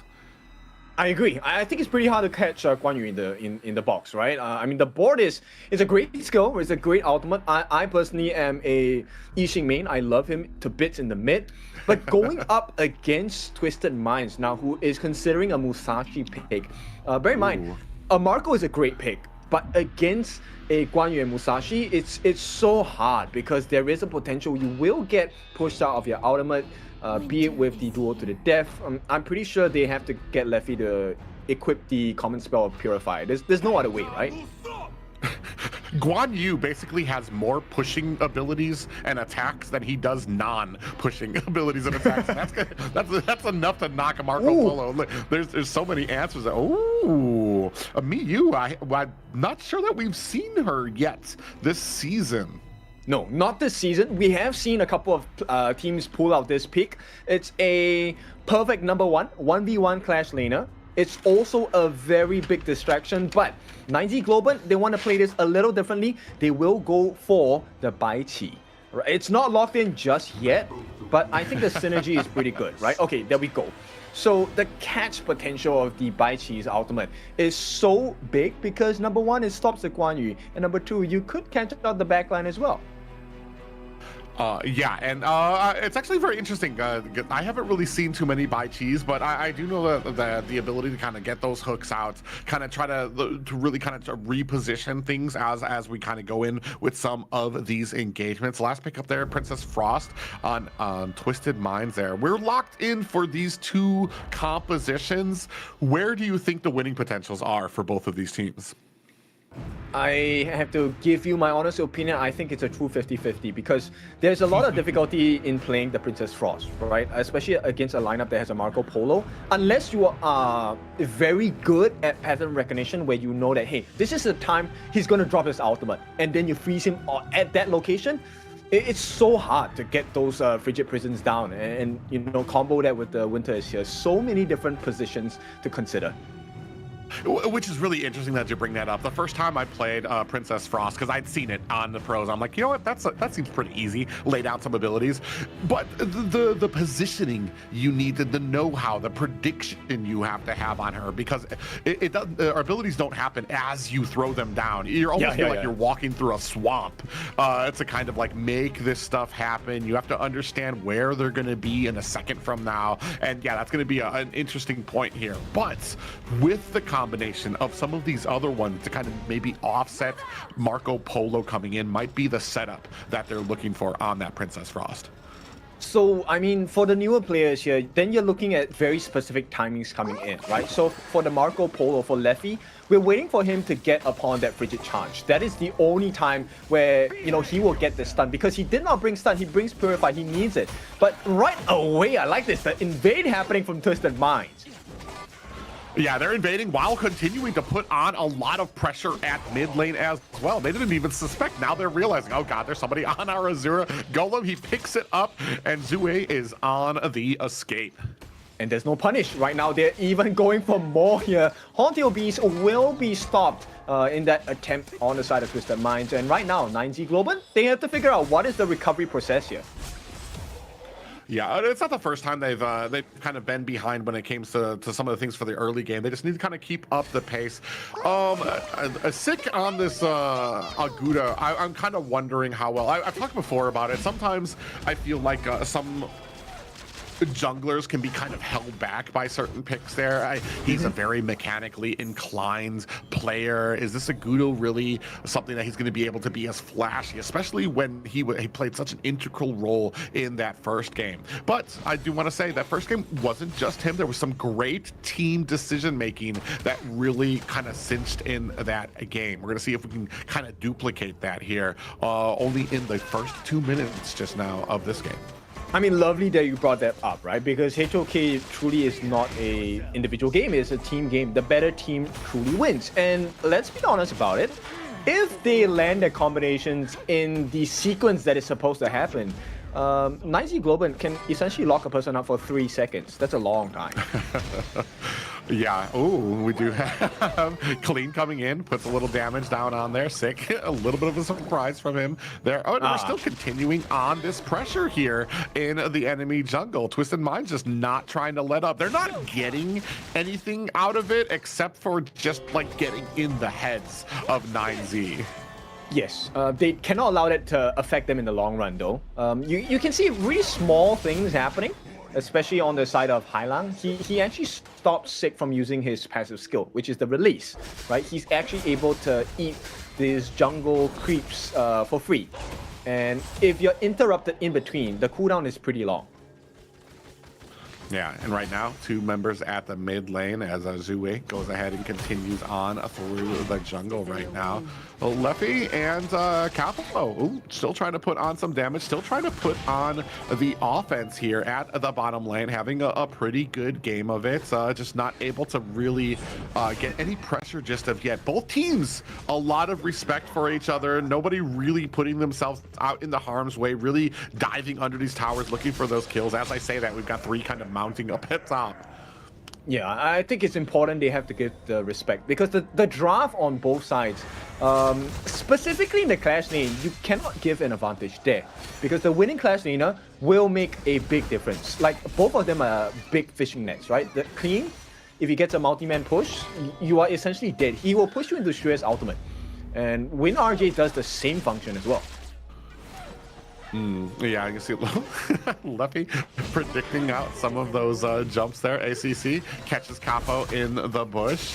Now still kind of continuing on this pressure. No worse for wear. Both teams, I mean, both basically feeling it out. We're going to wait until these objectives happen. They're not trying to either one get caught out or be the first one to make a mistake. Speaking of which, only 10% left out, and it does look like Zue is going to be able to pick up that first objective. Ultimate used and expended there by the side of 9Z. The board is down, but it doesn't really look like 9Z might be able to take advantage of it. Little suppressive fire being laid down there from the sideware. Sick coming in, looking for an advantage. It does go ahead and pounce onto one of the members, and no worse for where are either of the teams.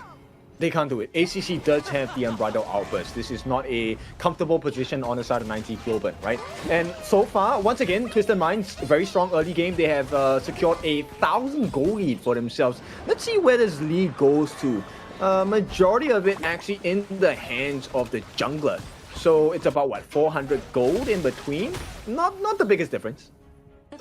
Yeah, it's not like game changing. It's not like it's all over, man, just yet for these teams there. But slowly, if it continues this way, and that's kind of where my problem is. 9Z's being a little bit more passive. I feel like it's kind of a change from what we saw from the first game where they were taking chances going in. Now it almost feels like they're a little bit more careful because they feel like this is actually something that they could win. So they're a little bit more scared, a little bit more safer, not trying to take that chance, or just being a little bit more respectful of, like you said, you've got that unbridled outburst. You've got a lot of CC on their side that once they catch you with one, they'll be able to go in with even more.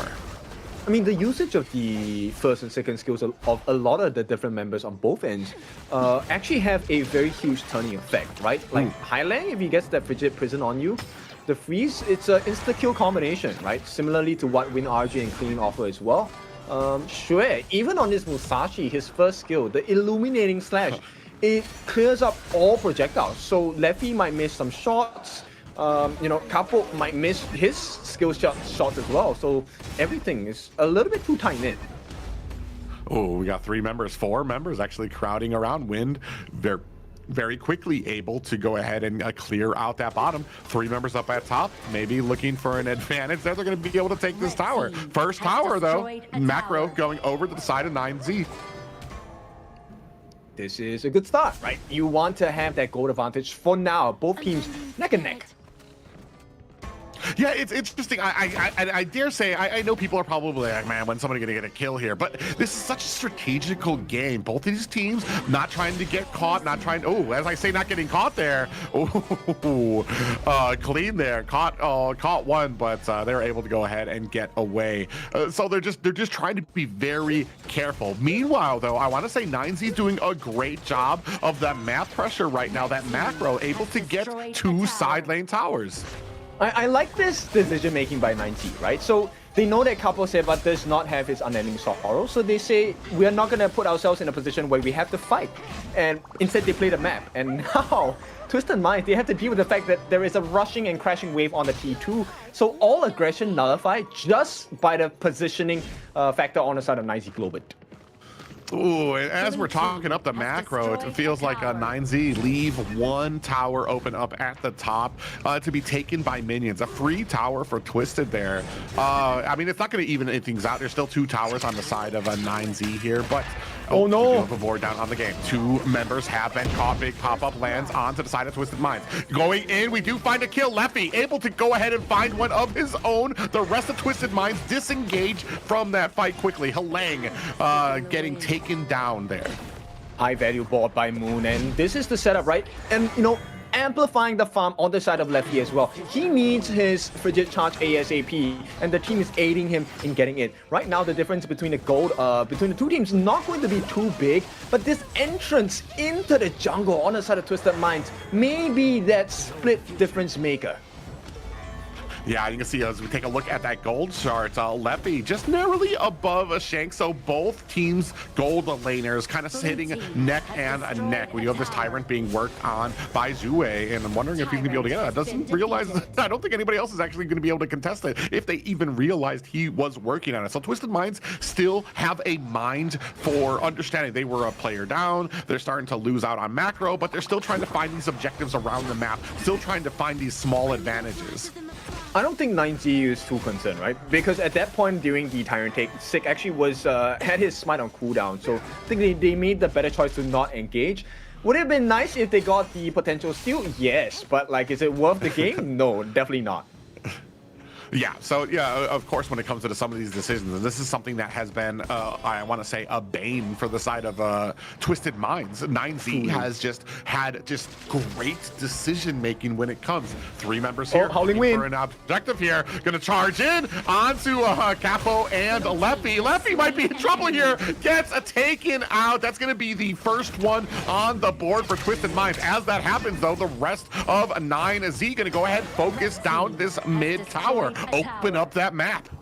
And there is no response, there's no punish. Like, Twisted Minds, that was great, but what do they get? They lose a T1 for the life of Leffy. Yeah, well, actually, now they're going to get a T2 here on the bottom side as well. Nobody's going to really be able to kind of stop that. But the thing here is that the pace being delegated by 9Z and Twisted Minds at the point where even when it looks like they have the advantage, it looks like they're going to force something, it's always almost in response to 9Z, and we've talked about this before. Are you delegating your own pace, your own objectives in this fight, or are you always constantly replying to the enemy? And if you're always replying, it's a losing battle. I don't think they'll make it in time. Oh no! Ooh, they get in there. It does look like a kill comes off there. Sick able to find one now. We do have a big brawl coming out. Leffy comes in with a heap of damage, and it does look like Capo able to find his own kill. 2 down for both sides, and it does look like they're chasing down Halang. Shanks looking for an escape, and the disengage coming out from 9Z as they're going to go ahead try to force down this mid, but I'm not sure they realize Clean on the side trying to push that side tower. Yeah, it matters not. At this point, 9Z Globant, they have made the tipping point tip in their favors. That was a great fight. And I think Twisted Minds, they're kind of doubting themselves. They could have taken that Tyrant for free. Shadow Tyrant of all versions as well. But they gave a little bit too much doubt, allowed for Sick to roll in, really a drive-by, get the Shadow Tyrant for free, and now they can't fight comfortably for the next 30 seconds because 9Z Globant have the Tyrant spot. Yeah, they have that buff. They're going to go in. We have another board. Catches one. ACC, the lone hero that gets trapped in that board, but he's a tanky boy, so he's going to be able to take a lot of those abilities. Speaking of which, from the back end, it does, able to catch up Leffy. Clean was coming in with that Guan Yu, but Leffy able to put on the suppressive fire there, able to take him down. Now the rest of 9Z focusing on to the Shadow Overlord. Oh, the timing is so important. Look, they do this at the point where they lose the Primal Bond. No more 50% damage debuff. And now 9Z Globant, they have once again reinstated the control over the map. They have map control through that Shadow Overlord. And this T2 should be a guarantee. So, once again, tier 3s open on the menu for 9Z Globant. Yeah, and unfortunate for the side of Twisted Minds, who have yet to really find their momentum here. They're caught reacting, turtling right now in their base. Oh, they're Looks like they were trying to have something in there, forcing their way in here. Now they have a little bit of a flanking play coming in there from the side. Oh, Leffy able to find himself an escape, but he's being chased right now by Clean, who's able to pick up the kill on that Guan Yu. Still fighting it out here. He might be able to find another kill under his belt. Finds one in the form of, oh, actually, I think that was Capo that goes down there. 3 down for the side of 9Z. Yep, and then one more, 4 down in fact, and it is going to be just a jungler left on the side of Sick. And yes, good, they clear up the jungle, right? They take a Azure Golem away. But I still feel like 9Z Globant, this is a great position to be in. They have taken T2s across the board, and it's now T3s left as they go for the one-on-one. Oh, yeah, they're going to try to go in there. You do see that Shanks coming in to try to aid his teammate, but down goes Halang, and they find the kill down on to another Twisted Minds member. The farm laner there as well, taken down. And what a great position to be in, as you said, that they're still in a powerful position here against a team like Twisted Minds after suffering 4 down, that they still have the advantage, which speaks so much for what they've been doing this entire game to get that type of advantage. He needs to run. ACC needs to run. If he gets caught here, it's horrible. Yeah, he's got caught down. Board has been laid down. Leffy there laying on the damage. That is another player down. Twisted Minds, as we take a look at this replay. Look at the big damage coming out there from both team members on the side of 9Z. Able to clean this one up as they now continue on this. I believe that was a Shadow Tyrant. Now going to go ahead and push their way in. I'm not even sure what Twisted Minds can do here. Exactly. Like I said, this is why I answered you at the start of the game. This is truly a 50-50 because it's a skill matchup, right? As Hailang in this Princess Frost, yes, you can potentially turn around situations, but you need to land your Frigid Prison, your second skill, because that is the turning point, tipping point to be able to land extra damage.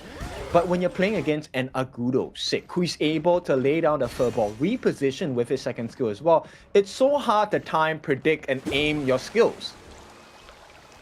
Yeah, and speaking of which, you can see here right now, Zue trying his best to kind of get some information, but just the offensive right now, it's only about not even a 2K gold lead by the side of 9Z, but they've been showing through all of these team fights what they're catching, what they're able to do in all of these fights is just so oppressive. Now trying to set up this jungle, trying to make sure that they have proper positioning before the Shadow Overlord spawns, keeping the pace onto the towers, keeping the rest of Twisted Minds turtled up into their base. I want you to notice 2 different people on the side of 9Z Globant as well. That number 1, Sick, he is responsible for pushing the turrets board laid out as a defensive, aggressive maneuver to try and push the members on the side of Twisted Minds back. But the second member you need to pay close attention to is Win RJ. He knows that Shui has been finding the flanks, Clean has been finding the flanks, and Win RJ is here to stop that.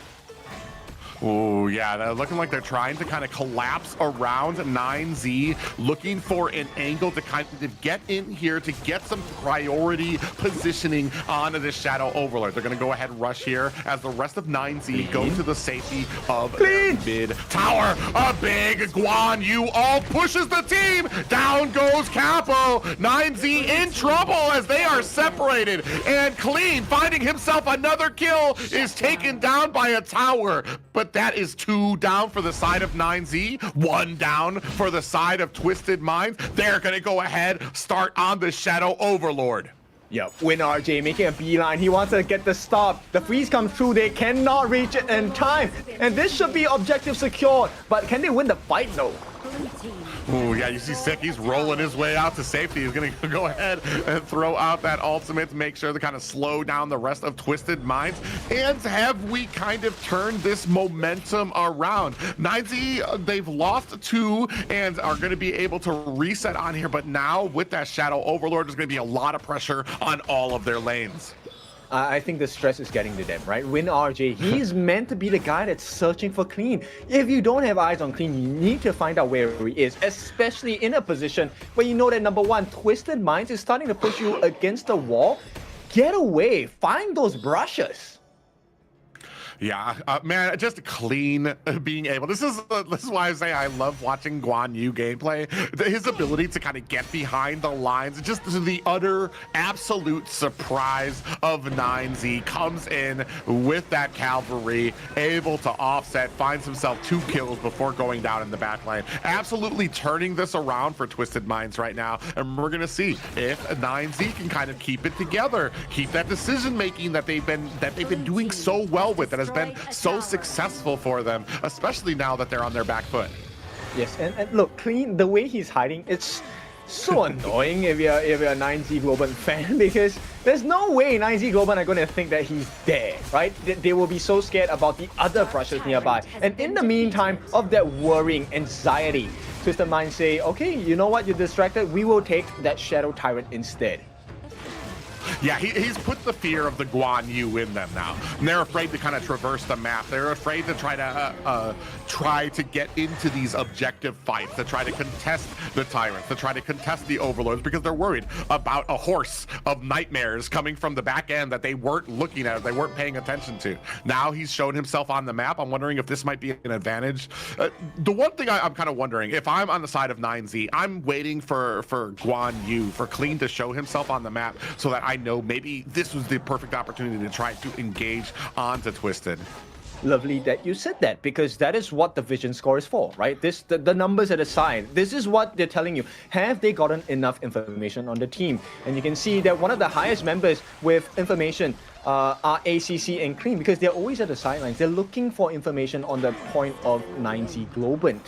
Is this the same score on the side of 9Z Globant? Yes, it is. But the most important part is they never found out where Clean was at until the very last moment. Yeah, right now it's how the tables have turned. 9Z starting to turtle in their base. The map starting to close in around them. If they're looking at the advantage, starting to get thinner and thinner here. The rest of Twisted Minds, they've got great positioning. They're able to kind of start hiding and creeping in through bushes. Oh, we're up at the top. We see they don't know. Do see Clean up. Or no, yeah, that's right. They don't see him up there. I was just looking at the bush there. He's just hiding, just kind of making his way up there. And this is a position we've seen before from a Guan Yu that's been able to absolutely surprise teams. I can't remember if it was 9Z or if it was Boars or another team that got surprised by that same exact bush. Clean. Oh, there we go. Yep, Moon. They found him out there. Moon. Thankfully, like I said, the decision making, they're able to kind of get that vision around the map, able to understand the freeze is out. Is that going to be wasted? They've reset. They're not going to go for this Tempest anymore. They've kind of backed off of it. They're looking for a fight. They need to start looking for Clean. If they don't, then Twisted Minds wins this engagement. Right now, if you have no information on the horse, he will come and clean you up. Yeah, and you can see as we keep on going back and forth between the vision for the red side too on 9Z to see what they have. Ooh, AC gonna use that unbridled outburst. Are they gonna go ahead, look for the engage? Are they stretching this one out though? Is this the fight that they want? In comes Clean, finds himself that little push from the horse. Is it gonna be enough? Cavalry strikes are abound. Down go 2 members of 9Z. Sick and Moon are down for the count. Clean is chasing on the back end, looking for another kill, and he finds it in the form of a Leffy. Two more members left on the side of a 9Z against 3 members trying to put off the offense, but this is a wrap. That's going to be another kill for the side of a Twisted Minds. Shanks, ACC, and Zue left up for Twisted Minds. That's true. The potential can still be realized here for the side of 9Z Globant. They are out in 9 seconds, both Sick and Moon. But can they mount a defense? Because the damage dealers are here. Shui is still alive. Shanks is still alive. He does have the Crimson buff. So it is about structural damage here as they start to work on this Tempest Dragon on the side of Twisted Minds. Yeah, I want to say that the damage going on that Tempest Dragon isn't a lot there. I feel like there's an opportunity. Ooh, ACC lying in wait. There's an opportunity for 9Z to actually come in here, maybe look for a little bit of a steal here if they can get and close the distance in there. We have the board come down. We do have Yixing gets taken out there, and now big fight happening on the backside. That is going to be Sick down for the count, but Leffy able to find a kill of his own. In comes Clean to the offset of Leffy, who's able to find himself an escape. Clean looking for another push, does not find it. 3 members of 9Z finding the comfort of their core. Are they safe? We don't know, as Twisted Minds is continuing to mount this assault. The challenge of the Tempest 3 times before you pass this exam. In the meantime, you have to deal with the members on the side of Twisted Minds as well. And Capo is down for the count. 4 more members, including Clean, pushing into the core. Now deciding to put that in there. Wind comes in, takes a heap of damage, and now he is down. Leffy gets taken down as well. Board is down on the ground. Is that going to be enough? Core down to 10%, and Twisted Minds manage to tie the game. Come back for the side of Twisted Minds. It was looking a bit shaky at the start of this game here, but 9Z Globant could not hold on to their lead. So we have a game and a series on our hands.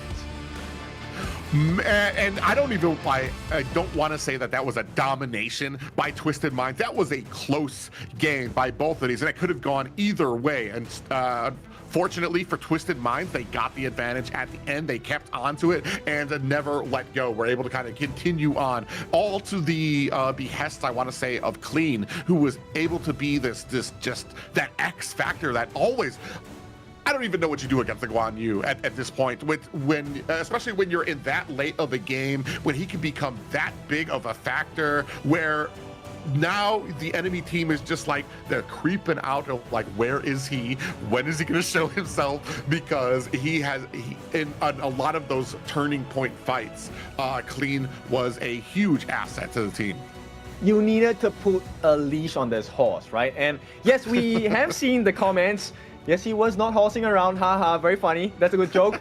But, you know, end of the day, this is the potential of why Twisted Minds have always been a top contender in KMW, because there is always this comeback factor, and it may come from many different members. Now, was it supposed to be Hailang?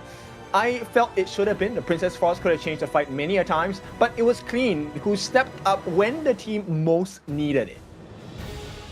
Yeah, just a lot of those fights. I was kind of waiting for the point when he was going to kind of start coming online, getting that distance behind 9Z to where he could surprise them, because there was a point where I was wondering what he was going to be able to do, because basically all of Twisted Minds was being kind of shrunk and turtled into their base.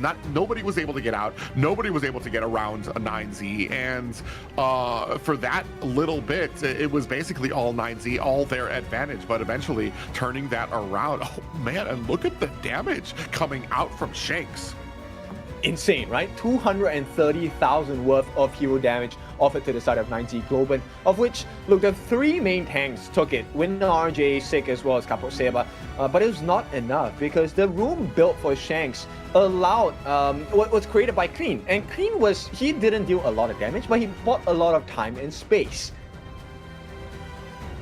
Yeah, pretty up and down there. I want to say a big offset there by 9Z, who had a pretty dominant game. It was looking pretty shaky, I'm not gonna lie. I was like, man, we might be looking at a sweep, but like, as you said, when it comes to that composure, when it comes to that experience of a teams who have been here before, teams who understand what it takes, kind of remain stalwarts, get that advantage, and then kind of push that forward there. Twisted Minds are really kind of showing why a lot of people consider them one of the top 2 contenders here.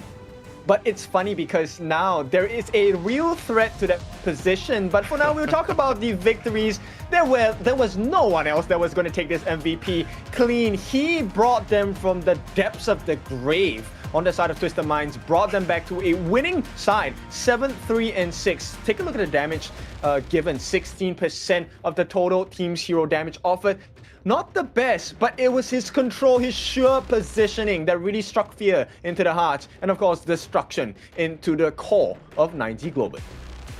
Yeah, 9Z was doing so well at this point in the game with a lot of these great fights, especially before Clean was able to actually start taking off, able to find some of those advantages. Here's kind of where it turned around a little bit, chasing down Leffy. Clean was able to go ahead, find that kill, find another one onto Capo here. That's what really kind of turned this around to the point where everybody realized, oh yeah, they have a Guan Yu on their team in the form of Clean that we need to be ready for. And that's just what kind of was the beginning of the end end. He just continually, they had to check bushes, they had to try to clear out waves, but in there, I mean, you're creating opportunities for Clean to be able to kind of find some of those kills, and here dies in the end, but takes down 2. And it switches your mindset, right? Because as you enter team fights, a lot of people understand that, hey, when you're on the aggressive, you're looking for moments that you can create for your team. Okay, can we get the stun? Hey, we have the setup for you, you can finish the job. But the moment you become the one that's being aggressed upon, you lose all train of thought, right? That is the job of Clean. He gave his life, but it put the entire of 9Z Globant in disarray. Yeah, and it's such a great game. This is why I say, like, I always love to see Guan Yu's out there played, because especially when they're played well from the caster desk. When I'm in game, I hate seeing that on the enemy team, because it's like, that's why I say, like, I don't understand what you do against that, because you're constantly having to check every bush. You're constantly needing to be aware of everything. All this while the enemy, they understand, because they have the vision, they have the advantage, they're able to get these objectives easily, and they're just waiting for you to put yourself in harm's way. So this time, Twisted Minds did not crumble under the pressure. They broke the spirits on the side of 9Z Globant. With that being said, we will take a break. When we're back, we come back to the final game of this series.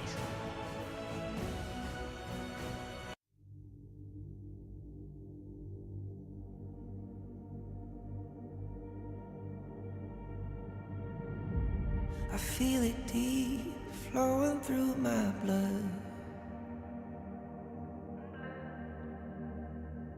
Rising up to become someone,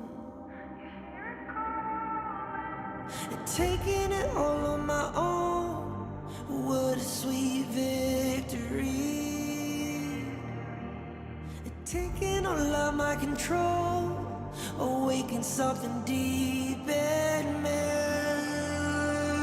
Like flames, feel it burning inside. Take a hold of pursuit of the prize. I've been told ain't no way to survive, keeping all of this fire that's locked up inside. When this is the time, enter the ring. All those mental chemicals doing their thing. I got flashes of battles inside of my dreams. I was made for this moment. At least now it seems like it's time to come face to face with your fear. Been battling reasons for all of the years, and I learned how to fight them with style and grace no one's ever encountered. You say it's amazing, I'ma come out swinging when they open the gate. Go ahead, call passion, I'm calling it rage. I'm taking what's mine like I already own it. Watch but don't blink, going here to the moment.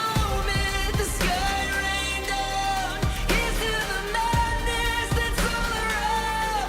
Go on, tell them who you are, you are, you are. Go on, tell them who you are, you are, you are, you are. Here's to the moment, the sky rain down.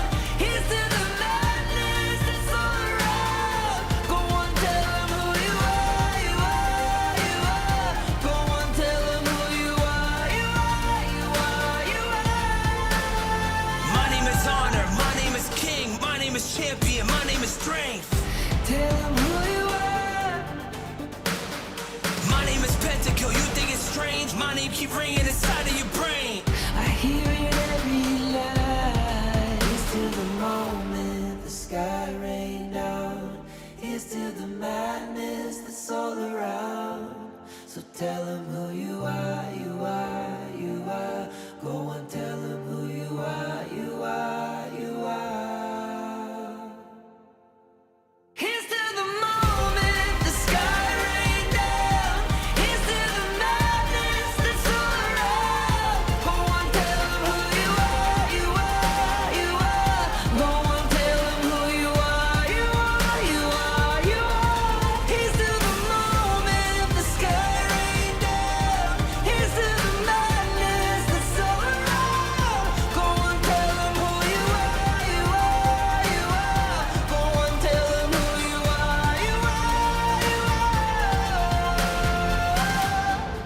you are, you are. Welcome back, and it's time for the final game of the series between 9Z Globant up against Twisted Minds. It really has been full of twists and turns so far. So, Private Dancer, what do you think is going to happen in game number 3? Man, I honestly just want to talk about what has happened so far, this road that we've laid out between these two teams. I want to say initially we kind of thought that it was just going to be Twisted Minds kind of having their way, but 9Z has shown that they have that fighting spirit, they have that strategy, they have that synergy, they have that decision making. Even that second game, even that victory by Twisted Minds, it was pretty close to coming back and forth there. And I'm thinking this third match, I want to see more of that. I want to see Twisted Minds, I already know they're going to give me that 110%. 9Z, I want to see what I saw from that first game. I want to see that decision making. You talked a little bit about things that maybe some players that maybe need to kind of be a little bit more effective out there before too as well. Step up. I mean, okay, I may sound harsh, but like step up, dude. But you know, Twisted Minds, let's talk about the BP phase at this point. So the Mind's been taken out, no pay as well, taken out respectively. And of course, no more horseback rider. We do not want to do the horse around. So Twisted Minds, they shut that down right here, right now. Yeah, I mean, I'm not sure how often 9Z has used it before, but I mean, I am a true believer in how much strength is in that Guan Yu pickup. With that said, Twisted Minds gonna quickly scoop up the Liang pickup. We've talked about this before. It's a big offset, especially for a team like 9Z, where Sick likes to go with a lot of those assassin-like pickups. This is gonna be a great counter for a lot of those. Okay, but Twisted Minds, they have a great opening right now. Yes, you get the R, you get the Zhang Fei. But Twisted Minds, they have... there we go. That was the perfect combination for Twisted Minds. The lockdown by Liang, because there's no more Princess Frost, right? For them, a Gun and Mo would have been the ultimate pick for them. But 9Z Globant, they know what's going on. They snatch it for themselves. Yeah, and that's a great point. I honestly wasn't even thinking what would be great about Twisted Minds. Ganon Mo, and we've talked about this before, a lot of times that we've seen the Ganon Mo pickup is kind of been kind of like out there on its own. There's not been a lot of CC, but mixed with CC, he can be so deadly just because with him being able to catch people with those blades, it just is so much damage that can be realized. Twisted Minds now picking up the Mei Yin and D Renjie. Okay, and now the last pick coming out from 9G Global, it has to be the RD, right? No, really? They want to give it away? Twisted Minds is going to ban the RD if you don't take it now. Yeah, Leo Bog, we talked about this before, what it was going to add on to another fight. Are we looking for another assassin pickup that 9Z can kind of go in there, get into the back lines or get into the opposite side of the map? Then we're going to call in Leo Bang to come in with that battlefield commands to help out with the fights. Yes. I almost feel like that's almost kind of you're playing a very difficult game, especially with Liang on the opposite team. Yes, and they ban out. So 9Z Globant, the other alternative to the Gun and Mo is actually the Angela, right? So Liang drops the ultimate, and then Angela straight through the tanks. But 9Z Globant, I think, yes, I actually feel like they will go for a Jing pick here, if it's allowed. Twisted Minds, it has to be a Jing ban, or an RD ban. So now they're left in a very peculiar position. No, they don't want to deal with a fade. Okay, great choice. And that will wrap up the bans for both teams. Shan taken off by the side of 9Z as well. And that opens it up for 9Z to pick up the Arlie, go into Leffy. But that's a great pick. Like, why are you giving 9Z Globant such a great pick? At the same time, the Jing is still open, right? Jing has instant access into the backlines. Who cares about you being caught out by the ultimate of Liang? You have so much backup. You have the poke from the Gun and Mo. You have the unbridled outburst from the Zhang Fei. You also have the heals from the Liu Bang. I know I'm kind of glazing 9Z Globant, but like, this is what I can see. Yeah, with the picks. Oh, Menki being picked up by Twisted Minds here. I want to say it's kind of surprising to me because I feel like Menki is one of those safer pickups that there's... I love Menki, don't get me wrong. I think I'm like a top 70 right now in NA just because I like how safe of a pick he is. Just like that, that's exactly what I was about to say.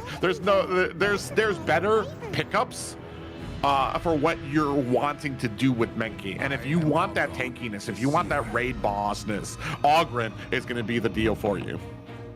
This one is so dependent on the usage of the ultimates coming up from the DNG. At the same time, your common spells need to be up. Twisted Minds, this is a pick-off composition, right? Surprise. You have to catch them by surprise, get the knock-up at the Xiao Xiao, and hopefully it all works out great. But 9Z Globant, look, I am a huge fan of their draft. This is what I would bring into my ranked games.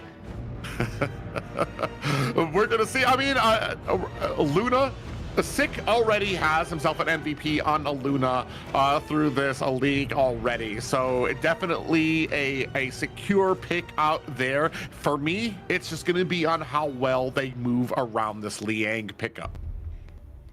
That's true. I mean, look, I can tell you a couple of ways that the Twisted Minds roster might not work. But then it would seem like I'm kind of hating on them, right? Which is not the case. I think there is a potential, but it's so hard to fulfill. There's so many ways that they can be stopped by the side of 9Z Globant. I don't know. Let me know in the comments, man. Am I being too much of a fanboy for the draft on the side of 9Z Globant? Hashtag TM Glazer. Or no, 9Z Glazer there. But we'll find out, ladies and gentlemen. We are at game 3 of this series. Not many people thought that 9Z would be able to take this to Twisted Minds into a game 3, and we are at that last point here. Both of these teams vying for that second place here in the league and looking to earn it.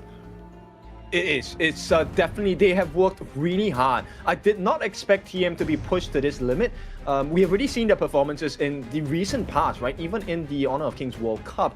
And Twisted Minds have been a very strong, consistent team.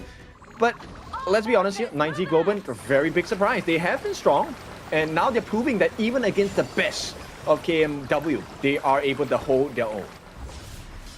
Yeah, and they're going to try to continue a little with that pressure on here at the mid lane. Both of these teams, I mean, the last game too, I want to say the last game, very different from the first. I'm wondering if we're going to see something different here as well. First game, this seemed like there was a lot of pressure, a lot of back and forth, and eventually 9Z was able to kind of get that pressure unloaded. Second game, very slow in the early game, both teams being very respectful of the damage of the CC that each one had, and I'm wondering what kind of story, what kind of route we're going to go here in the third. I mean, if we're talking about respect, I feel like Twisted Minds, they cannot give respect in this game to the side of 9Z Globant, because the picks on 9Z Globant, they're very expensive. Moon needs damage items, Leffy needs damage items, Sick needs damage items as well. The only so-called safe, inexpensive pick comes in the form of Cupworks as well as Win RG, which overall, Twisted Minds has a less expensive draft. We're going to see if that kind of pays off, if that kind of economy with the draft pays off. We have 4 members kind of, I was about to say, we have 4 members kind of lining up for Twisted Minds, but they decided against the gank, as I want to say 9Z doing a good job keeping a safe distance, making sure they're not kind of caught out in gank territory up in that top lane. Yes, safety definitely very important here, and looks like Twisted Minds will have that earlier rotation, because Sick is not going to be allowed to get that initial rotation here. While ACC has not hit level 4, his power of word is very scarily painful, even at lower levels. So 9Z Globant, they have to be really careful about choosing fights against ACC. Yeah, and not just that, but we've seen how aggressive you can be on a Liang too, where they'll just kind of flutter forward very quickly, get that power word, and just wait for the rest of the team to catch up because of how long it lasts. Honestly, you're kind of sitting in a coma for a very long time, and it allows a lot of time for your team to kind of realize what's going on. We can come in, we can try to get this kill. Speaking of which, on the side there, Leffy from the side put some damage on the Shanks, but no, the wraparound. Oh, speaking of which, they do get sandwiched in a bad way between Twisted Minds, looking for a fight here. Down goes Leffy. Yeah, and this is exactly, don't get the respect. Oh, return in that kill, sniped by Moon. But you know what? It's clean. It doesn't matter. The point is, Shanks has an advantage in the farm lane in which he can snowball off of. Oh yeah, I'm trying to get over those couple blades that came up. It's always a shock.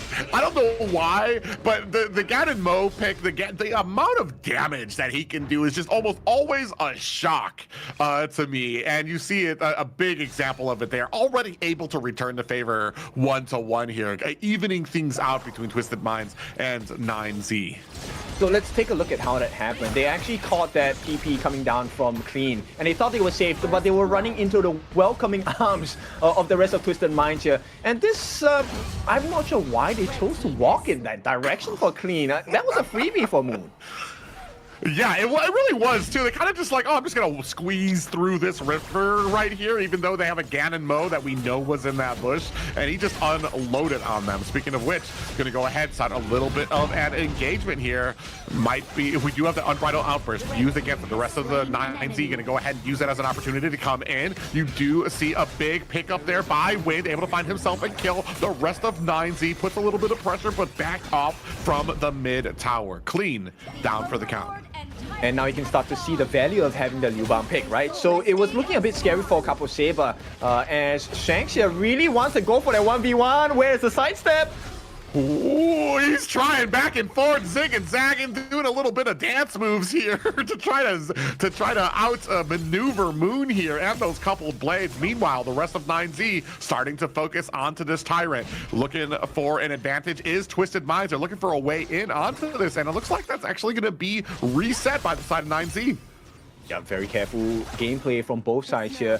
Timing is that the buffs are going to be up. So do you want to risk the buffs for the attempt on the Tyrant? It looks like Twisted Minds will count on their luck. Oh yeah, we're down to about 50%. The rest of stolen comes out. So it does get stolen. Moon coming in with those coupled blades, able to retrieve up the Tyrant. Now continuing on this fight, looks like they're going to put enough pressure. Might be able to see a tower in the form of the tier 1 at the bottom, and continuing on the pressure in the jungle. And it is stolen away as well. Oh no, the buff actually goes in the hands of Capo Saber on this support as well. This is not looking good. Twisted Mind, what is happening? It's just they miss the Tyrants, and I feel like it's just a little bit of mistiming there. It's not even like, especially when it comes to the Tyrant in there, it's kind of a 50-50 there. Given, you don't ever want to give your jungler, you never want to have a 50-50 at the Tyrant. You want your team to push them away. You want to have that secured easily. Oh no! I mean, it's almost a failed push there. Oh, as we talk about that, Clean goes in and gets his clock cleaned by 3 members of 9Z, lying in wait in that push, and right now another tier 2 tower on the bottom lane secured by 9Z. Yep, that was the biggest bait ever. I mean, the jump by Clean, you can't blame him. He thought he was going on a 1v1 against Lefty, and then welcoming him was 3 different members on the side of 9Z Globant. He said, call the ref. This isn't a league. I thought this was a 1v1, guys. Yeah. And they took him down quickly. Up at the top, you can say Sick cleaning out of the top lane there, and now the rest of 9Z. We've seen them in this position before. We've seen Twisted Minds in this position before. Twisted Minds have shown that they can kind of mount the comeback. They just need to find that opportunity. 9Z are the ones that I'm watching out for. I need to see them maintain this lead, maintain that strategy and that tightness. And you know what? At this point, Twisted Minds, they're making bad trades. Not by choice. 9Z Globant already taking the T1 on the top in exchange for the one in the bottom. But they're still leading in terms of turret takes. They have taken 3 across the map, starting to work on this Overlord as well. It's not the Shadow variants just yet. But the biggest problem, Sick already has the 2 core items. He has the Insatiable Tome, a lot more lifesteal. He also has the Augur's Word, a lot of defensive capabilities. Yeah, and I'm not seeing as much as I was hoping for from ACC on this Liang. I was expecting him to be a real core principle of a lot of the fights coming out from Twisted Minds, but in fact, it feels like you said, Twisted Minds, they're taking fights that they shouldn't. Almost on the back end here, 2 members engage on 2 Twisted Minds. The Ogren gonna have to back up there. Zhuwei smartly going back into his jungle. Okay, now Shanks does have a little bit of remedy in his hands. He does have the Doomsday percentage health damage available for this marksman right now. But the only thing is, you know, Shanks is quite short ranged, right? It's a semi-melee range for Shanks on this D-range here. And you have the long, loving reaching arms of Moon on the gun and Mo. So who wins? You know, Moon gets a couple slashes for free. Yeah, and this is something that we've seen before, and especially it is really great when you have again and Mo is having that front line, especially Capo on that Zhang Fei, being able to kind of be that front line, even has that unbridled outburst in case they cross over into his side to be able to kind of offset any type of, I want to say, engagement or dive that would come in there. All the while, you're trying to dodge Moon with those couple blades who do so much damage to you. Yeah, look, they're so disruptive. Couple Saber actually used the smite to take away the fire hawk or fire beak away from the hands of Xue. At the same time, if you look at the composition on the side of 9Z Globant, what is the one win condition that you have? It's split pushing. Win RJ can split push for all that he loves. Sick as well. And they will do so unpunished. The Battlefield Command is such a useful skill, just in nature. Yeah, and so that kind of comes down to who notices it first. Ooh, hasn't we seen that? Already down to 10%, and another objective in the form of a Tyrant picked up by the side of 9Z. They're having themselves a very good game here. Only about not even 2K above, but I want to say as far as map pressure goes, as far as map macro goes, they're doing a great job of managing. Yeah, I mean, we're at a Christmas sale right now, right? For the turrets, buy one, get one free, I guess, for the side of 9Z Globant. Because there is nothing, for now, that Twisted Minds can do. They have given away the T2 at the bottom as well. Look, this map is getting so much smaller for the side of Twisted Minds. They have to play with a lot of fog of war. I want to say the only saving grace right now for Twisted Minds is they have been able to protect that mid tower. Oh, as I say that, actually might be in a little bit of problems there. Xue does come in to kind of help create that escape path for his teammate. Now they're all going to group up here, maybe looking for a little bit of a pick onto Leafy. They're going to try to put in, as I was talking about these mid towers, they're going to be able to go ahead and find themselves a mid tower is Twisted. No, but it's a horrible situation. Cream does not have Pure Sky. He does not have Flash. This is a 9Z Globant fight if I've ever seen one. And right away, they take away the Shadow Overlord. They have the map prowess and map advantage. They want to double down on that. Yeah, I was just about to talk about like how well they were in that. At least they had the mid tower, but they burn that out. They burn out their spells. There are 3 members here. They need to find this kill, honestly, because if this kill does not go over to them, they will be having some problems. Down goes a 6. That's going to be 1 down for 9Z Global. But with that, a lot of pressure coming in the form of these other lanes. The rest of the team, they're going to go ahead and latch on. Down goes Clean, and on the other side, Halang running for the hills. Yep. Look, they have to make so many decisions now. Twisted Minds, they go for the trade in terms of the Shadow Tyrant. It's making sense, but then here comes the Cavalry. There is a smite, so this should be secured by Twisted Minds, but can they survive the fight? Ooh, they are able to get the Tyrant there. Gan and Mo. Moon able to find a kill onto Halang, and now the fight has begun. They're diving in now, looking for the kill onto Xue, and they don't find it, but just like that, turn it around. Down goes Leffy. That was a game-saving play by ACC. If he did not catch a Leffy, Xue would have been taken down. It would have been an open base. T3s could have been taken because there was the Shadow Overlord. There were the Vanguards as well. So 9Z Globant just shy of ending the game right there and then. Twisted Minds, they survived. Yeah, they live to fight another day, but I'm wondering, is this where it turns around, the advantage? Right now, it still seems like it's firmly on 9Z's hands right now. It depends on what kind of fights that the side of 9Z decide to take before all of their members are kind of grouped back up. See a little bit of a fight down at the bottom there. Sick, actually, latched on between him and Clean. Yeah, oh! It was Moon actually able to sneak and stole that Crimson Golem away from Twisted. Yeah, value. At this point, it doesn't matter whether, you know, it goes into the hands of Moon. Yes, you want it on Leffy, but the fact that they stopped it from going to the hands of Xue means they have lowered down that, you know, aggressive prowess from the side of Twisted Minds. Now, this means they can reset. 9Z Globant can find another gap in the defenses of Twisted Minds without getting punished.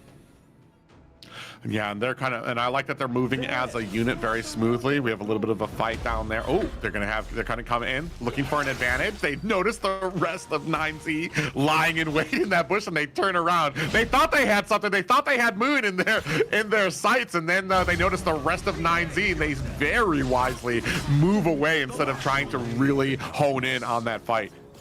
Okay, they have used the Freshly Forge on the side of Moon, so there is no couple blades at the max stacks available for Moon at this point. Right now, this Azure Golem is the most important objective for Sick. This Luna needs the cooldown reduction, he needs a mana regeneration. If there's ever a thing that Twisted Minds can use to debilitate 9Z Globant, it's taking away the blue buff.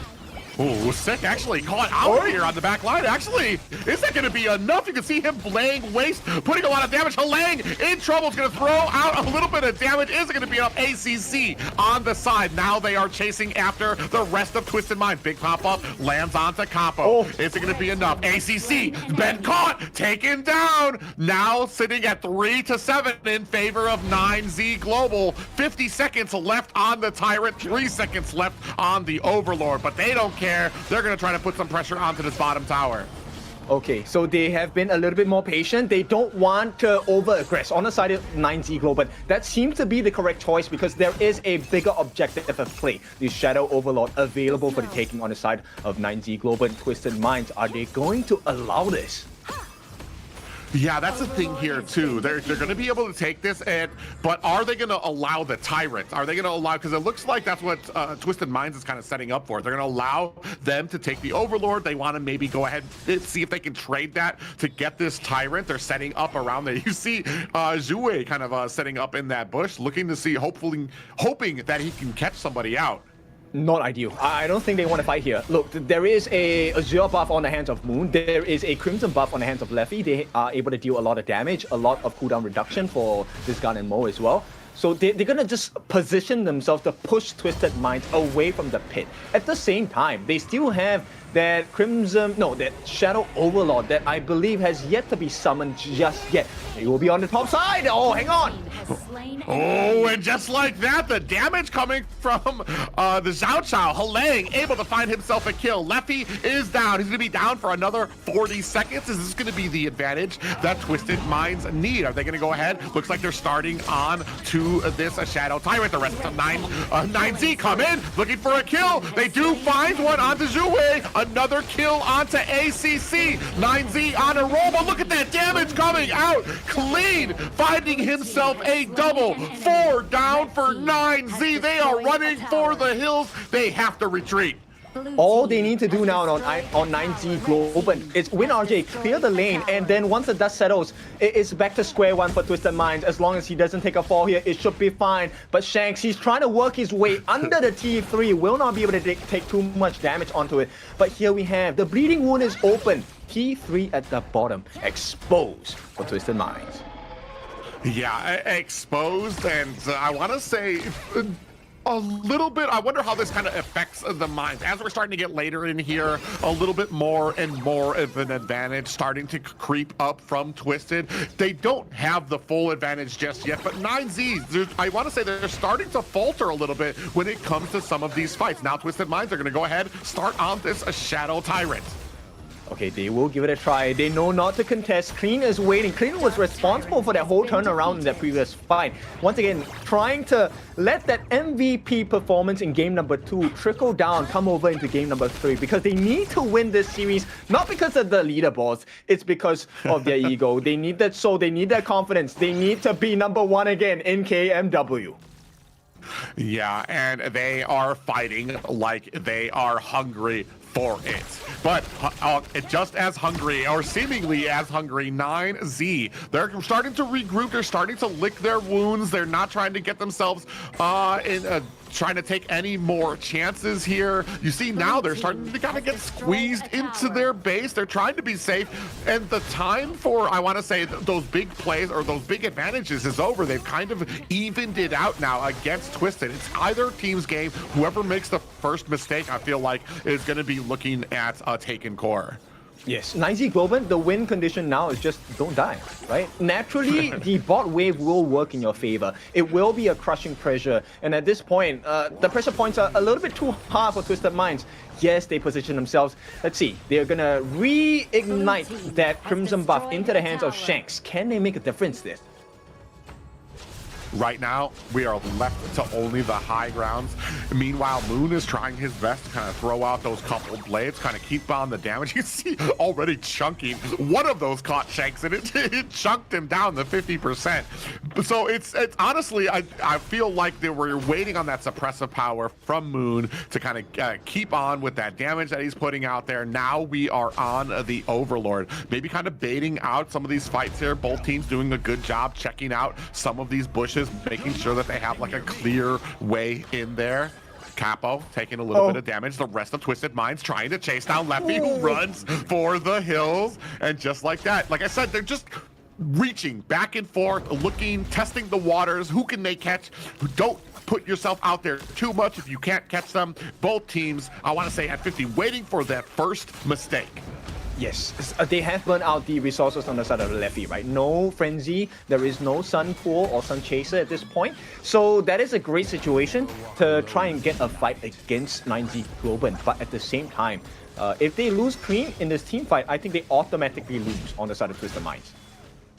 Yeah, in the same way, I like that Wind is doing such a great job trying to do these split pushing. He knows he's got that ultimate. We do have that ultimate coming out there.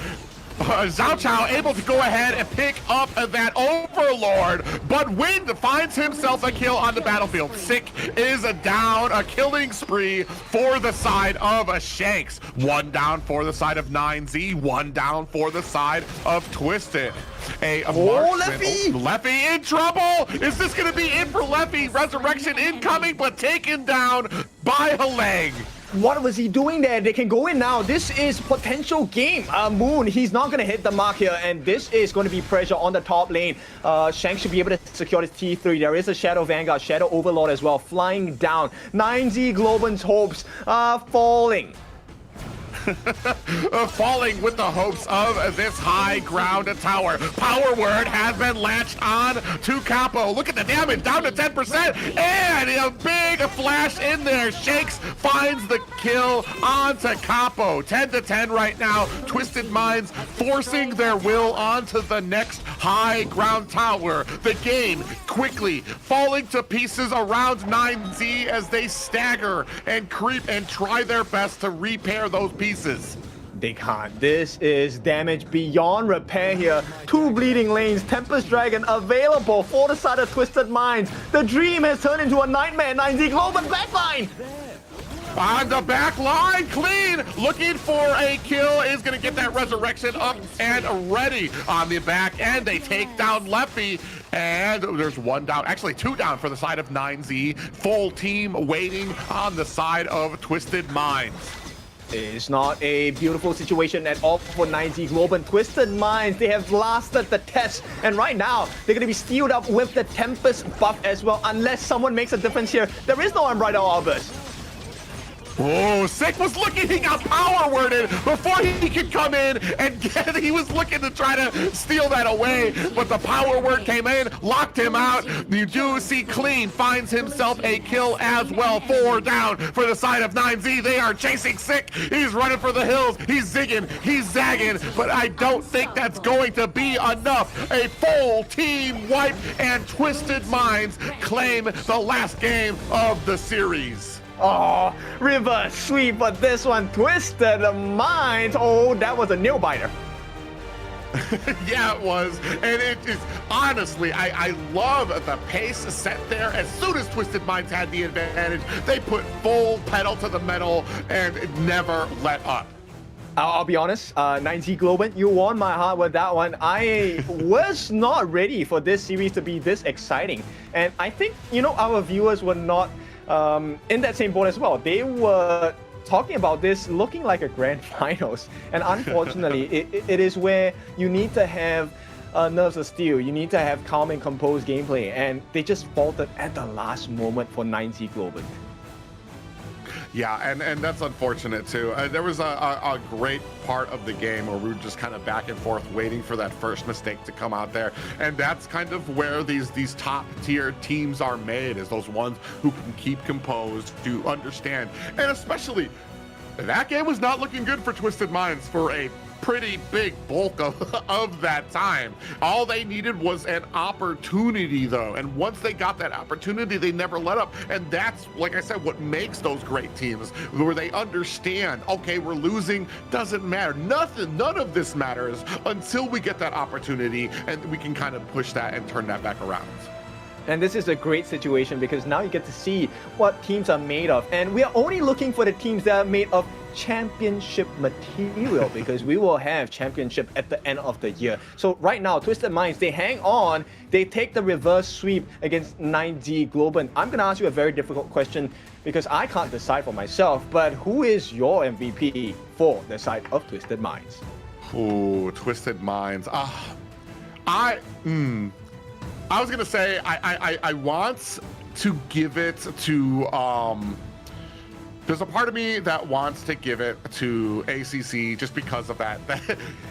There was a point where Sick was coming in on that Luna, and he was definitely going to try to steal. He had great timing for it too, and ACC was right there, locked the power word on him, and there was nothing else that could happen there.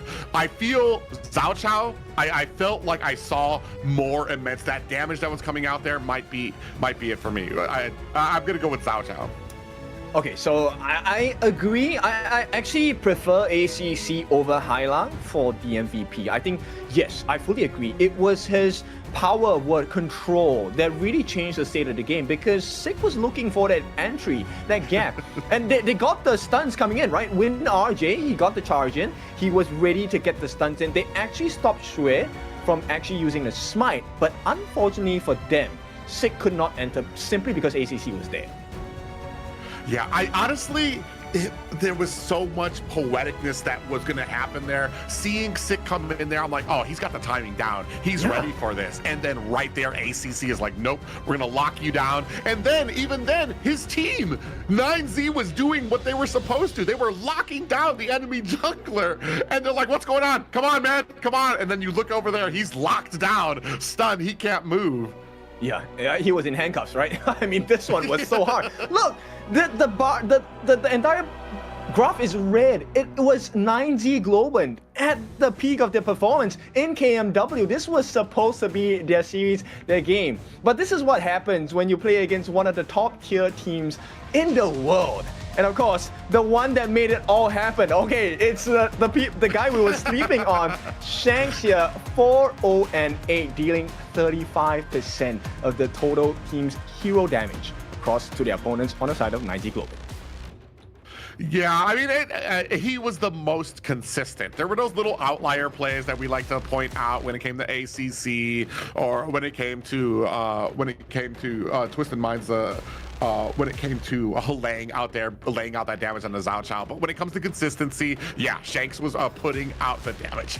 Most of these highlights are going to be basically 9Z pushing their way through Twisted Minds.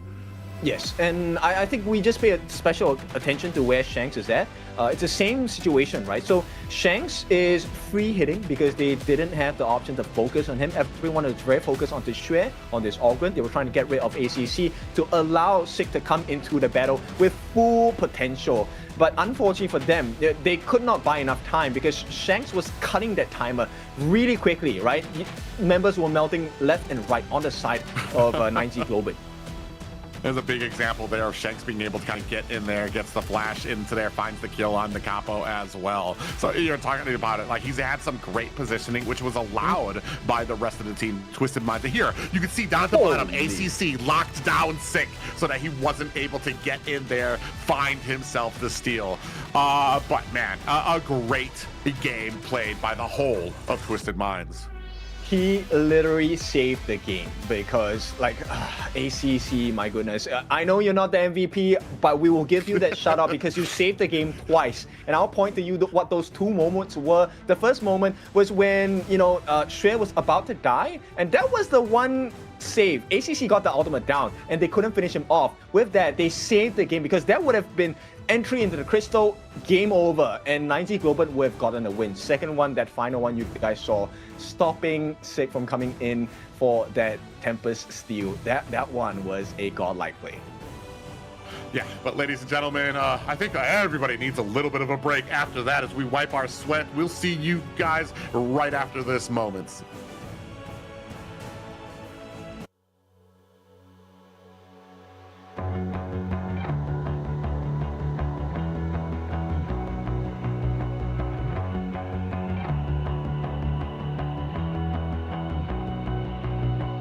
You've walked through the darkest nights. You've heard the crowd, felt the blinding light. You were standing there when your heart comes alive. It's a dream of a hat, and it never dies. Right here, right now, give it all, get it out. Never surrender, I fight and never fail. I am a contender, a challenge I can feel.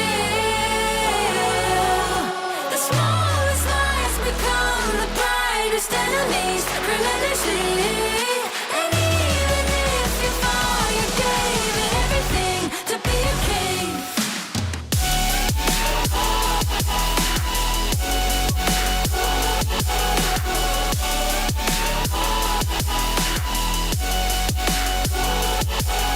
The smallest lies become the brightest enemies, relentlessly.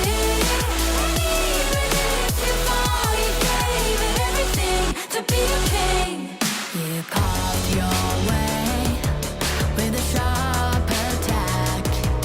You watched it all burn, and you never looked back. There will come a day when your fears will rise. You protect your crown, so it never dies. Never a surrender, I fight and never fail. I am a contender, a challenge I can feel.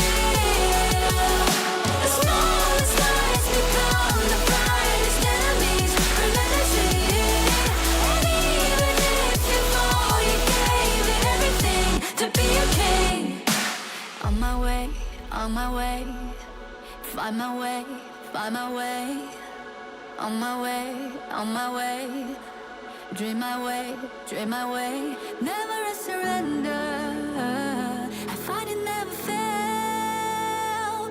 I'm a contender, and challenge I can feel.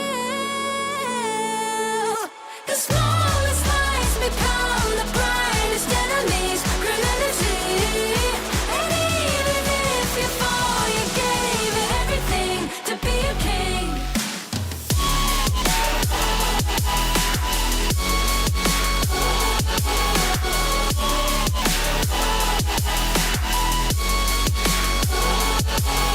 The smallest lies become the brightest enemies, relentlessly.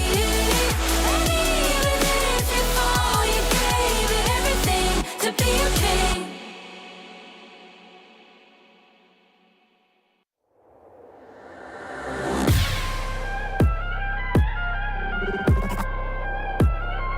Turn it back.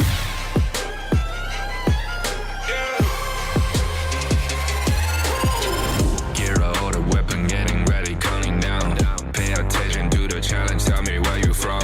Gotta be tough, gotta be strong, gotta be savage like animal. Every time you tryna push me down. Look at me, I'll Put the line down when I run around, and I'll make a sign, I will catch you. Watch out, it's better feel, got no mercy. Look at me, I'll be rising. Carry the season, look out the down, gonna wibble. You never hesitate for another moment, but my bone is golden. I'm invincible, just let him know. I can show you all the glory I own. Through the jungle, find a way to the palace. I'm waiting here. Go, live and rock and we go.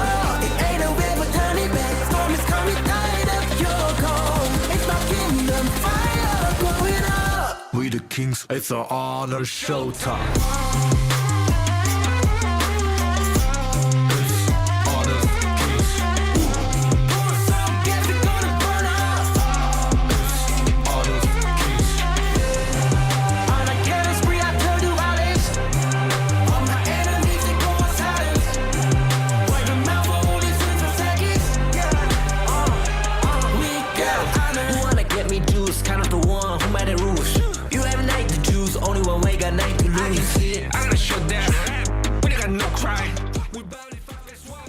Welcome back. It is time to revisit the West where the best reside. It is your favorite kind of tofu, kindofu, and with me is a private dancer. Yeah, if you guys were worn out from that last series, don't worry, we have one more final series, action-packed, full to close out our night. Okay, and that's not enough. You also have the Mirage City skins coming in. The Mayin, Fang, as well as Shangguan skins are available. In fact, you can get one of them for free. All you have to do is to share your code and help others get their codes down as well. Oh man, and we were just talking about that. Like, we still have one more exciting series to go. It's going to be OG taking on BTK. Possibly, maybe we might see some signs of life from BTK like we did. They might surprise us like we saw from 9Z. Okay, I mean, it's a bit of a stretch, but you know what? Sometimes we need to get the stretch in for the exercise.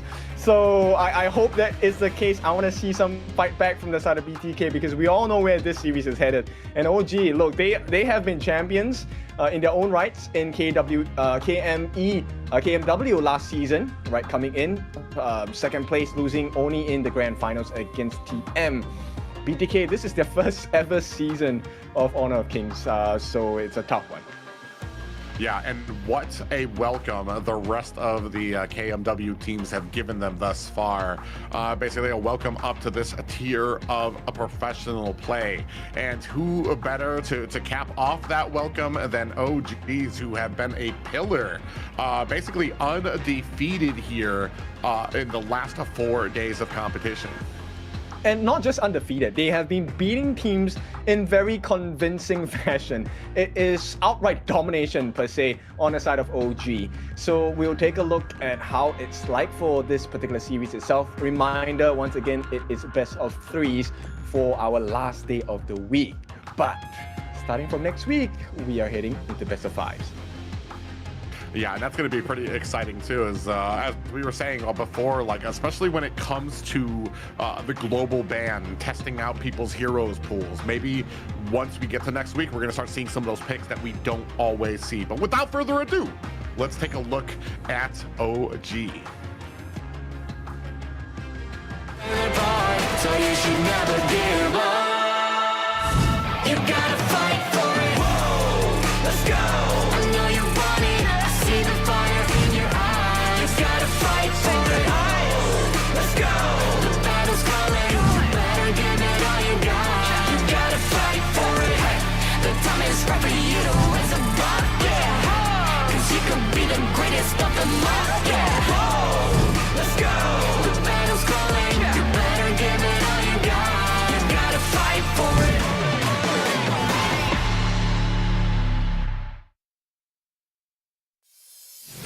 OG! This is the team that you need to watch out for. Dream OG, that's their tagline, represented by Kirker in the clash lane, Dao in the jungle, Wen in the mid, An in the farm lane, of course, Muchen in the roam. A team that got a pentakill yesterday. Of course, credits to Mr. An. Yeah, and this entire team we've talked about before, there's so many killing factors, or not even killing factors, but like just so many leading factors that form all the cogwheels of this unstoppable machine.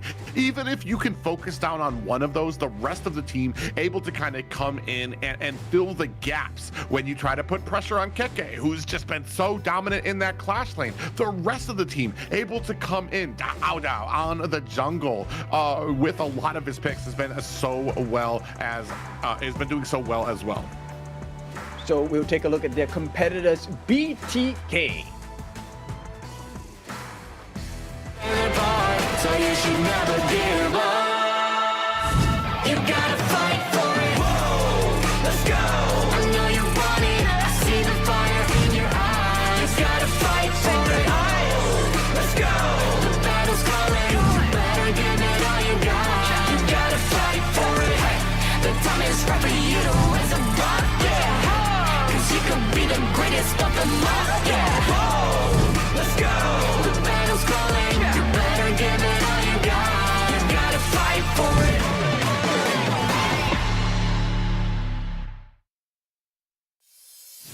And from the United States, ladies and gentlemen, the Bloodthirsty Kings are bringing up the Clash lane. It's a fried chicken. In the jungle, it's a best player one. Sitting in the farm lane, it will be MOBA Zane. The roam picked up by Shark. And finally, in the mid lane, it is Hoon. And if you want to talk about teams who have had that taste of what it is like in top tier competition of Honor of Kings, BTK is one of those teams that have had a very frustrating start, but have shown a great swaths of improvement.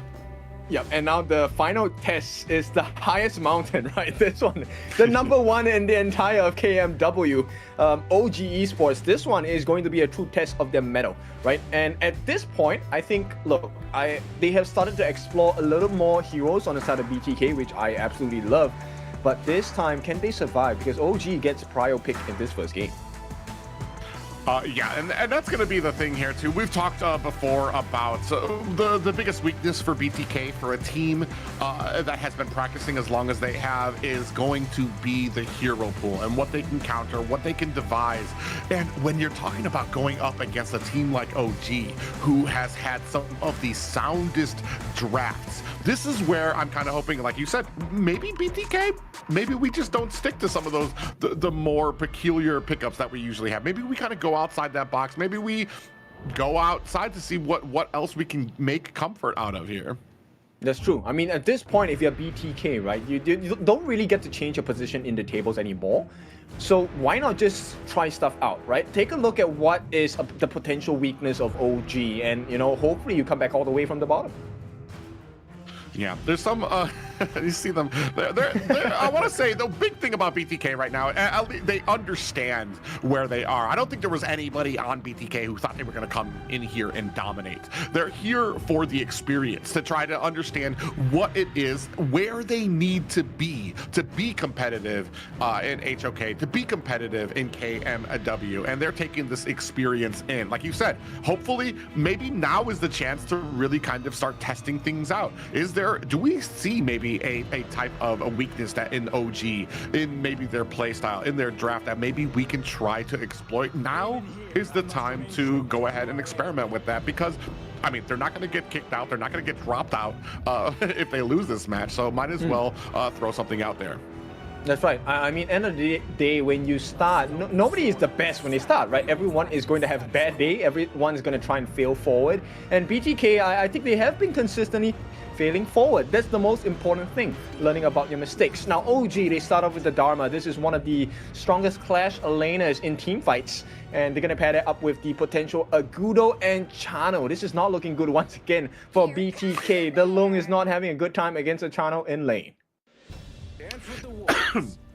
Well, yeah, with the Dharma being picked up, that's just a great setting potential for the team. Pickoffs, or just being able to kind of get in there. Oh, Hino, I'm not sure we've seen this yet from the side of BTK, so maybe something new coming out from Hoon.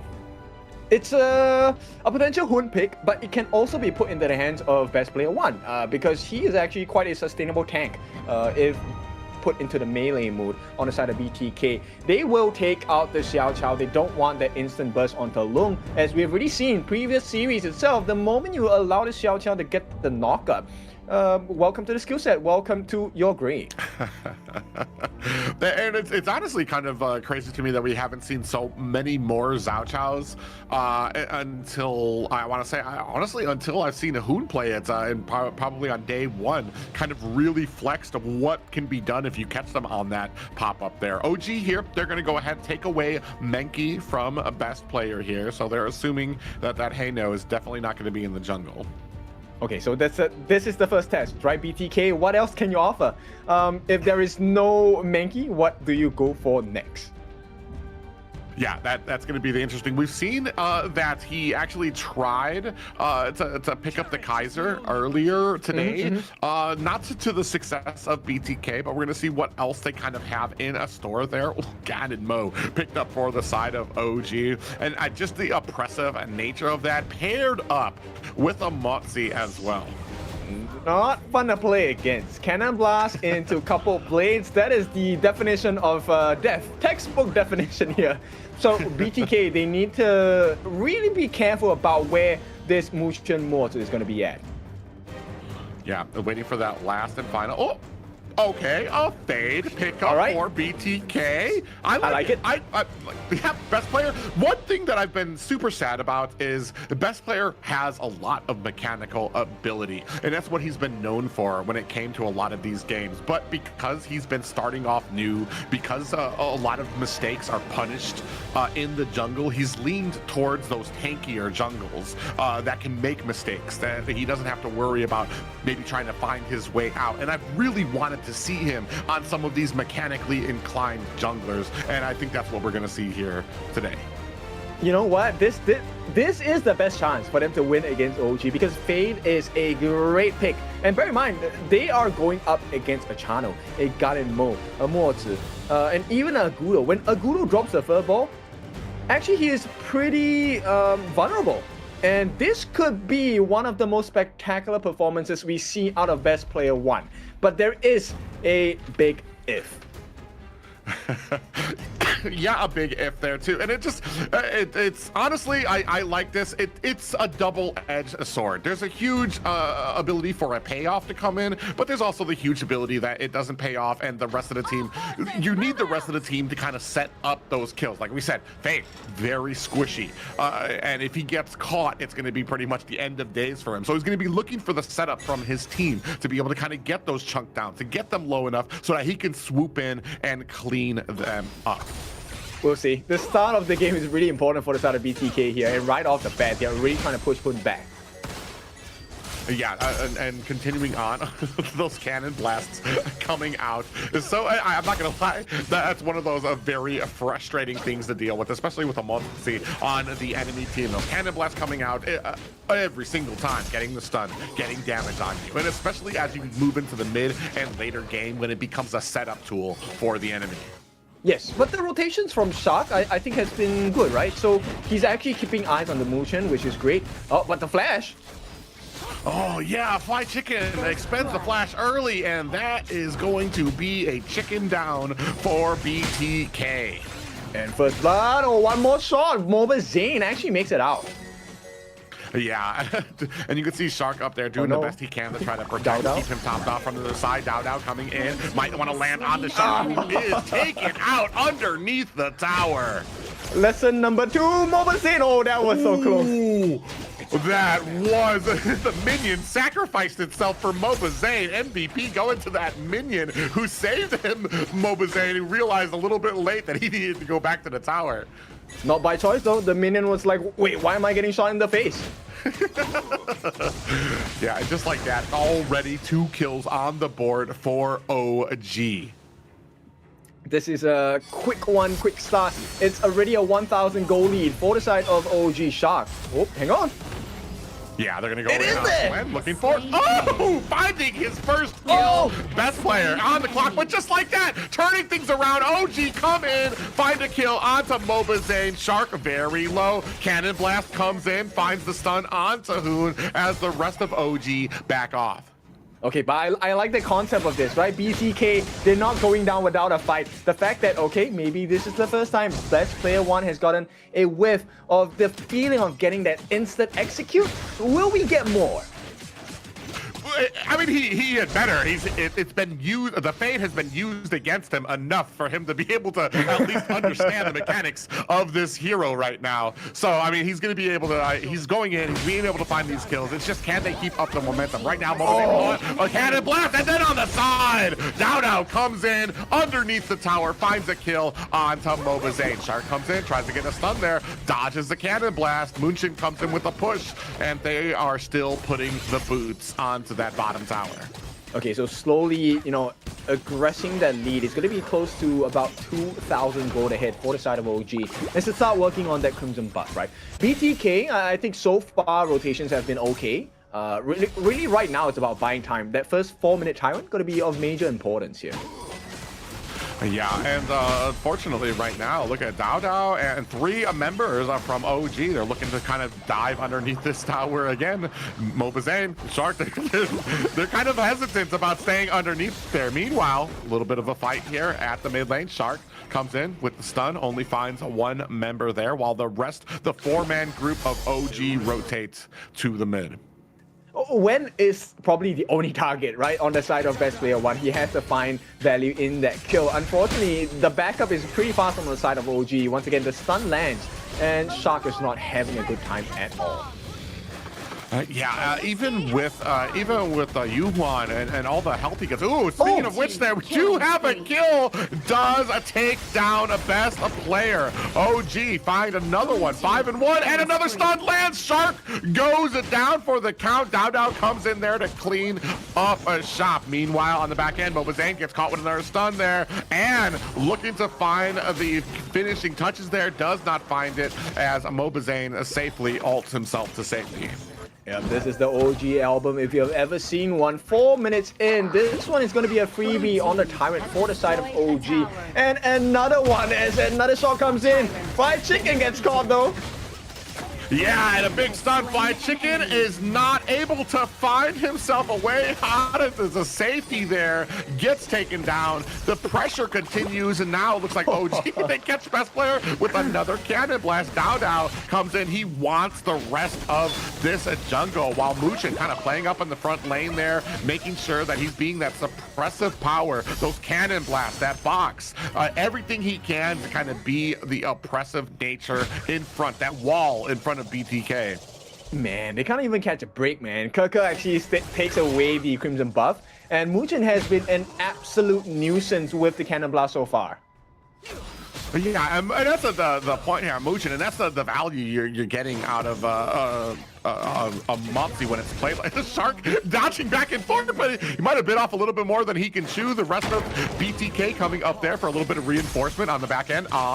Puts a little damage onto Mobazane, and just like that, even though Mobazane was able to get away, he's lowered down to 25%. Dao on the back end puts a little bit of a stomping onto best player. 3 members back there as Dao trying to look for an opportunity to get in there. Muchin coming in from the side. Hoon still trying to put out the damage. Cannon Blast catches 2 members, and that's going to be all they need to be able to distract BTK. Oh, Keke, what a catch. That mid-tower, best player down on the back end. A big flank from Keke coming in is going to be able to push BTK as his team gets another tower at mid. Oh, look at those blades coming in, and that's going to force out the infinite fastness from Mobazane. He's going to have to try to get away. The rest of the team needs to get away, and look at the pressure we're putting onto this mid tower. OG looking to end this at the 8-minute mark. They're coming in 6:35 on the map. The rest of BTK struggling to defend, while at the front, Dao, big pop-up lands onto 3 members and misses, or the cannon blast missed by Muchin, and on the side trying to lay on some of that damage. And finally, the offense is starting to wane a bit as OG decides to disembark from that from the core. I mean, they're looking at setting new records for KMW, right? Fastest game ever, maybe. But for now, BTK survived. It's a painful experience for sure. T3 in the mid has been wiped clean off the base of BloodThirstyKings, and one more snipe coming in, attempted by the side of OG for Wen. Yeah, and that's something that you don't always see too often when it comes to teams like this, is they just push their way. They just burn the hole through mid instead of like doing what a lot of teams do, which is just go side tower, tier 2, tier 2, tier 2, tier 1, tier 1. Oh, and just like that, 3 members of BTK done and dusted. OG find a total wipeout of BTK. Now they're going to turn their attention to the high ground towers on the bottom end, looking to close this one up. Yeah, the level damage, level difference is just too big. There is going to be best player 1. What can he do? Gets pushed away, and he's going to be taken as cannon fodder at this point. Yeah, that is a wrap. At the 8-minute and 11 mark, that is going to be OGs with a dominant victory. Is that the fastest game ever? It's one of the fastest ones I've cast for, at least. That was OGs absolutely understood the assignments, and like I said, like you usually see teams, they'll go from the left, take the tier 1, then tier 2. No, they just burned a hole right through the middle of the map, all the way to take down the high ground at that mid.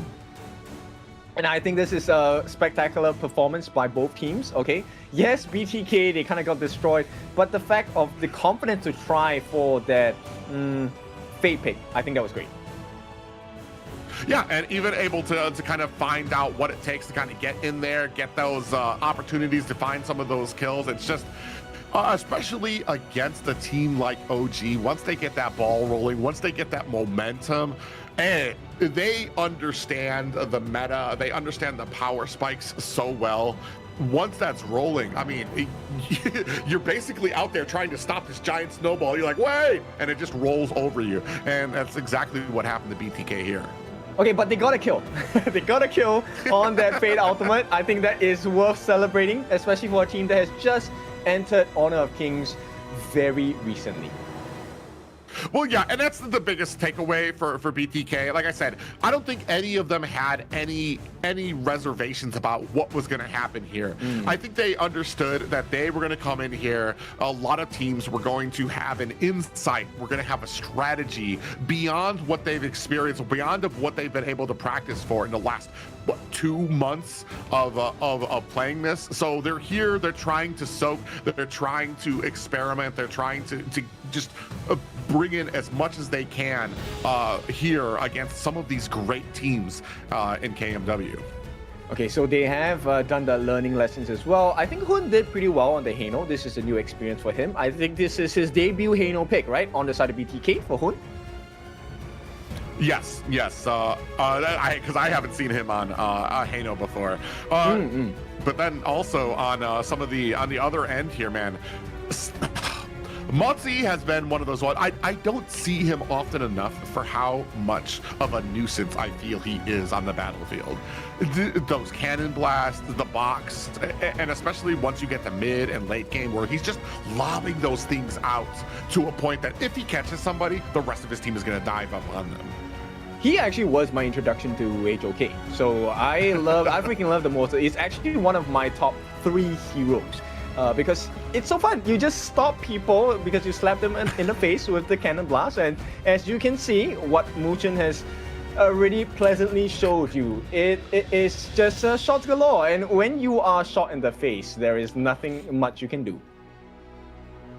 Yeah, and especially that mix with the Ganon Mo, mixed with those blades, it was pretty much a doom. The chunking first, and you can take a look here, the gold, all OG, all a game, and they understood what they needed to do, and they did not allow any breathing room from BTK. Yes, they did not. And no, I'm not eating anything. I'm just having a little bit of pressure coming from BTK's games. But we'll see who the MVP is. It is going to be Kaka. This guy, 6-0-1, dealing only 18% of the team's hero damage. You know why? Because the game did not go on long enough. And this guy was not playing as a Clash laner. He was playing as a Hunter because he was going in for Best Player 1 throughout the entire game. Oh yeah, and just diving in there, and that's a low percentage of health just shows how much of like surgical work he was doing. He wasn't laying on a ton of damage. He was doing just enough damage to get some of those kills. There's that lone kill there by a best player.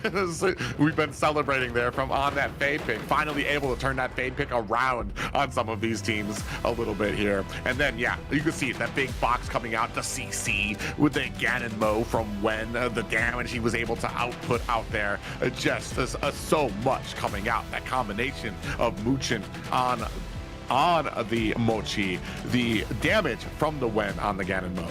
Yeah, this one was just a Kirker highlight reel, right? He was just consistently looking for all those openings. The stuns coming in from Muchen was on point as well, and even the think inside the box, it really made the biggest difference. And I think this is a great learning experience for the side of BTK. Once again, it's a great practice for OG to really get the synergies in place because they want to make sure they do not want to lose that grand final slot against Twisted Mind or even 9Z Globant this season.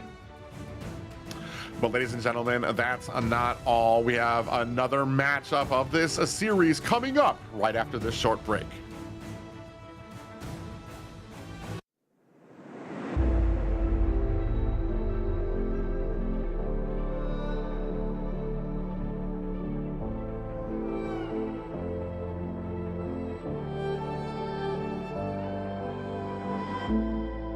We're no strangers to the fallout. It's what got us here. Ever changing, some chameleon. Blood, sweat, and tears. We'll never make it if we fall to everything that brings us down. With a comeback is now. Blood, sweat, and tears. Fight for what we want. Doesn't matter the cost. Every day, put in work. Blood, sweat, and tears. Nothing comes overnight. Strength in numbers start to line. We don't bow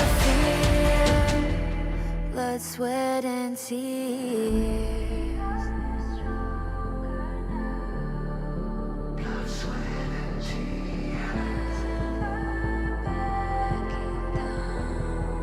Blood, sweat, and tears.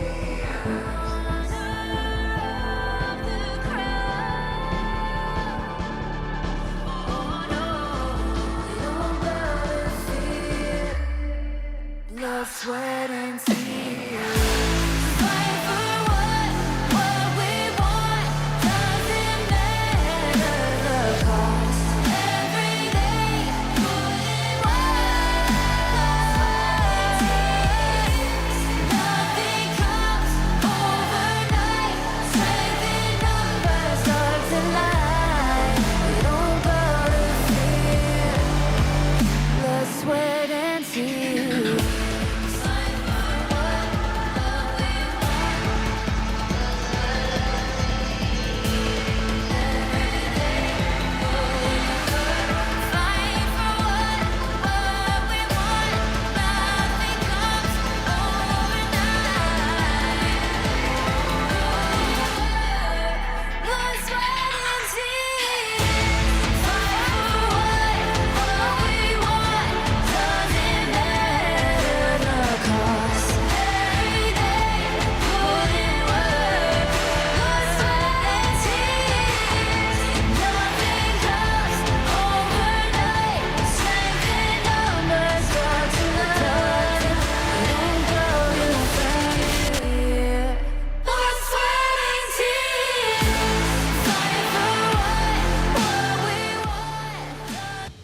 Welcome back. It is time for the potential last game of this series as OG will fight against BTK in the second game of this best of 3.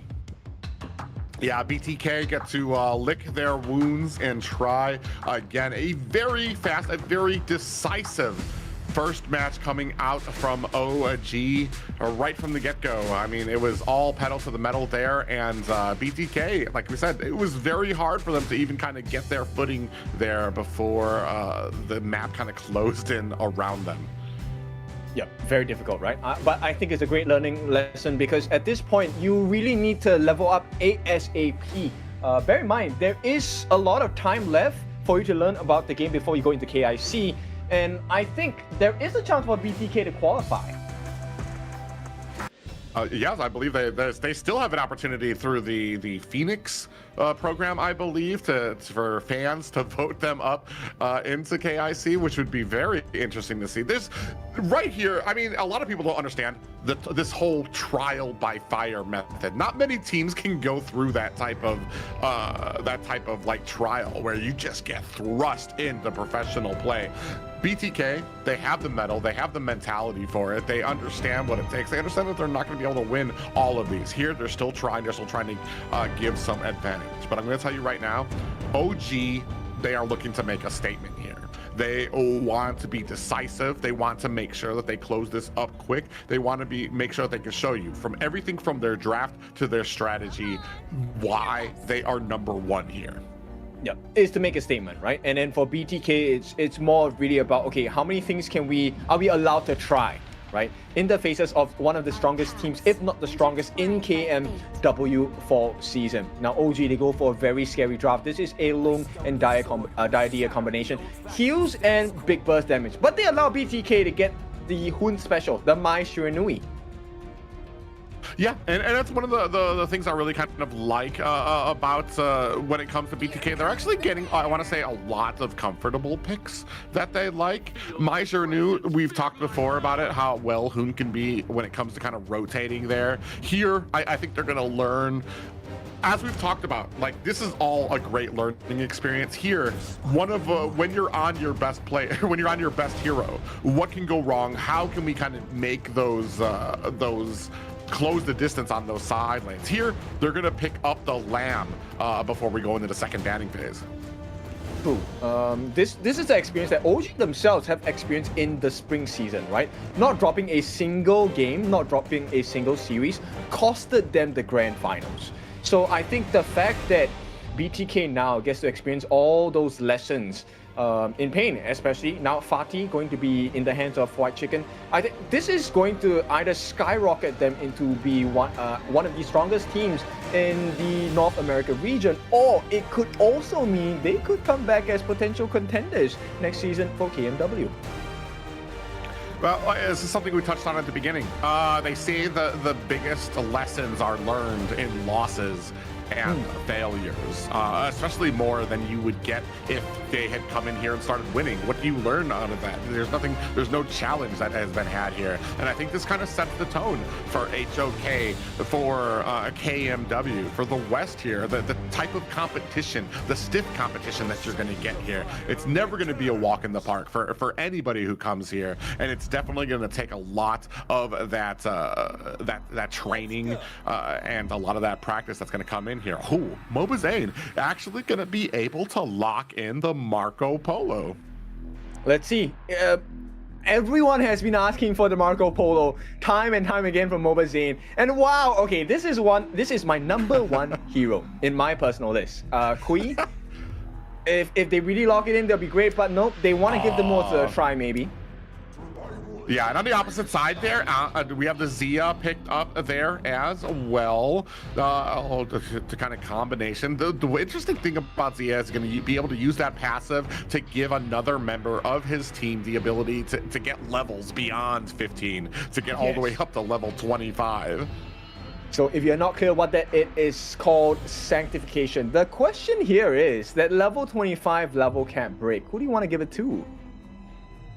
Honestly, I'm not gonna lie. When I'm playing Zia, it's whoever's doing the best. Whoever's closest to that level 15, I give it to them. And they can go ahead and carry with it. Here, I mean, honestly, depending on how well Lamb is doing, how well, I honestly, I think it's a cross between your jungler and your farm laner, depending on how well they're doing here. I've seen farm laners can be probably a little bit. Because of how well they can do, how fast they can grow, sometimes it'll probably go over to them. I like that mindset. I mean, as a Zia, you kind of be the judge, right? It's like, okay, you die once. No, I'm not giving you the sanctification. Let's have others give it a try. But nonetheless, of course, it's all fun and games for now, right? OG against a BTK series point as BTK trying to learn even more about the game.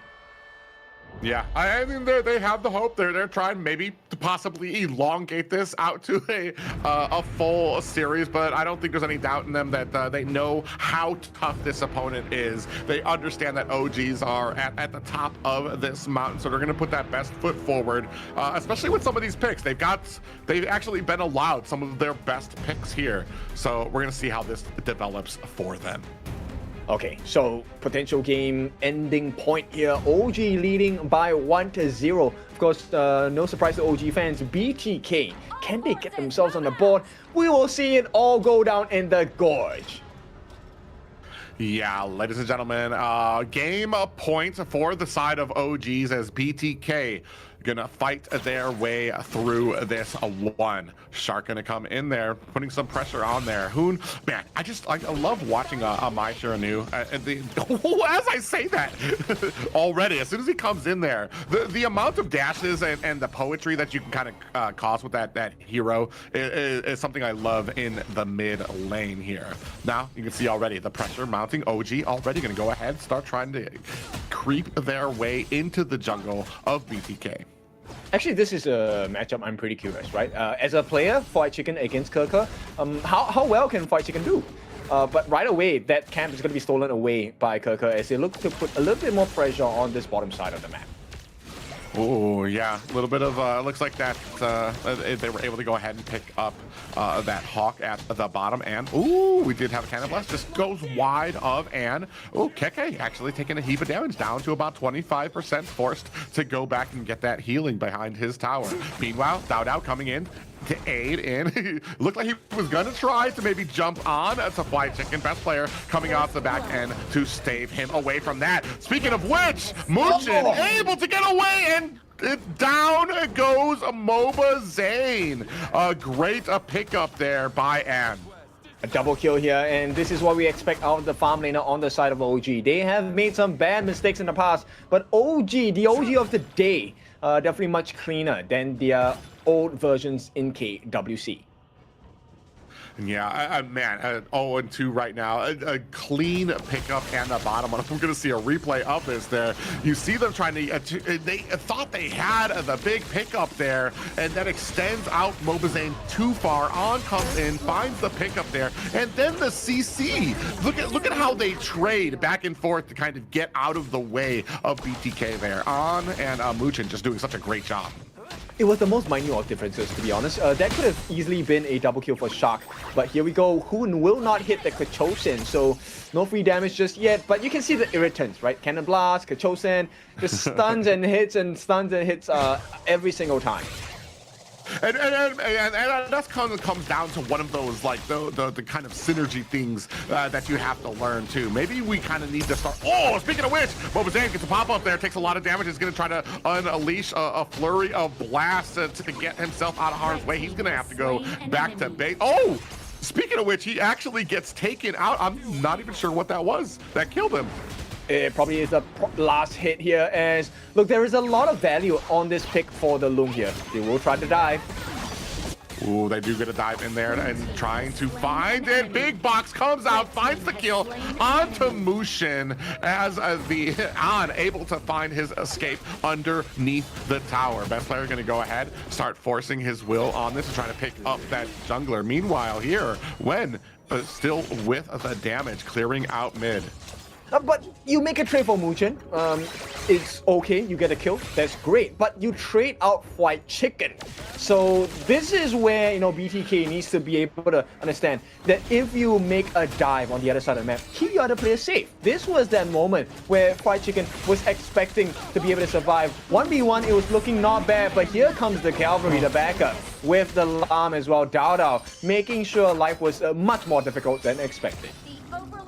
Oh man, and it's just those 1v1 fights where you just want to be like, no, hold on, this is 1v1, guys, no, and then you end up getting taken out. This is a team game here. Speaking of which, a whole team clashing right now as OG going ahead. Oh, locked down, Wet actually gets taken out, and Fried Chicken able to find a kill onto An. Meanwhile, Best Player finds a kill of his own. Now, trying to push this pressure onto the mid lane. BTK finding themselves a little bit of an advantage in the mid lane. Now going to try to continue that into enemy jungle territory.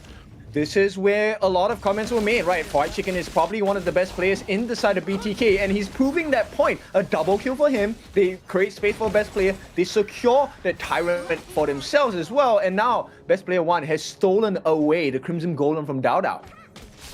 Yeah, and I like it because it's not just kills, it's not just the tower, they're also going in the enemy territory. Speaking of which, big pop-up lands on the here. Fried Chicken in trouble, turns it around. A big flash comes out, and down goes Keke. All right, some signs of life from BTK. Not as easy as they would have it, but OG, they still have that goal lead. Albeit, that mid T1 is gone. Yeah, and starting to clear out their jungle here. I want to say the advantage, a small advantage for the side of BTK, especially because it's that mid tower that is down. That really kind of opens up the map, especially once you start getting the team fight territory. It means that OG has less of or they don't have as much security. They don't have that tower there if they want to back up because they've taken a bad fight or they've got ganked. Yes, you can kind of approach the jungle hangar. What was that? Yeah, they teleport in there, they show BTK where they were, and they immediately, BTK answer with a whole set of a stun and take down 2 members of OG. Yep, the bait not gonna work out here, trying to bait them under the tower, and it's a double kill for best player 1. They actually get access into the T2 in the middle as well. Fried Chicken, this is the best performance so far. I really think we should take a look at him more because his Fatih, his questioning actually has been quite on point. Yeah, I feel like the only problem has been when teams realize how strong he is, they do a huge job of being able to put the pressure on to there. Oh, speaking of which, big pressure, 4 members latch on to BTK, and Wen takes himself a kill as well.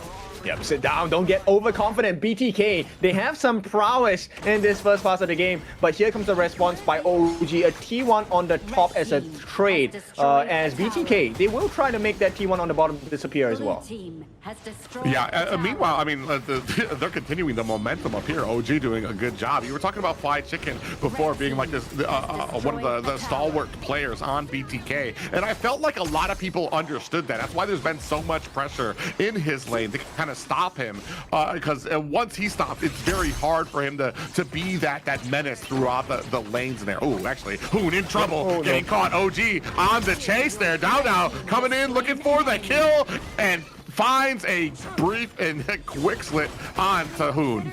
Yep, you can't escape this combination, right? Number 1, the alarm is able to chase you for much further distances. Mutin also gets the lockdown, and once again, they go on that prowls, they hunt on best player 1.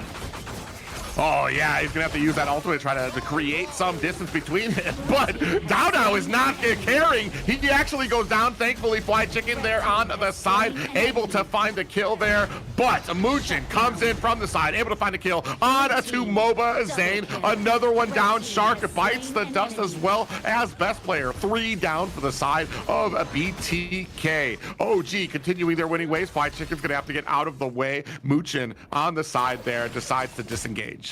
Just having the better CC, right? Crowd control on the side of OG to be able to win that fight. Yes, and this is where you see the value of Alarm against an Agudo. The iframes working out for Dao a lot more. Now Kirker forces the flash. Yeah, he is going to use the flash. Fried Chicken is on the hunt, trying to get into there, but he's going to use that set sail to run him to safety.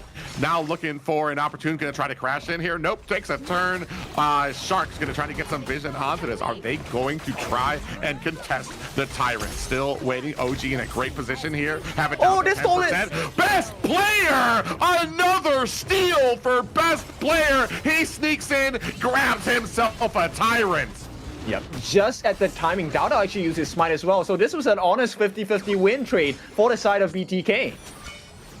I mean, there's 1, 2, 3, 4 times best player has done it. At this point, I don't think I can call it luck anymore. But now, continuing on the hug, OG pressuring into BTK, looking for a kill on, finds one onto Shark. Now Lamb, Dao comes in, finds a kill onto Hoon, trying to put on the suppressive power. Moba's into the back line, is going to try to use that flash to get away, but Muchin trying to hunt him down and finds the kill.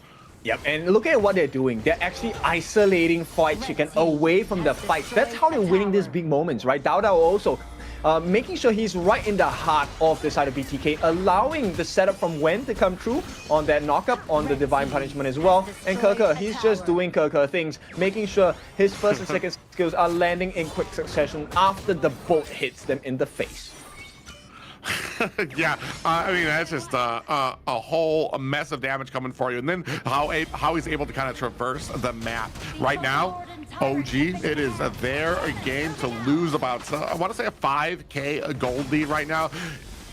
I don't think that they ever were panicking about it. So, they knew what they needed to do, knew what kind of fights they needed to take. 10% left on this Tyrant, and that is going to be another one for the side of OG. BTK beeline. be able to get this before they come in. Set sail, crashes into 2 members. Big pop-up, down goes Moba Zane. Keke with the kill there as well.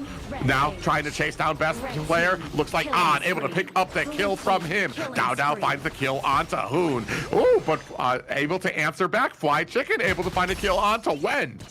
This is a classic move you have to learn in HOK. After you take the Tyrant, you make a beeline straight to the Overlord. That is why teams make that call to go for the Tyrant first. You have fighting prowess, and now Shark. Yeah, you can see off screen, Chicken fighting for his life right now, trying to get the kill onto Sunsei, trying to get away, battling back and forth, but the enemy team coming in, OG are never alone. Fly to Chicken and gets taken down by Dow. Truly a chicken in water here. The Shark comes from below, swallows him whole here. And OG, they have a very dominant lead as Moba Zane is going to be taken down again. T3 in the mid has been taken down, so it's just a matter of time before OG finds another opening.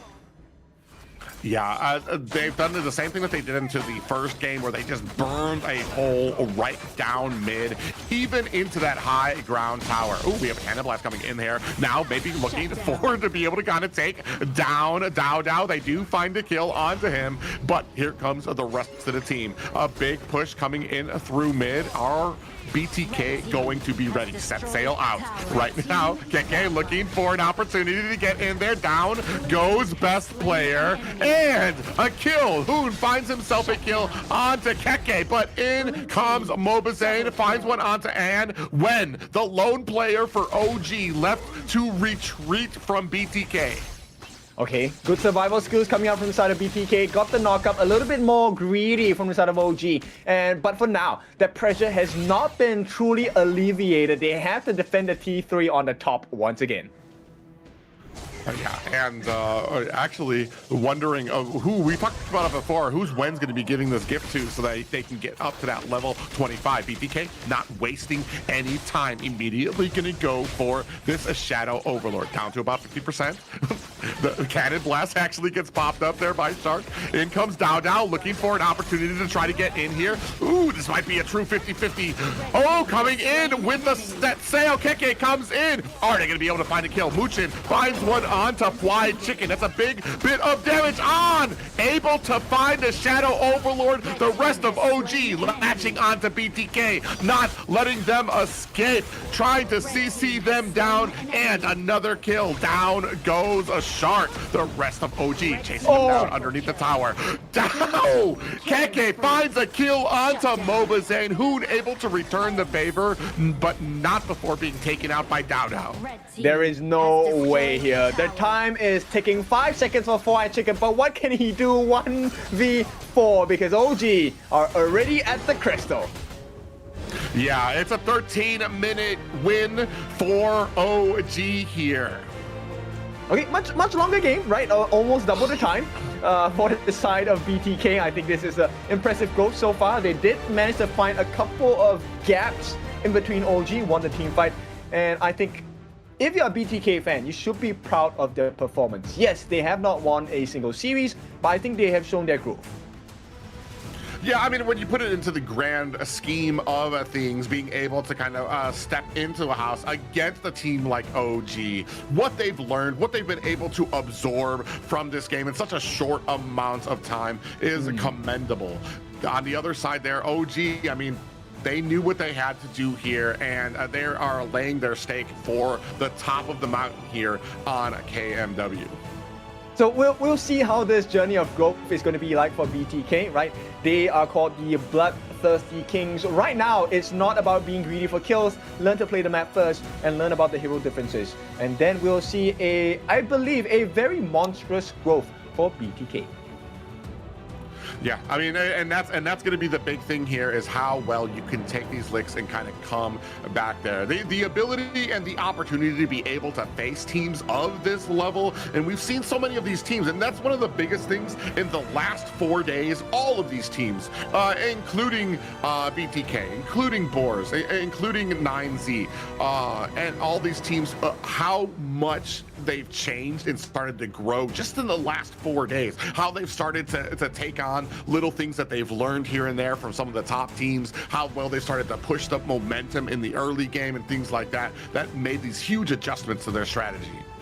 Yes, so we conclude the day, but we'll take a look at the stats as well, right? A couple of things that you want to try and understand. Number one, the matchup. Why do we always say Lam is the counter to Agudo, right? Do you notice how long Dauda was actually surviving in fights 1v3, by the way, against the different members? And this is not about BTK players having a weaker standing or understanding of the game. It really is the way that the kit is built for the Lam. So let's take a look at OG BTK. Yes, it is a 2-0 scoreline, pretty simple, straightforward win.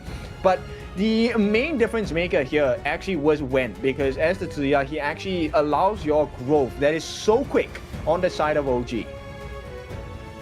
Yeah, and having such great placement on him to unload on a lot of that damage. Not getting the kills, but that suppressive firepower out there. Another big name there, Keke, just on that set sail ultimate, traversing the map and being able to kind of come in and find those great marks on to BTK. As we take a look here at the stats, Fight Chicken.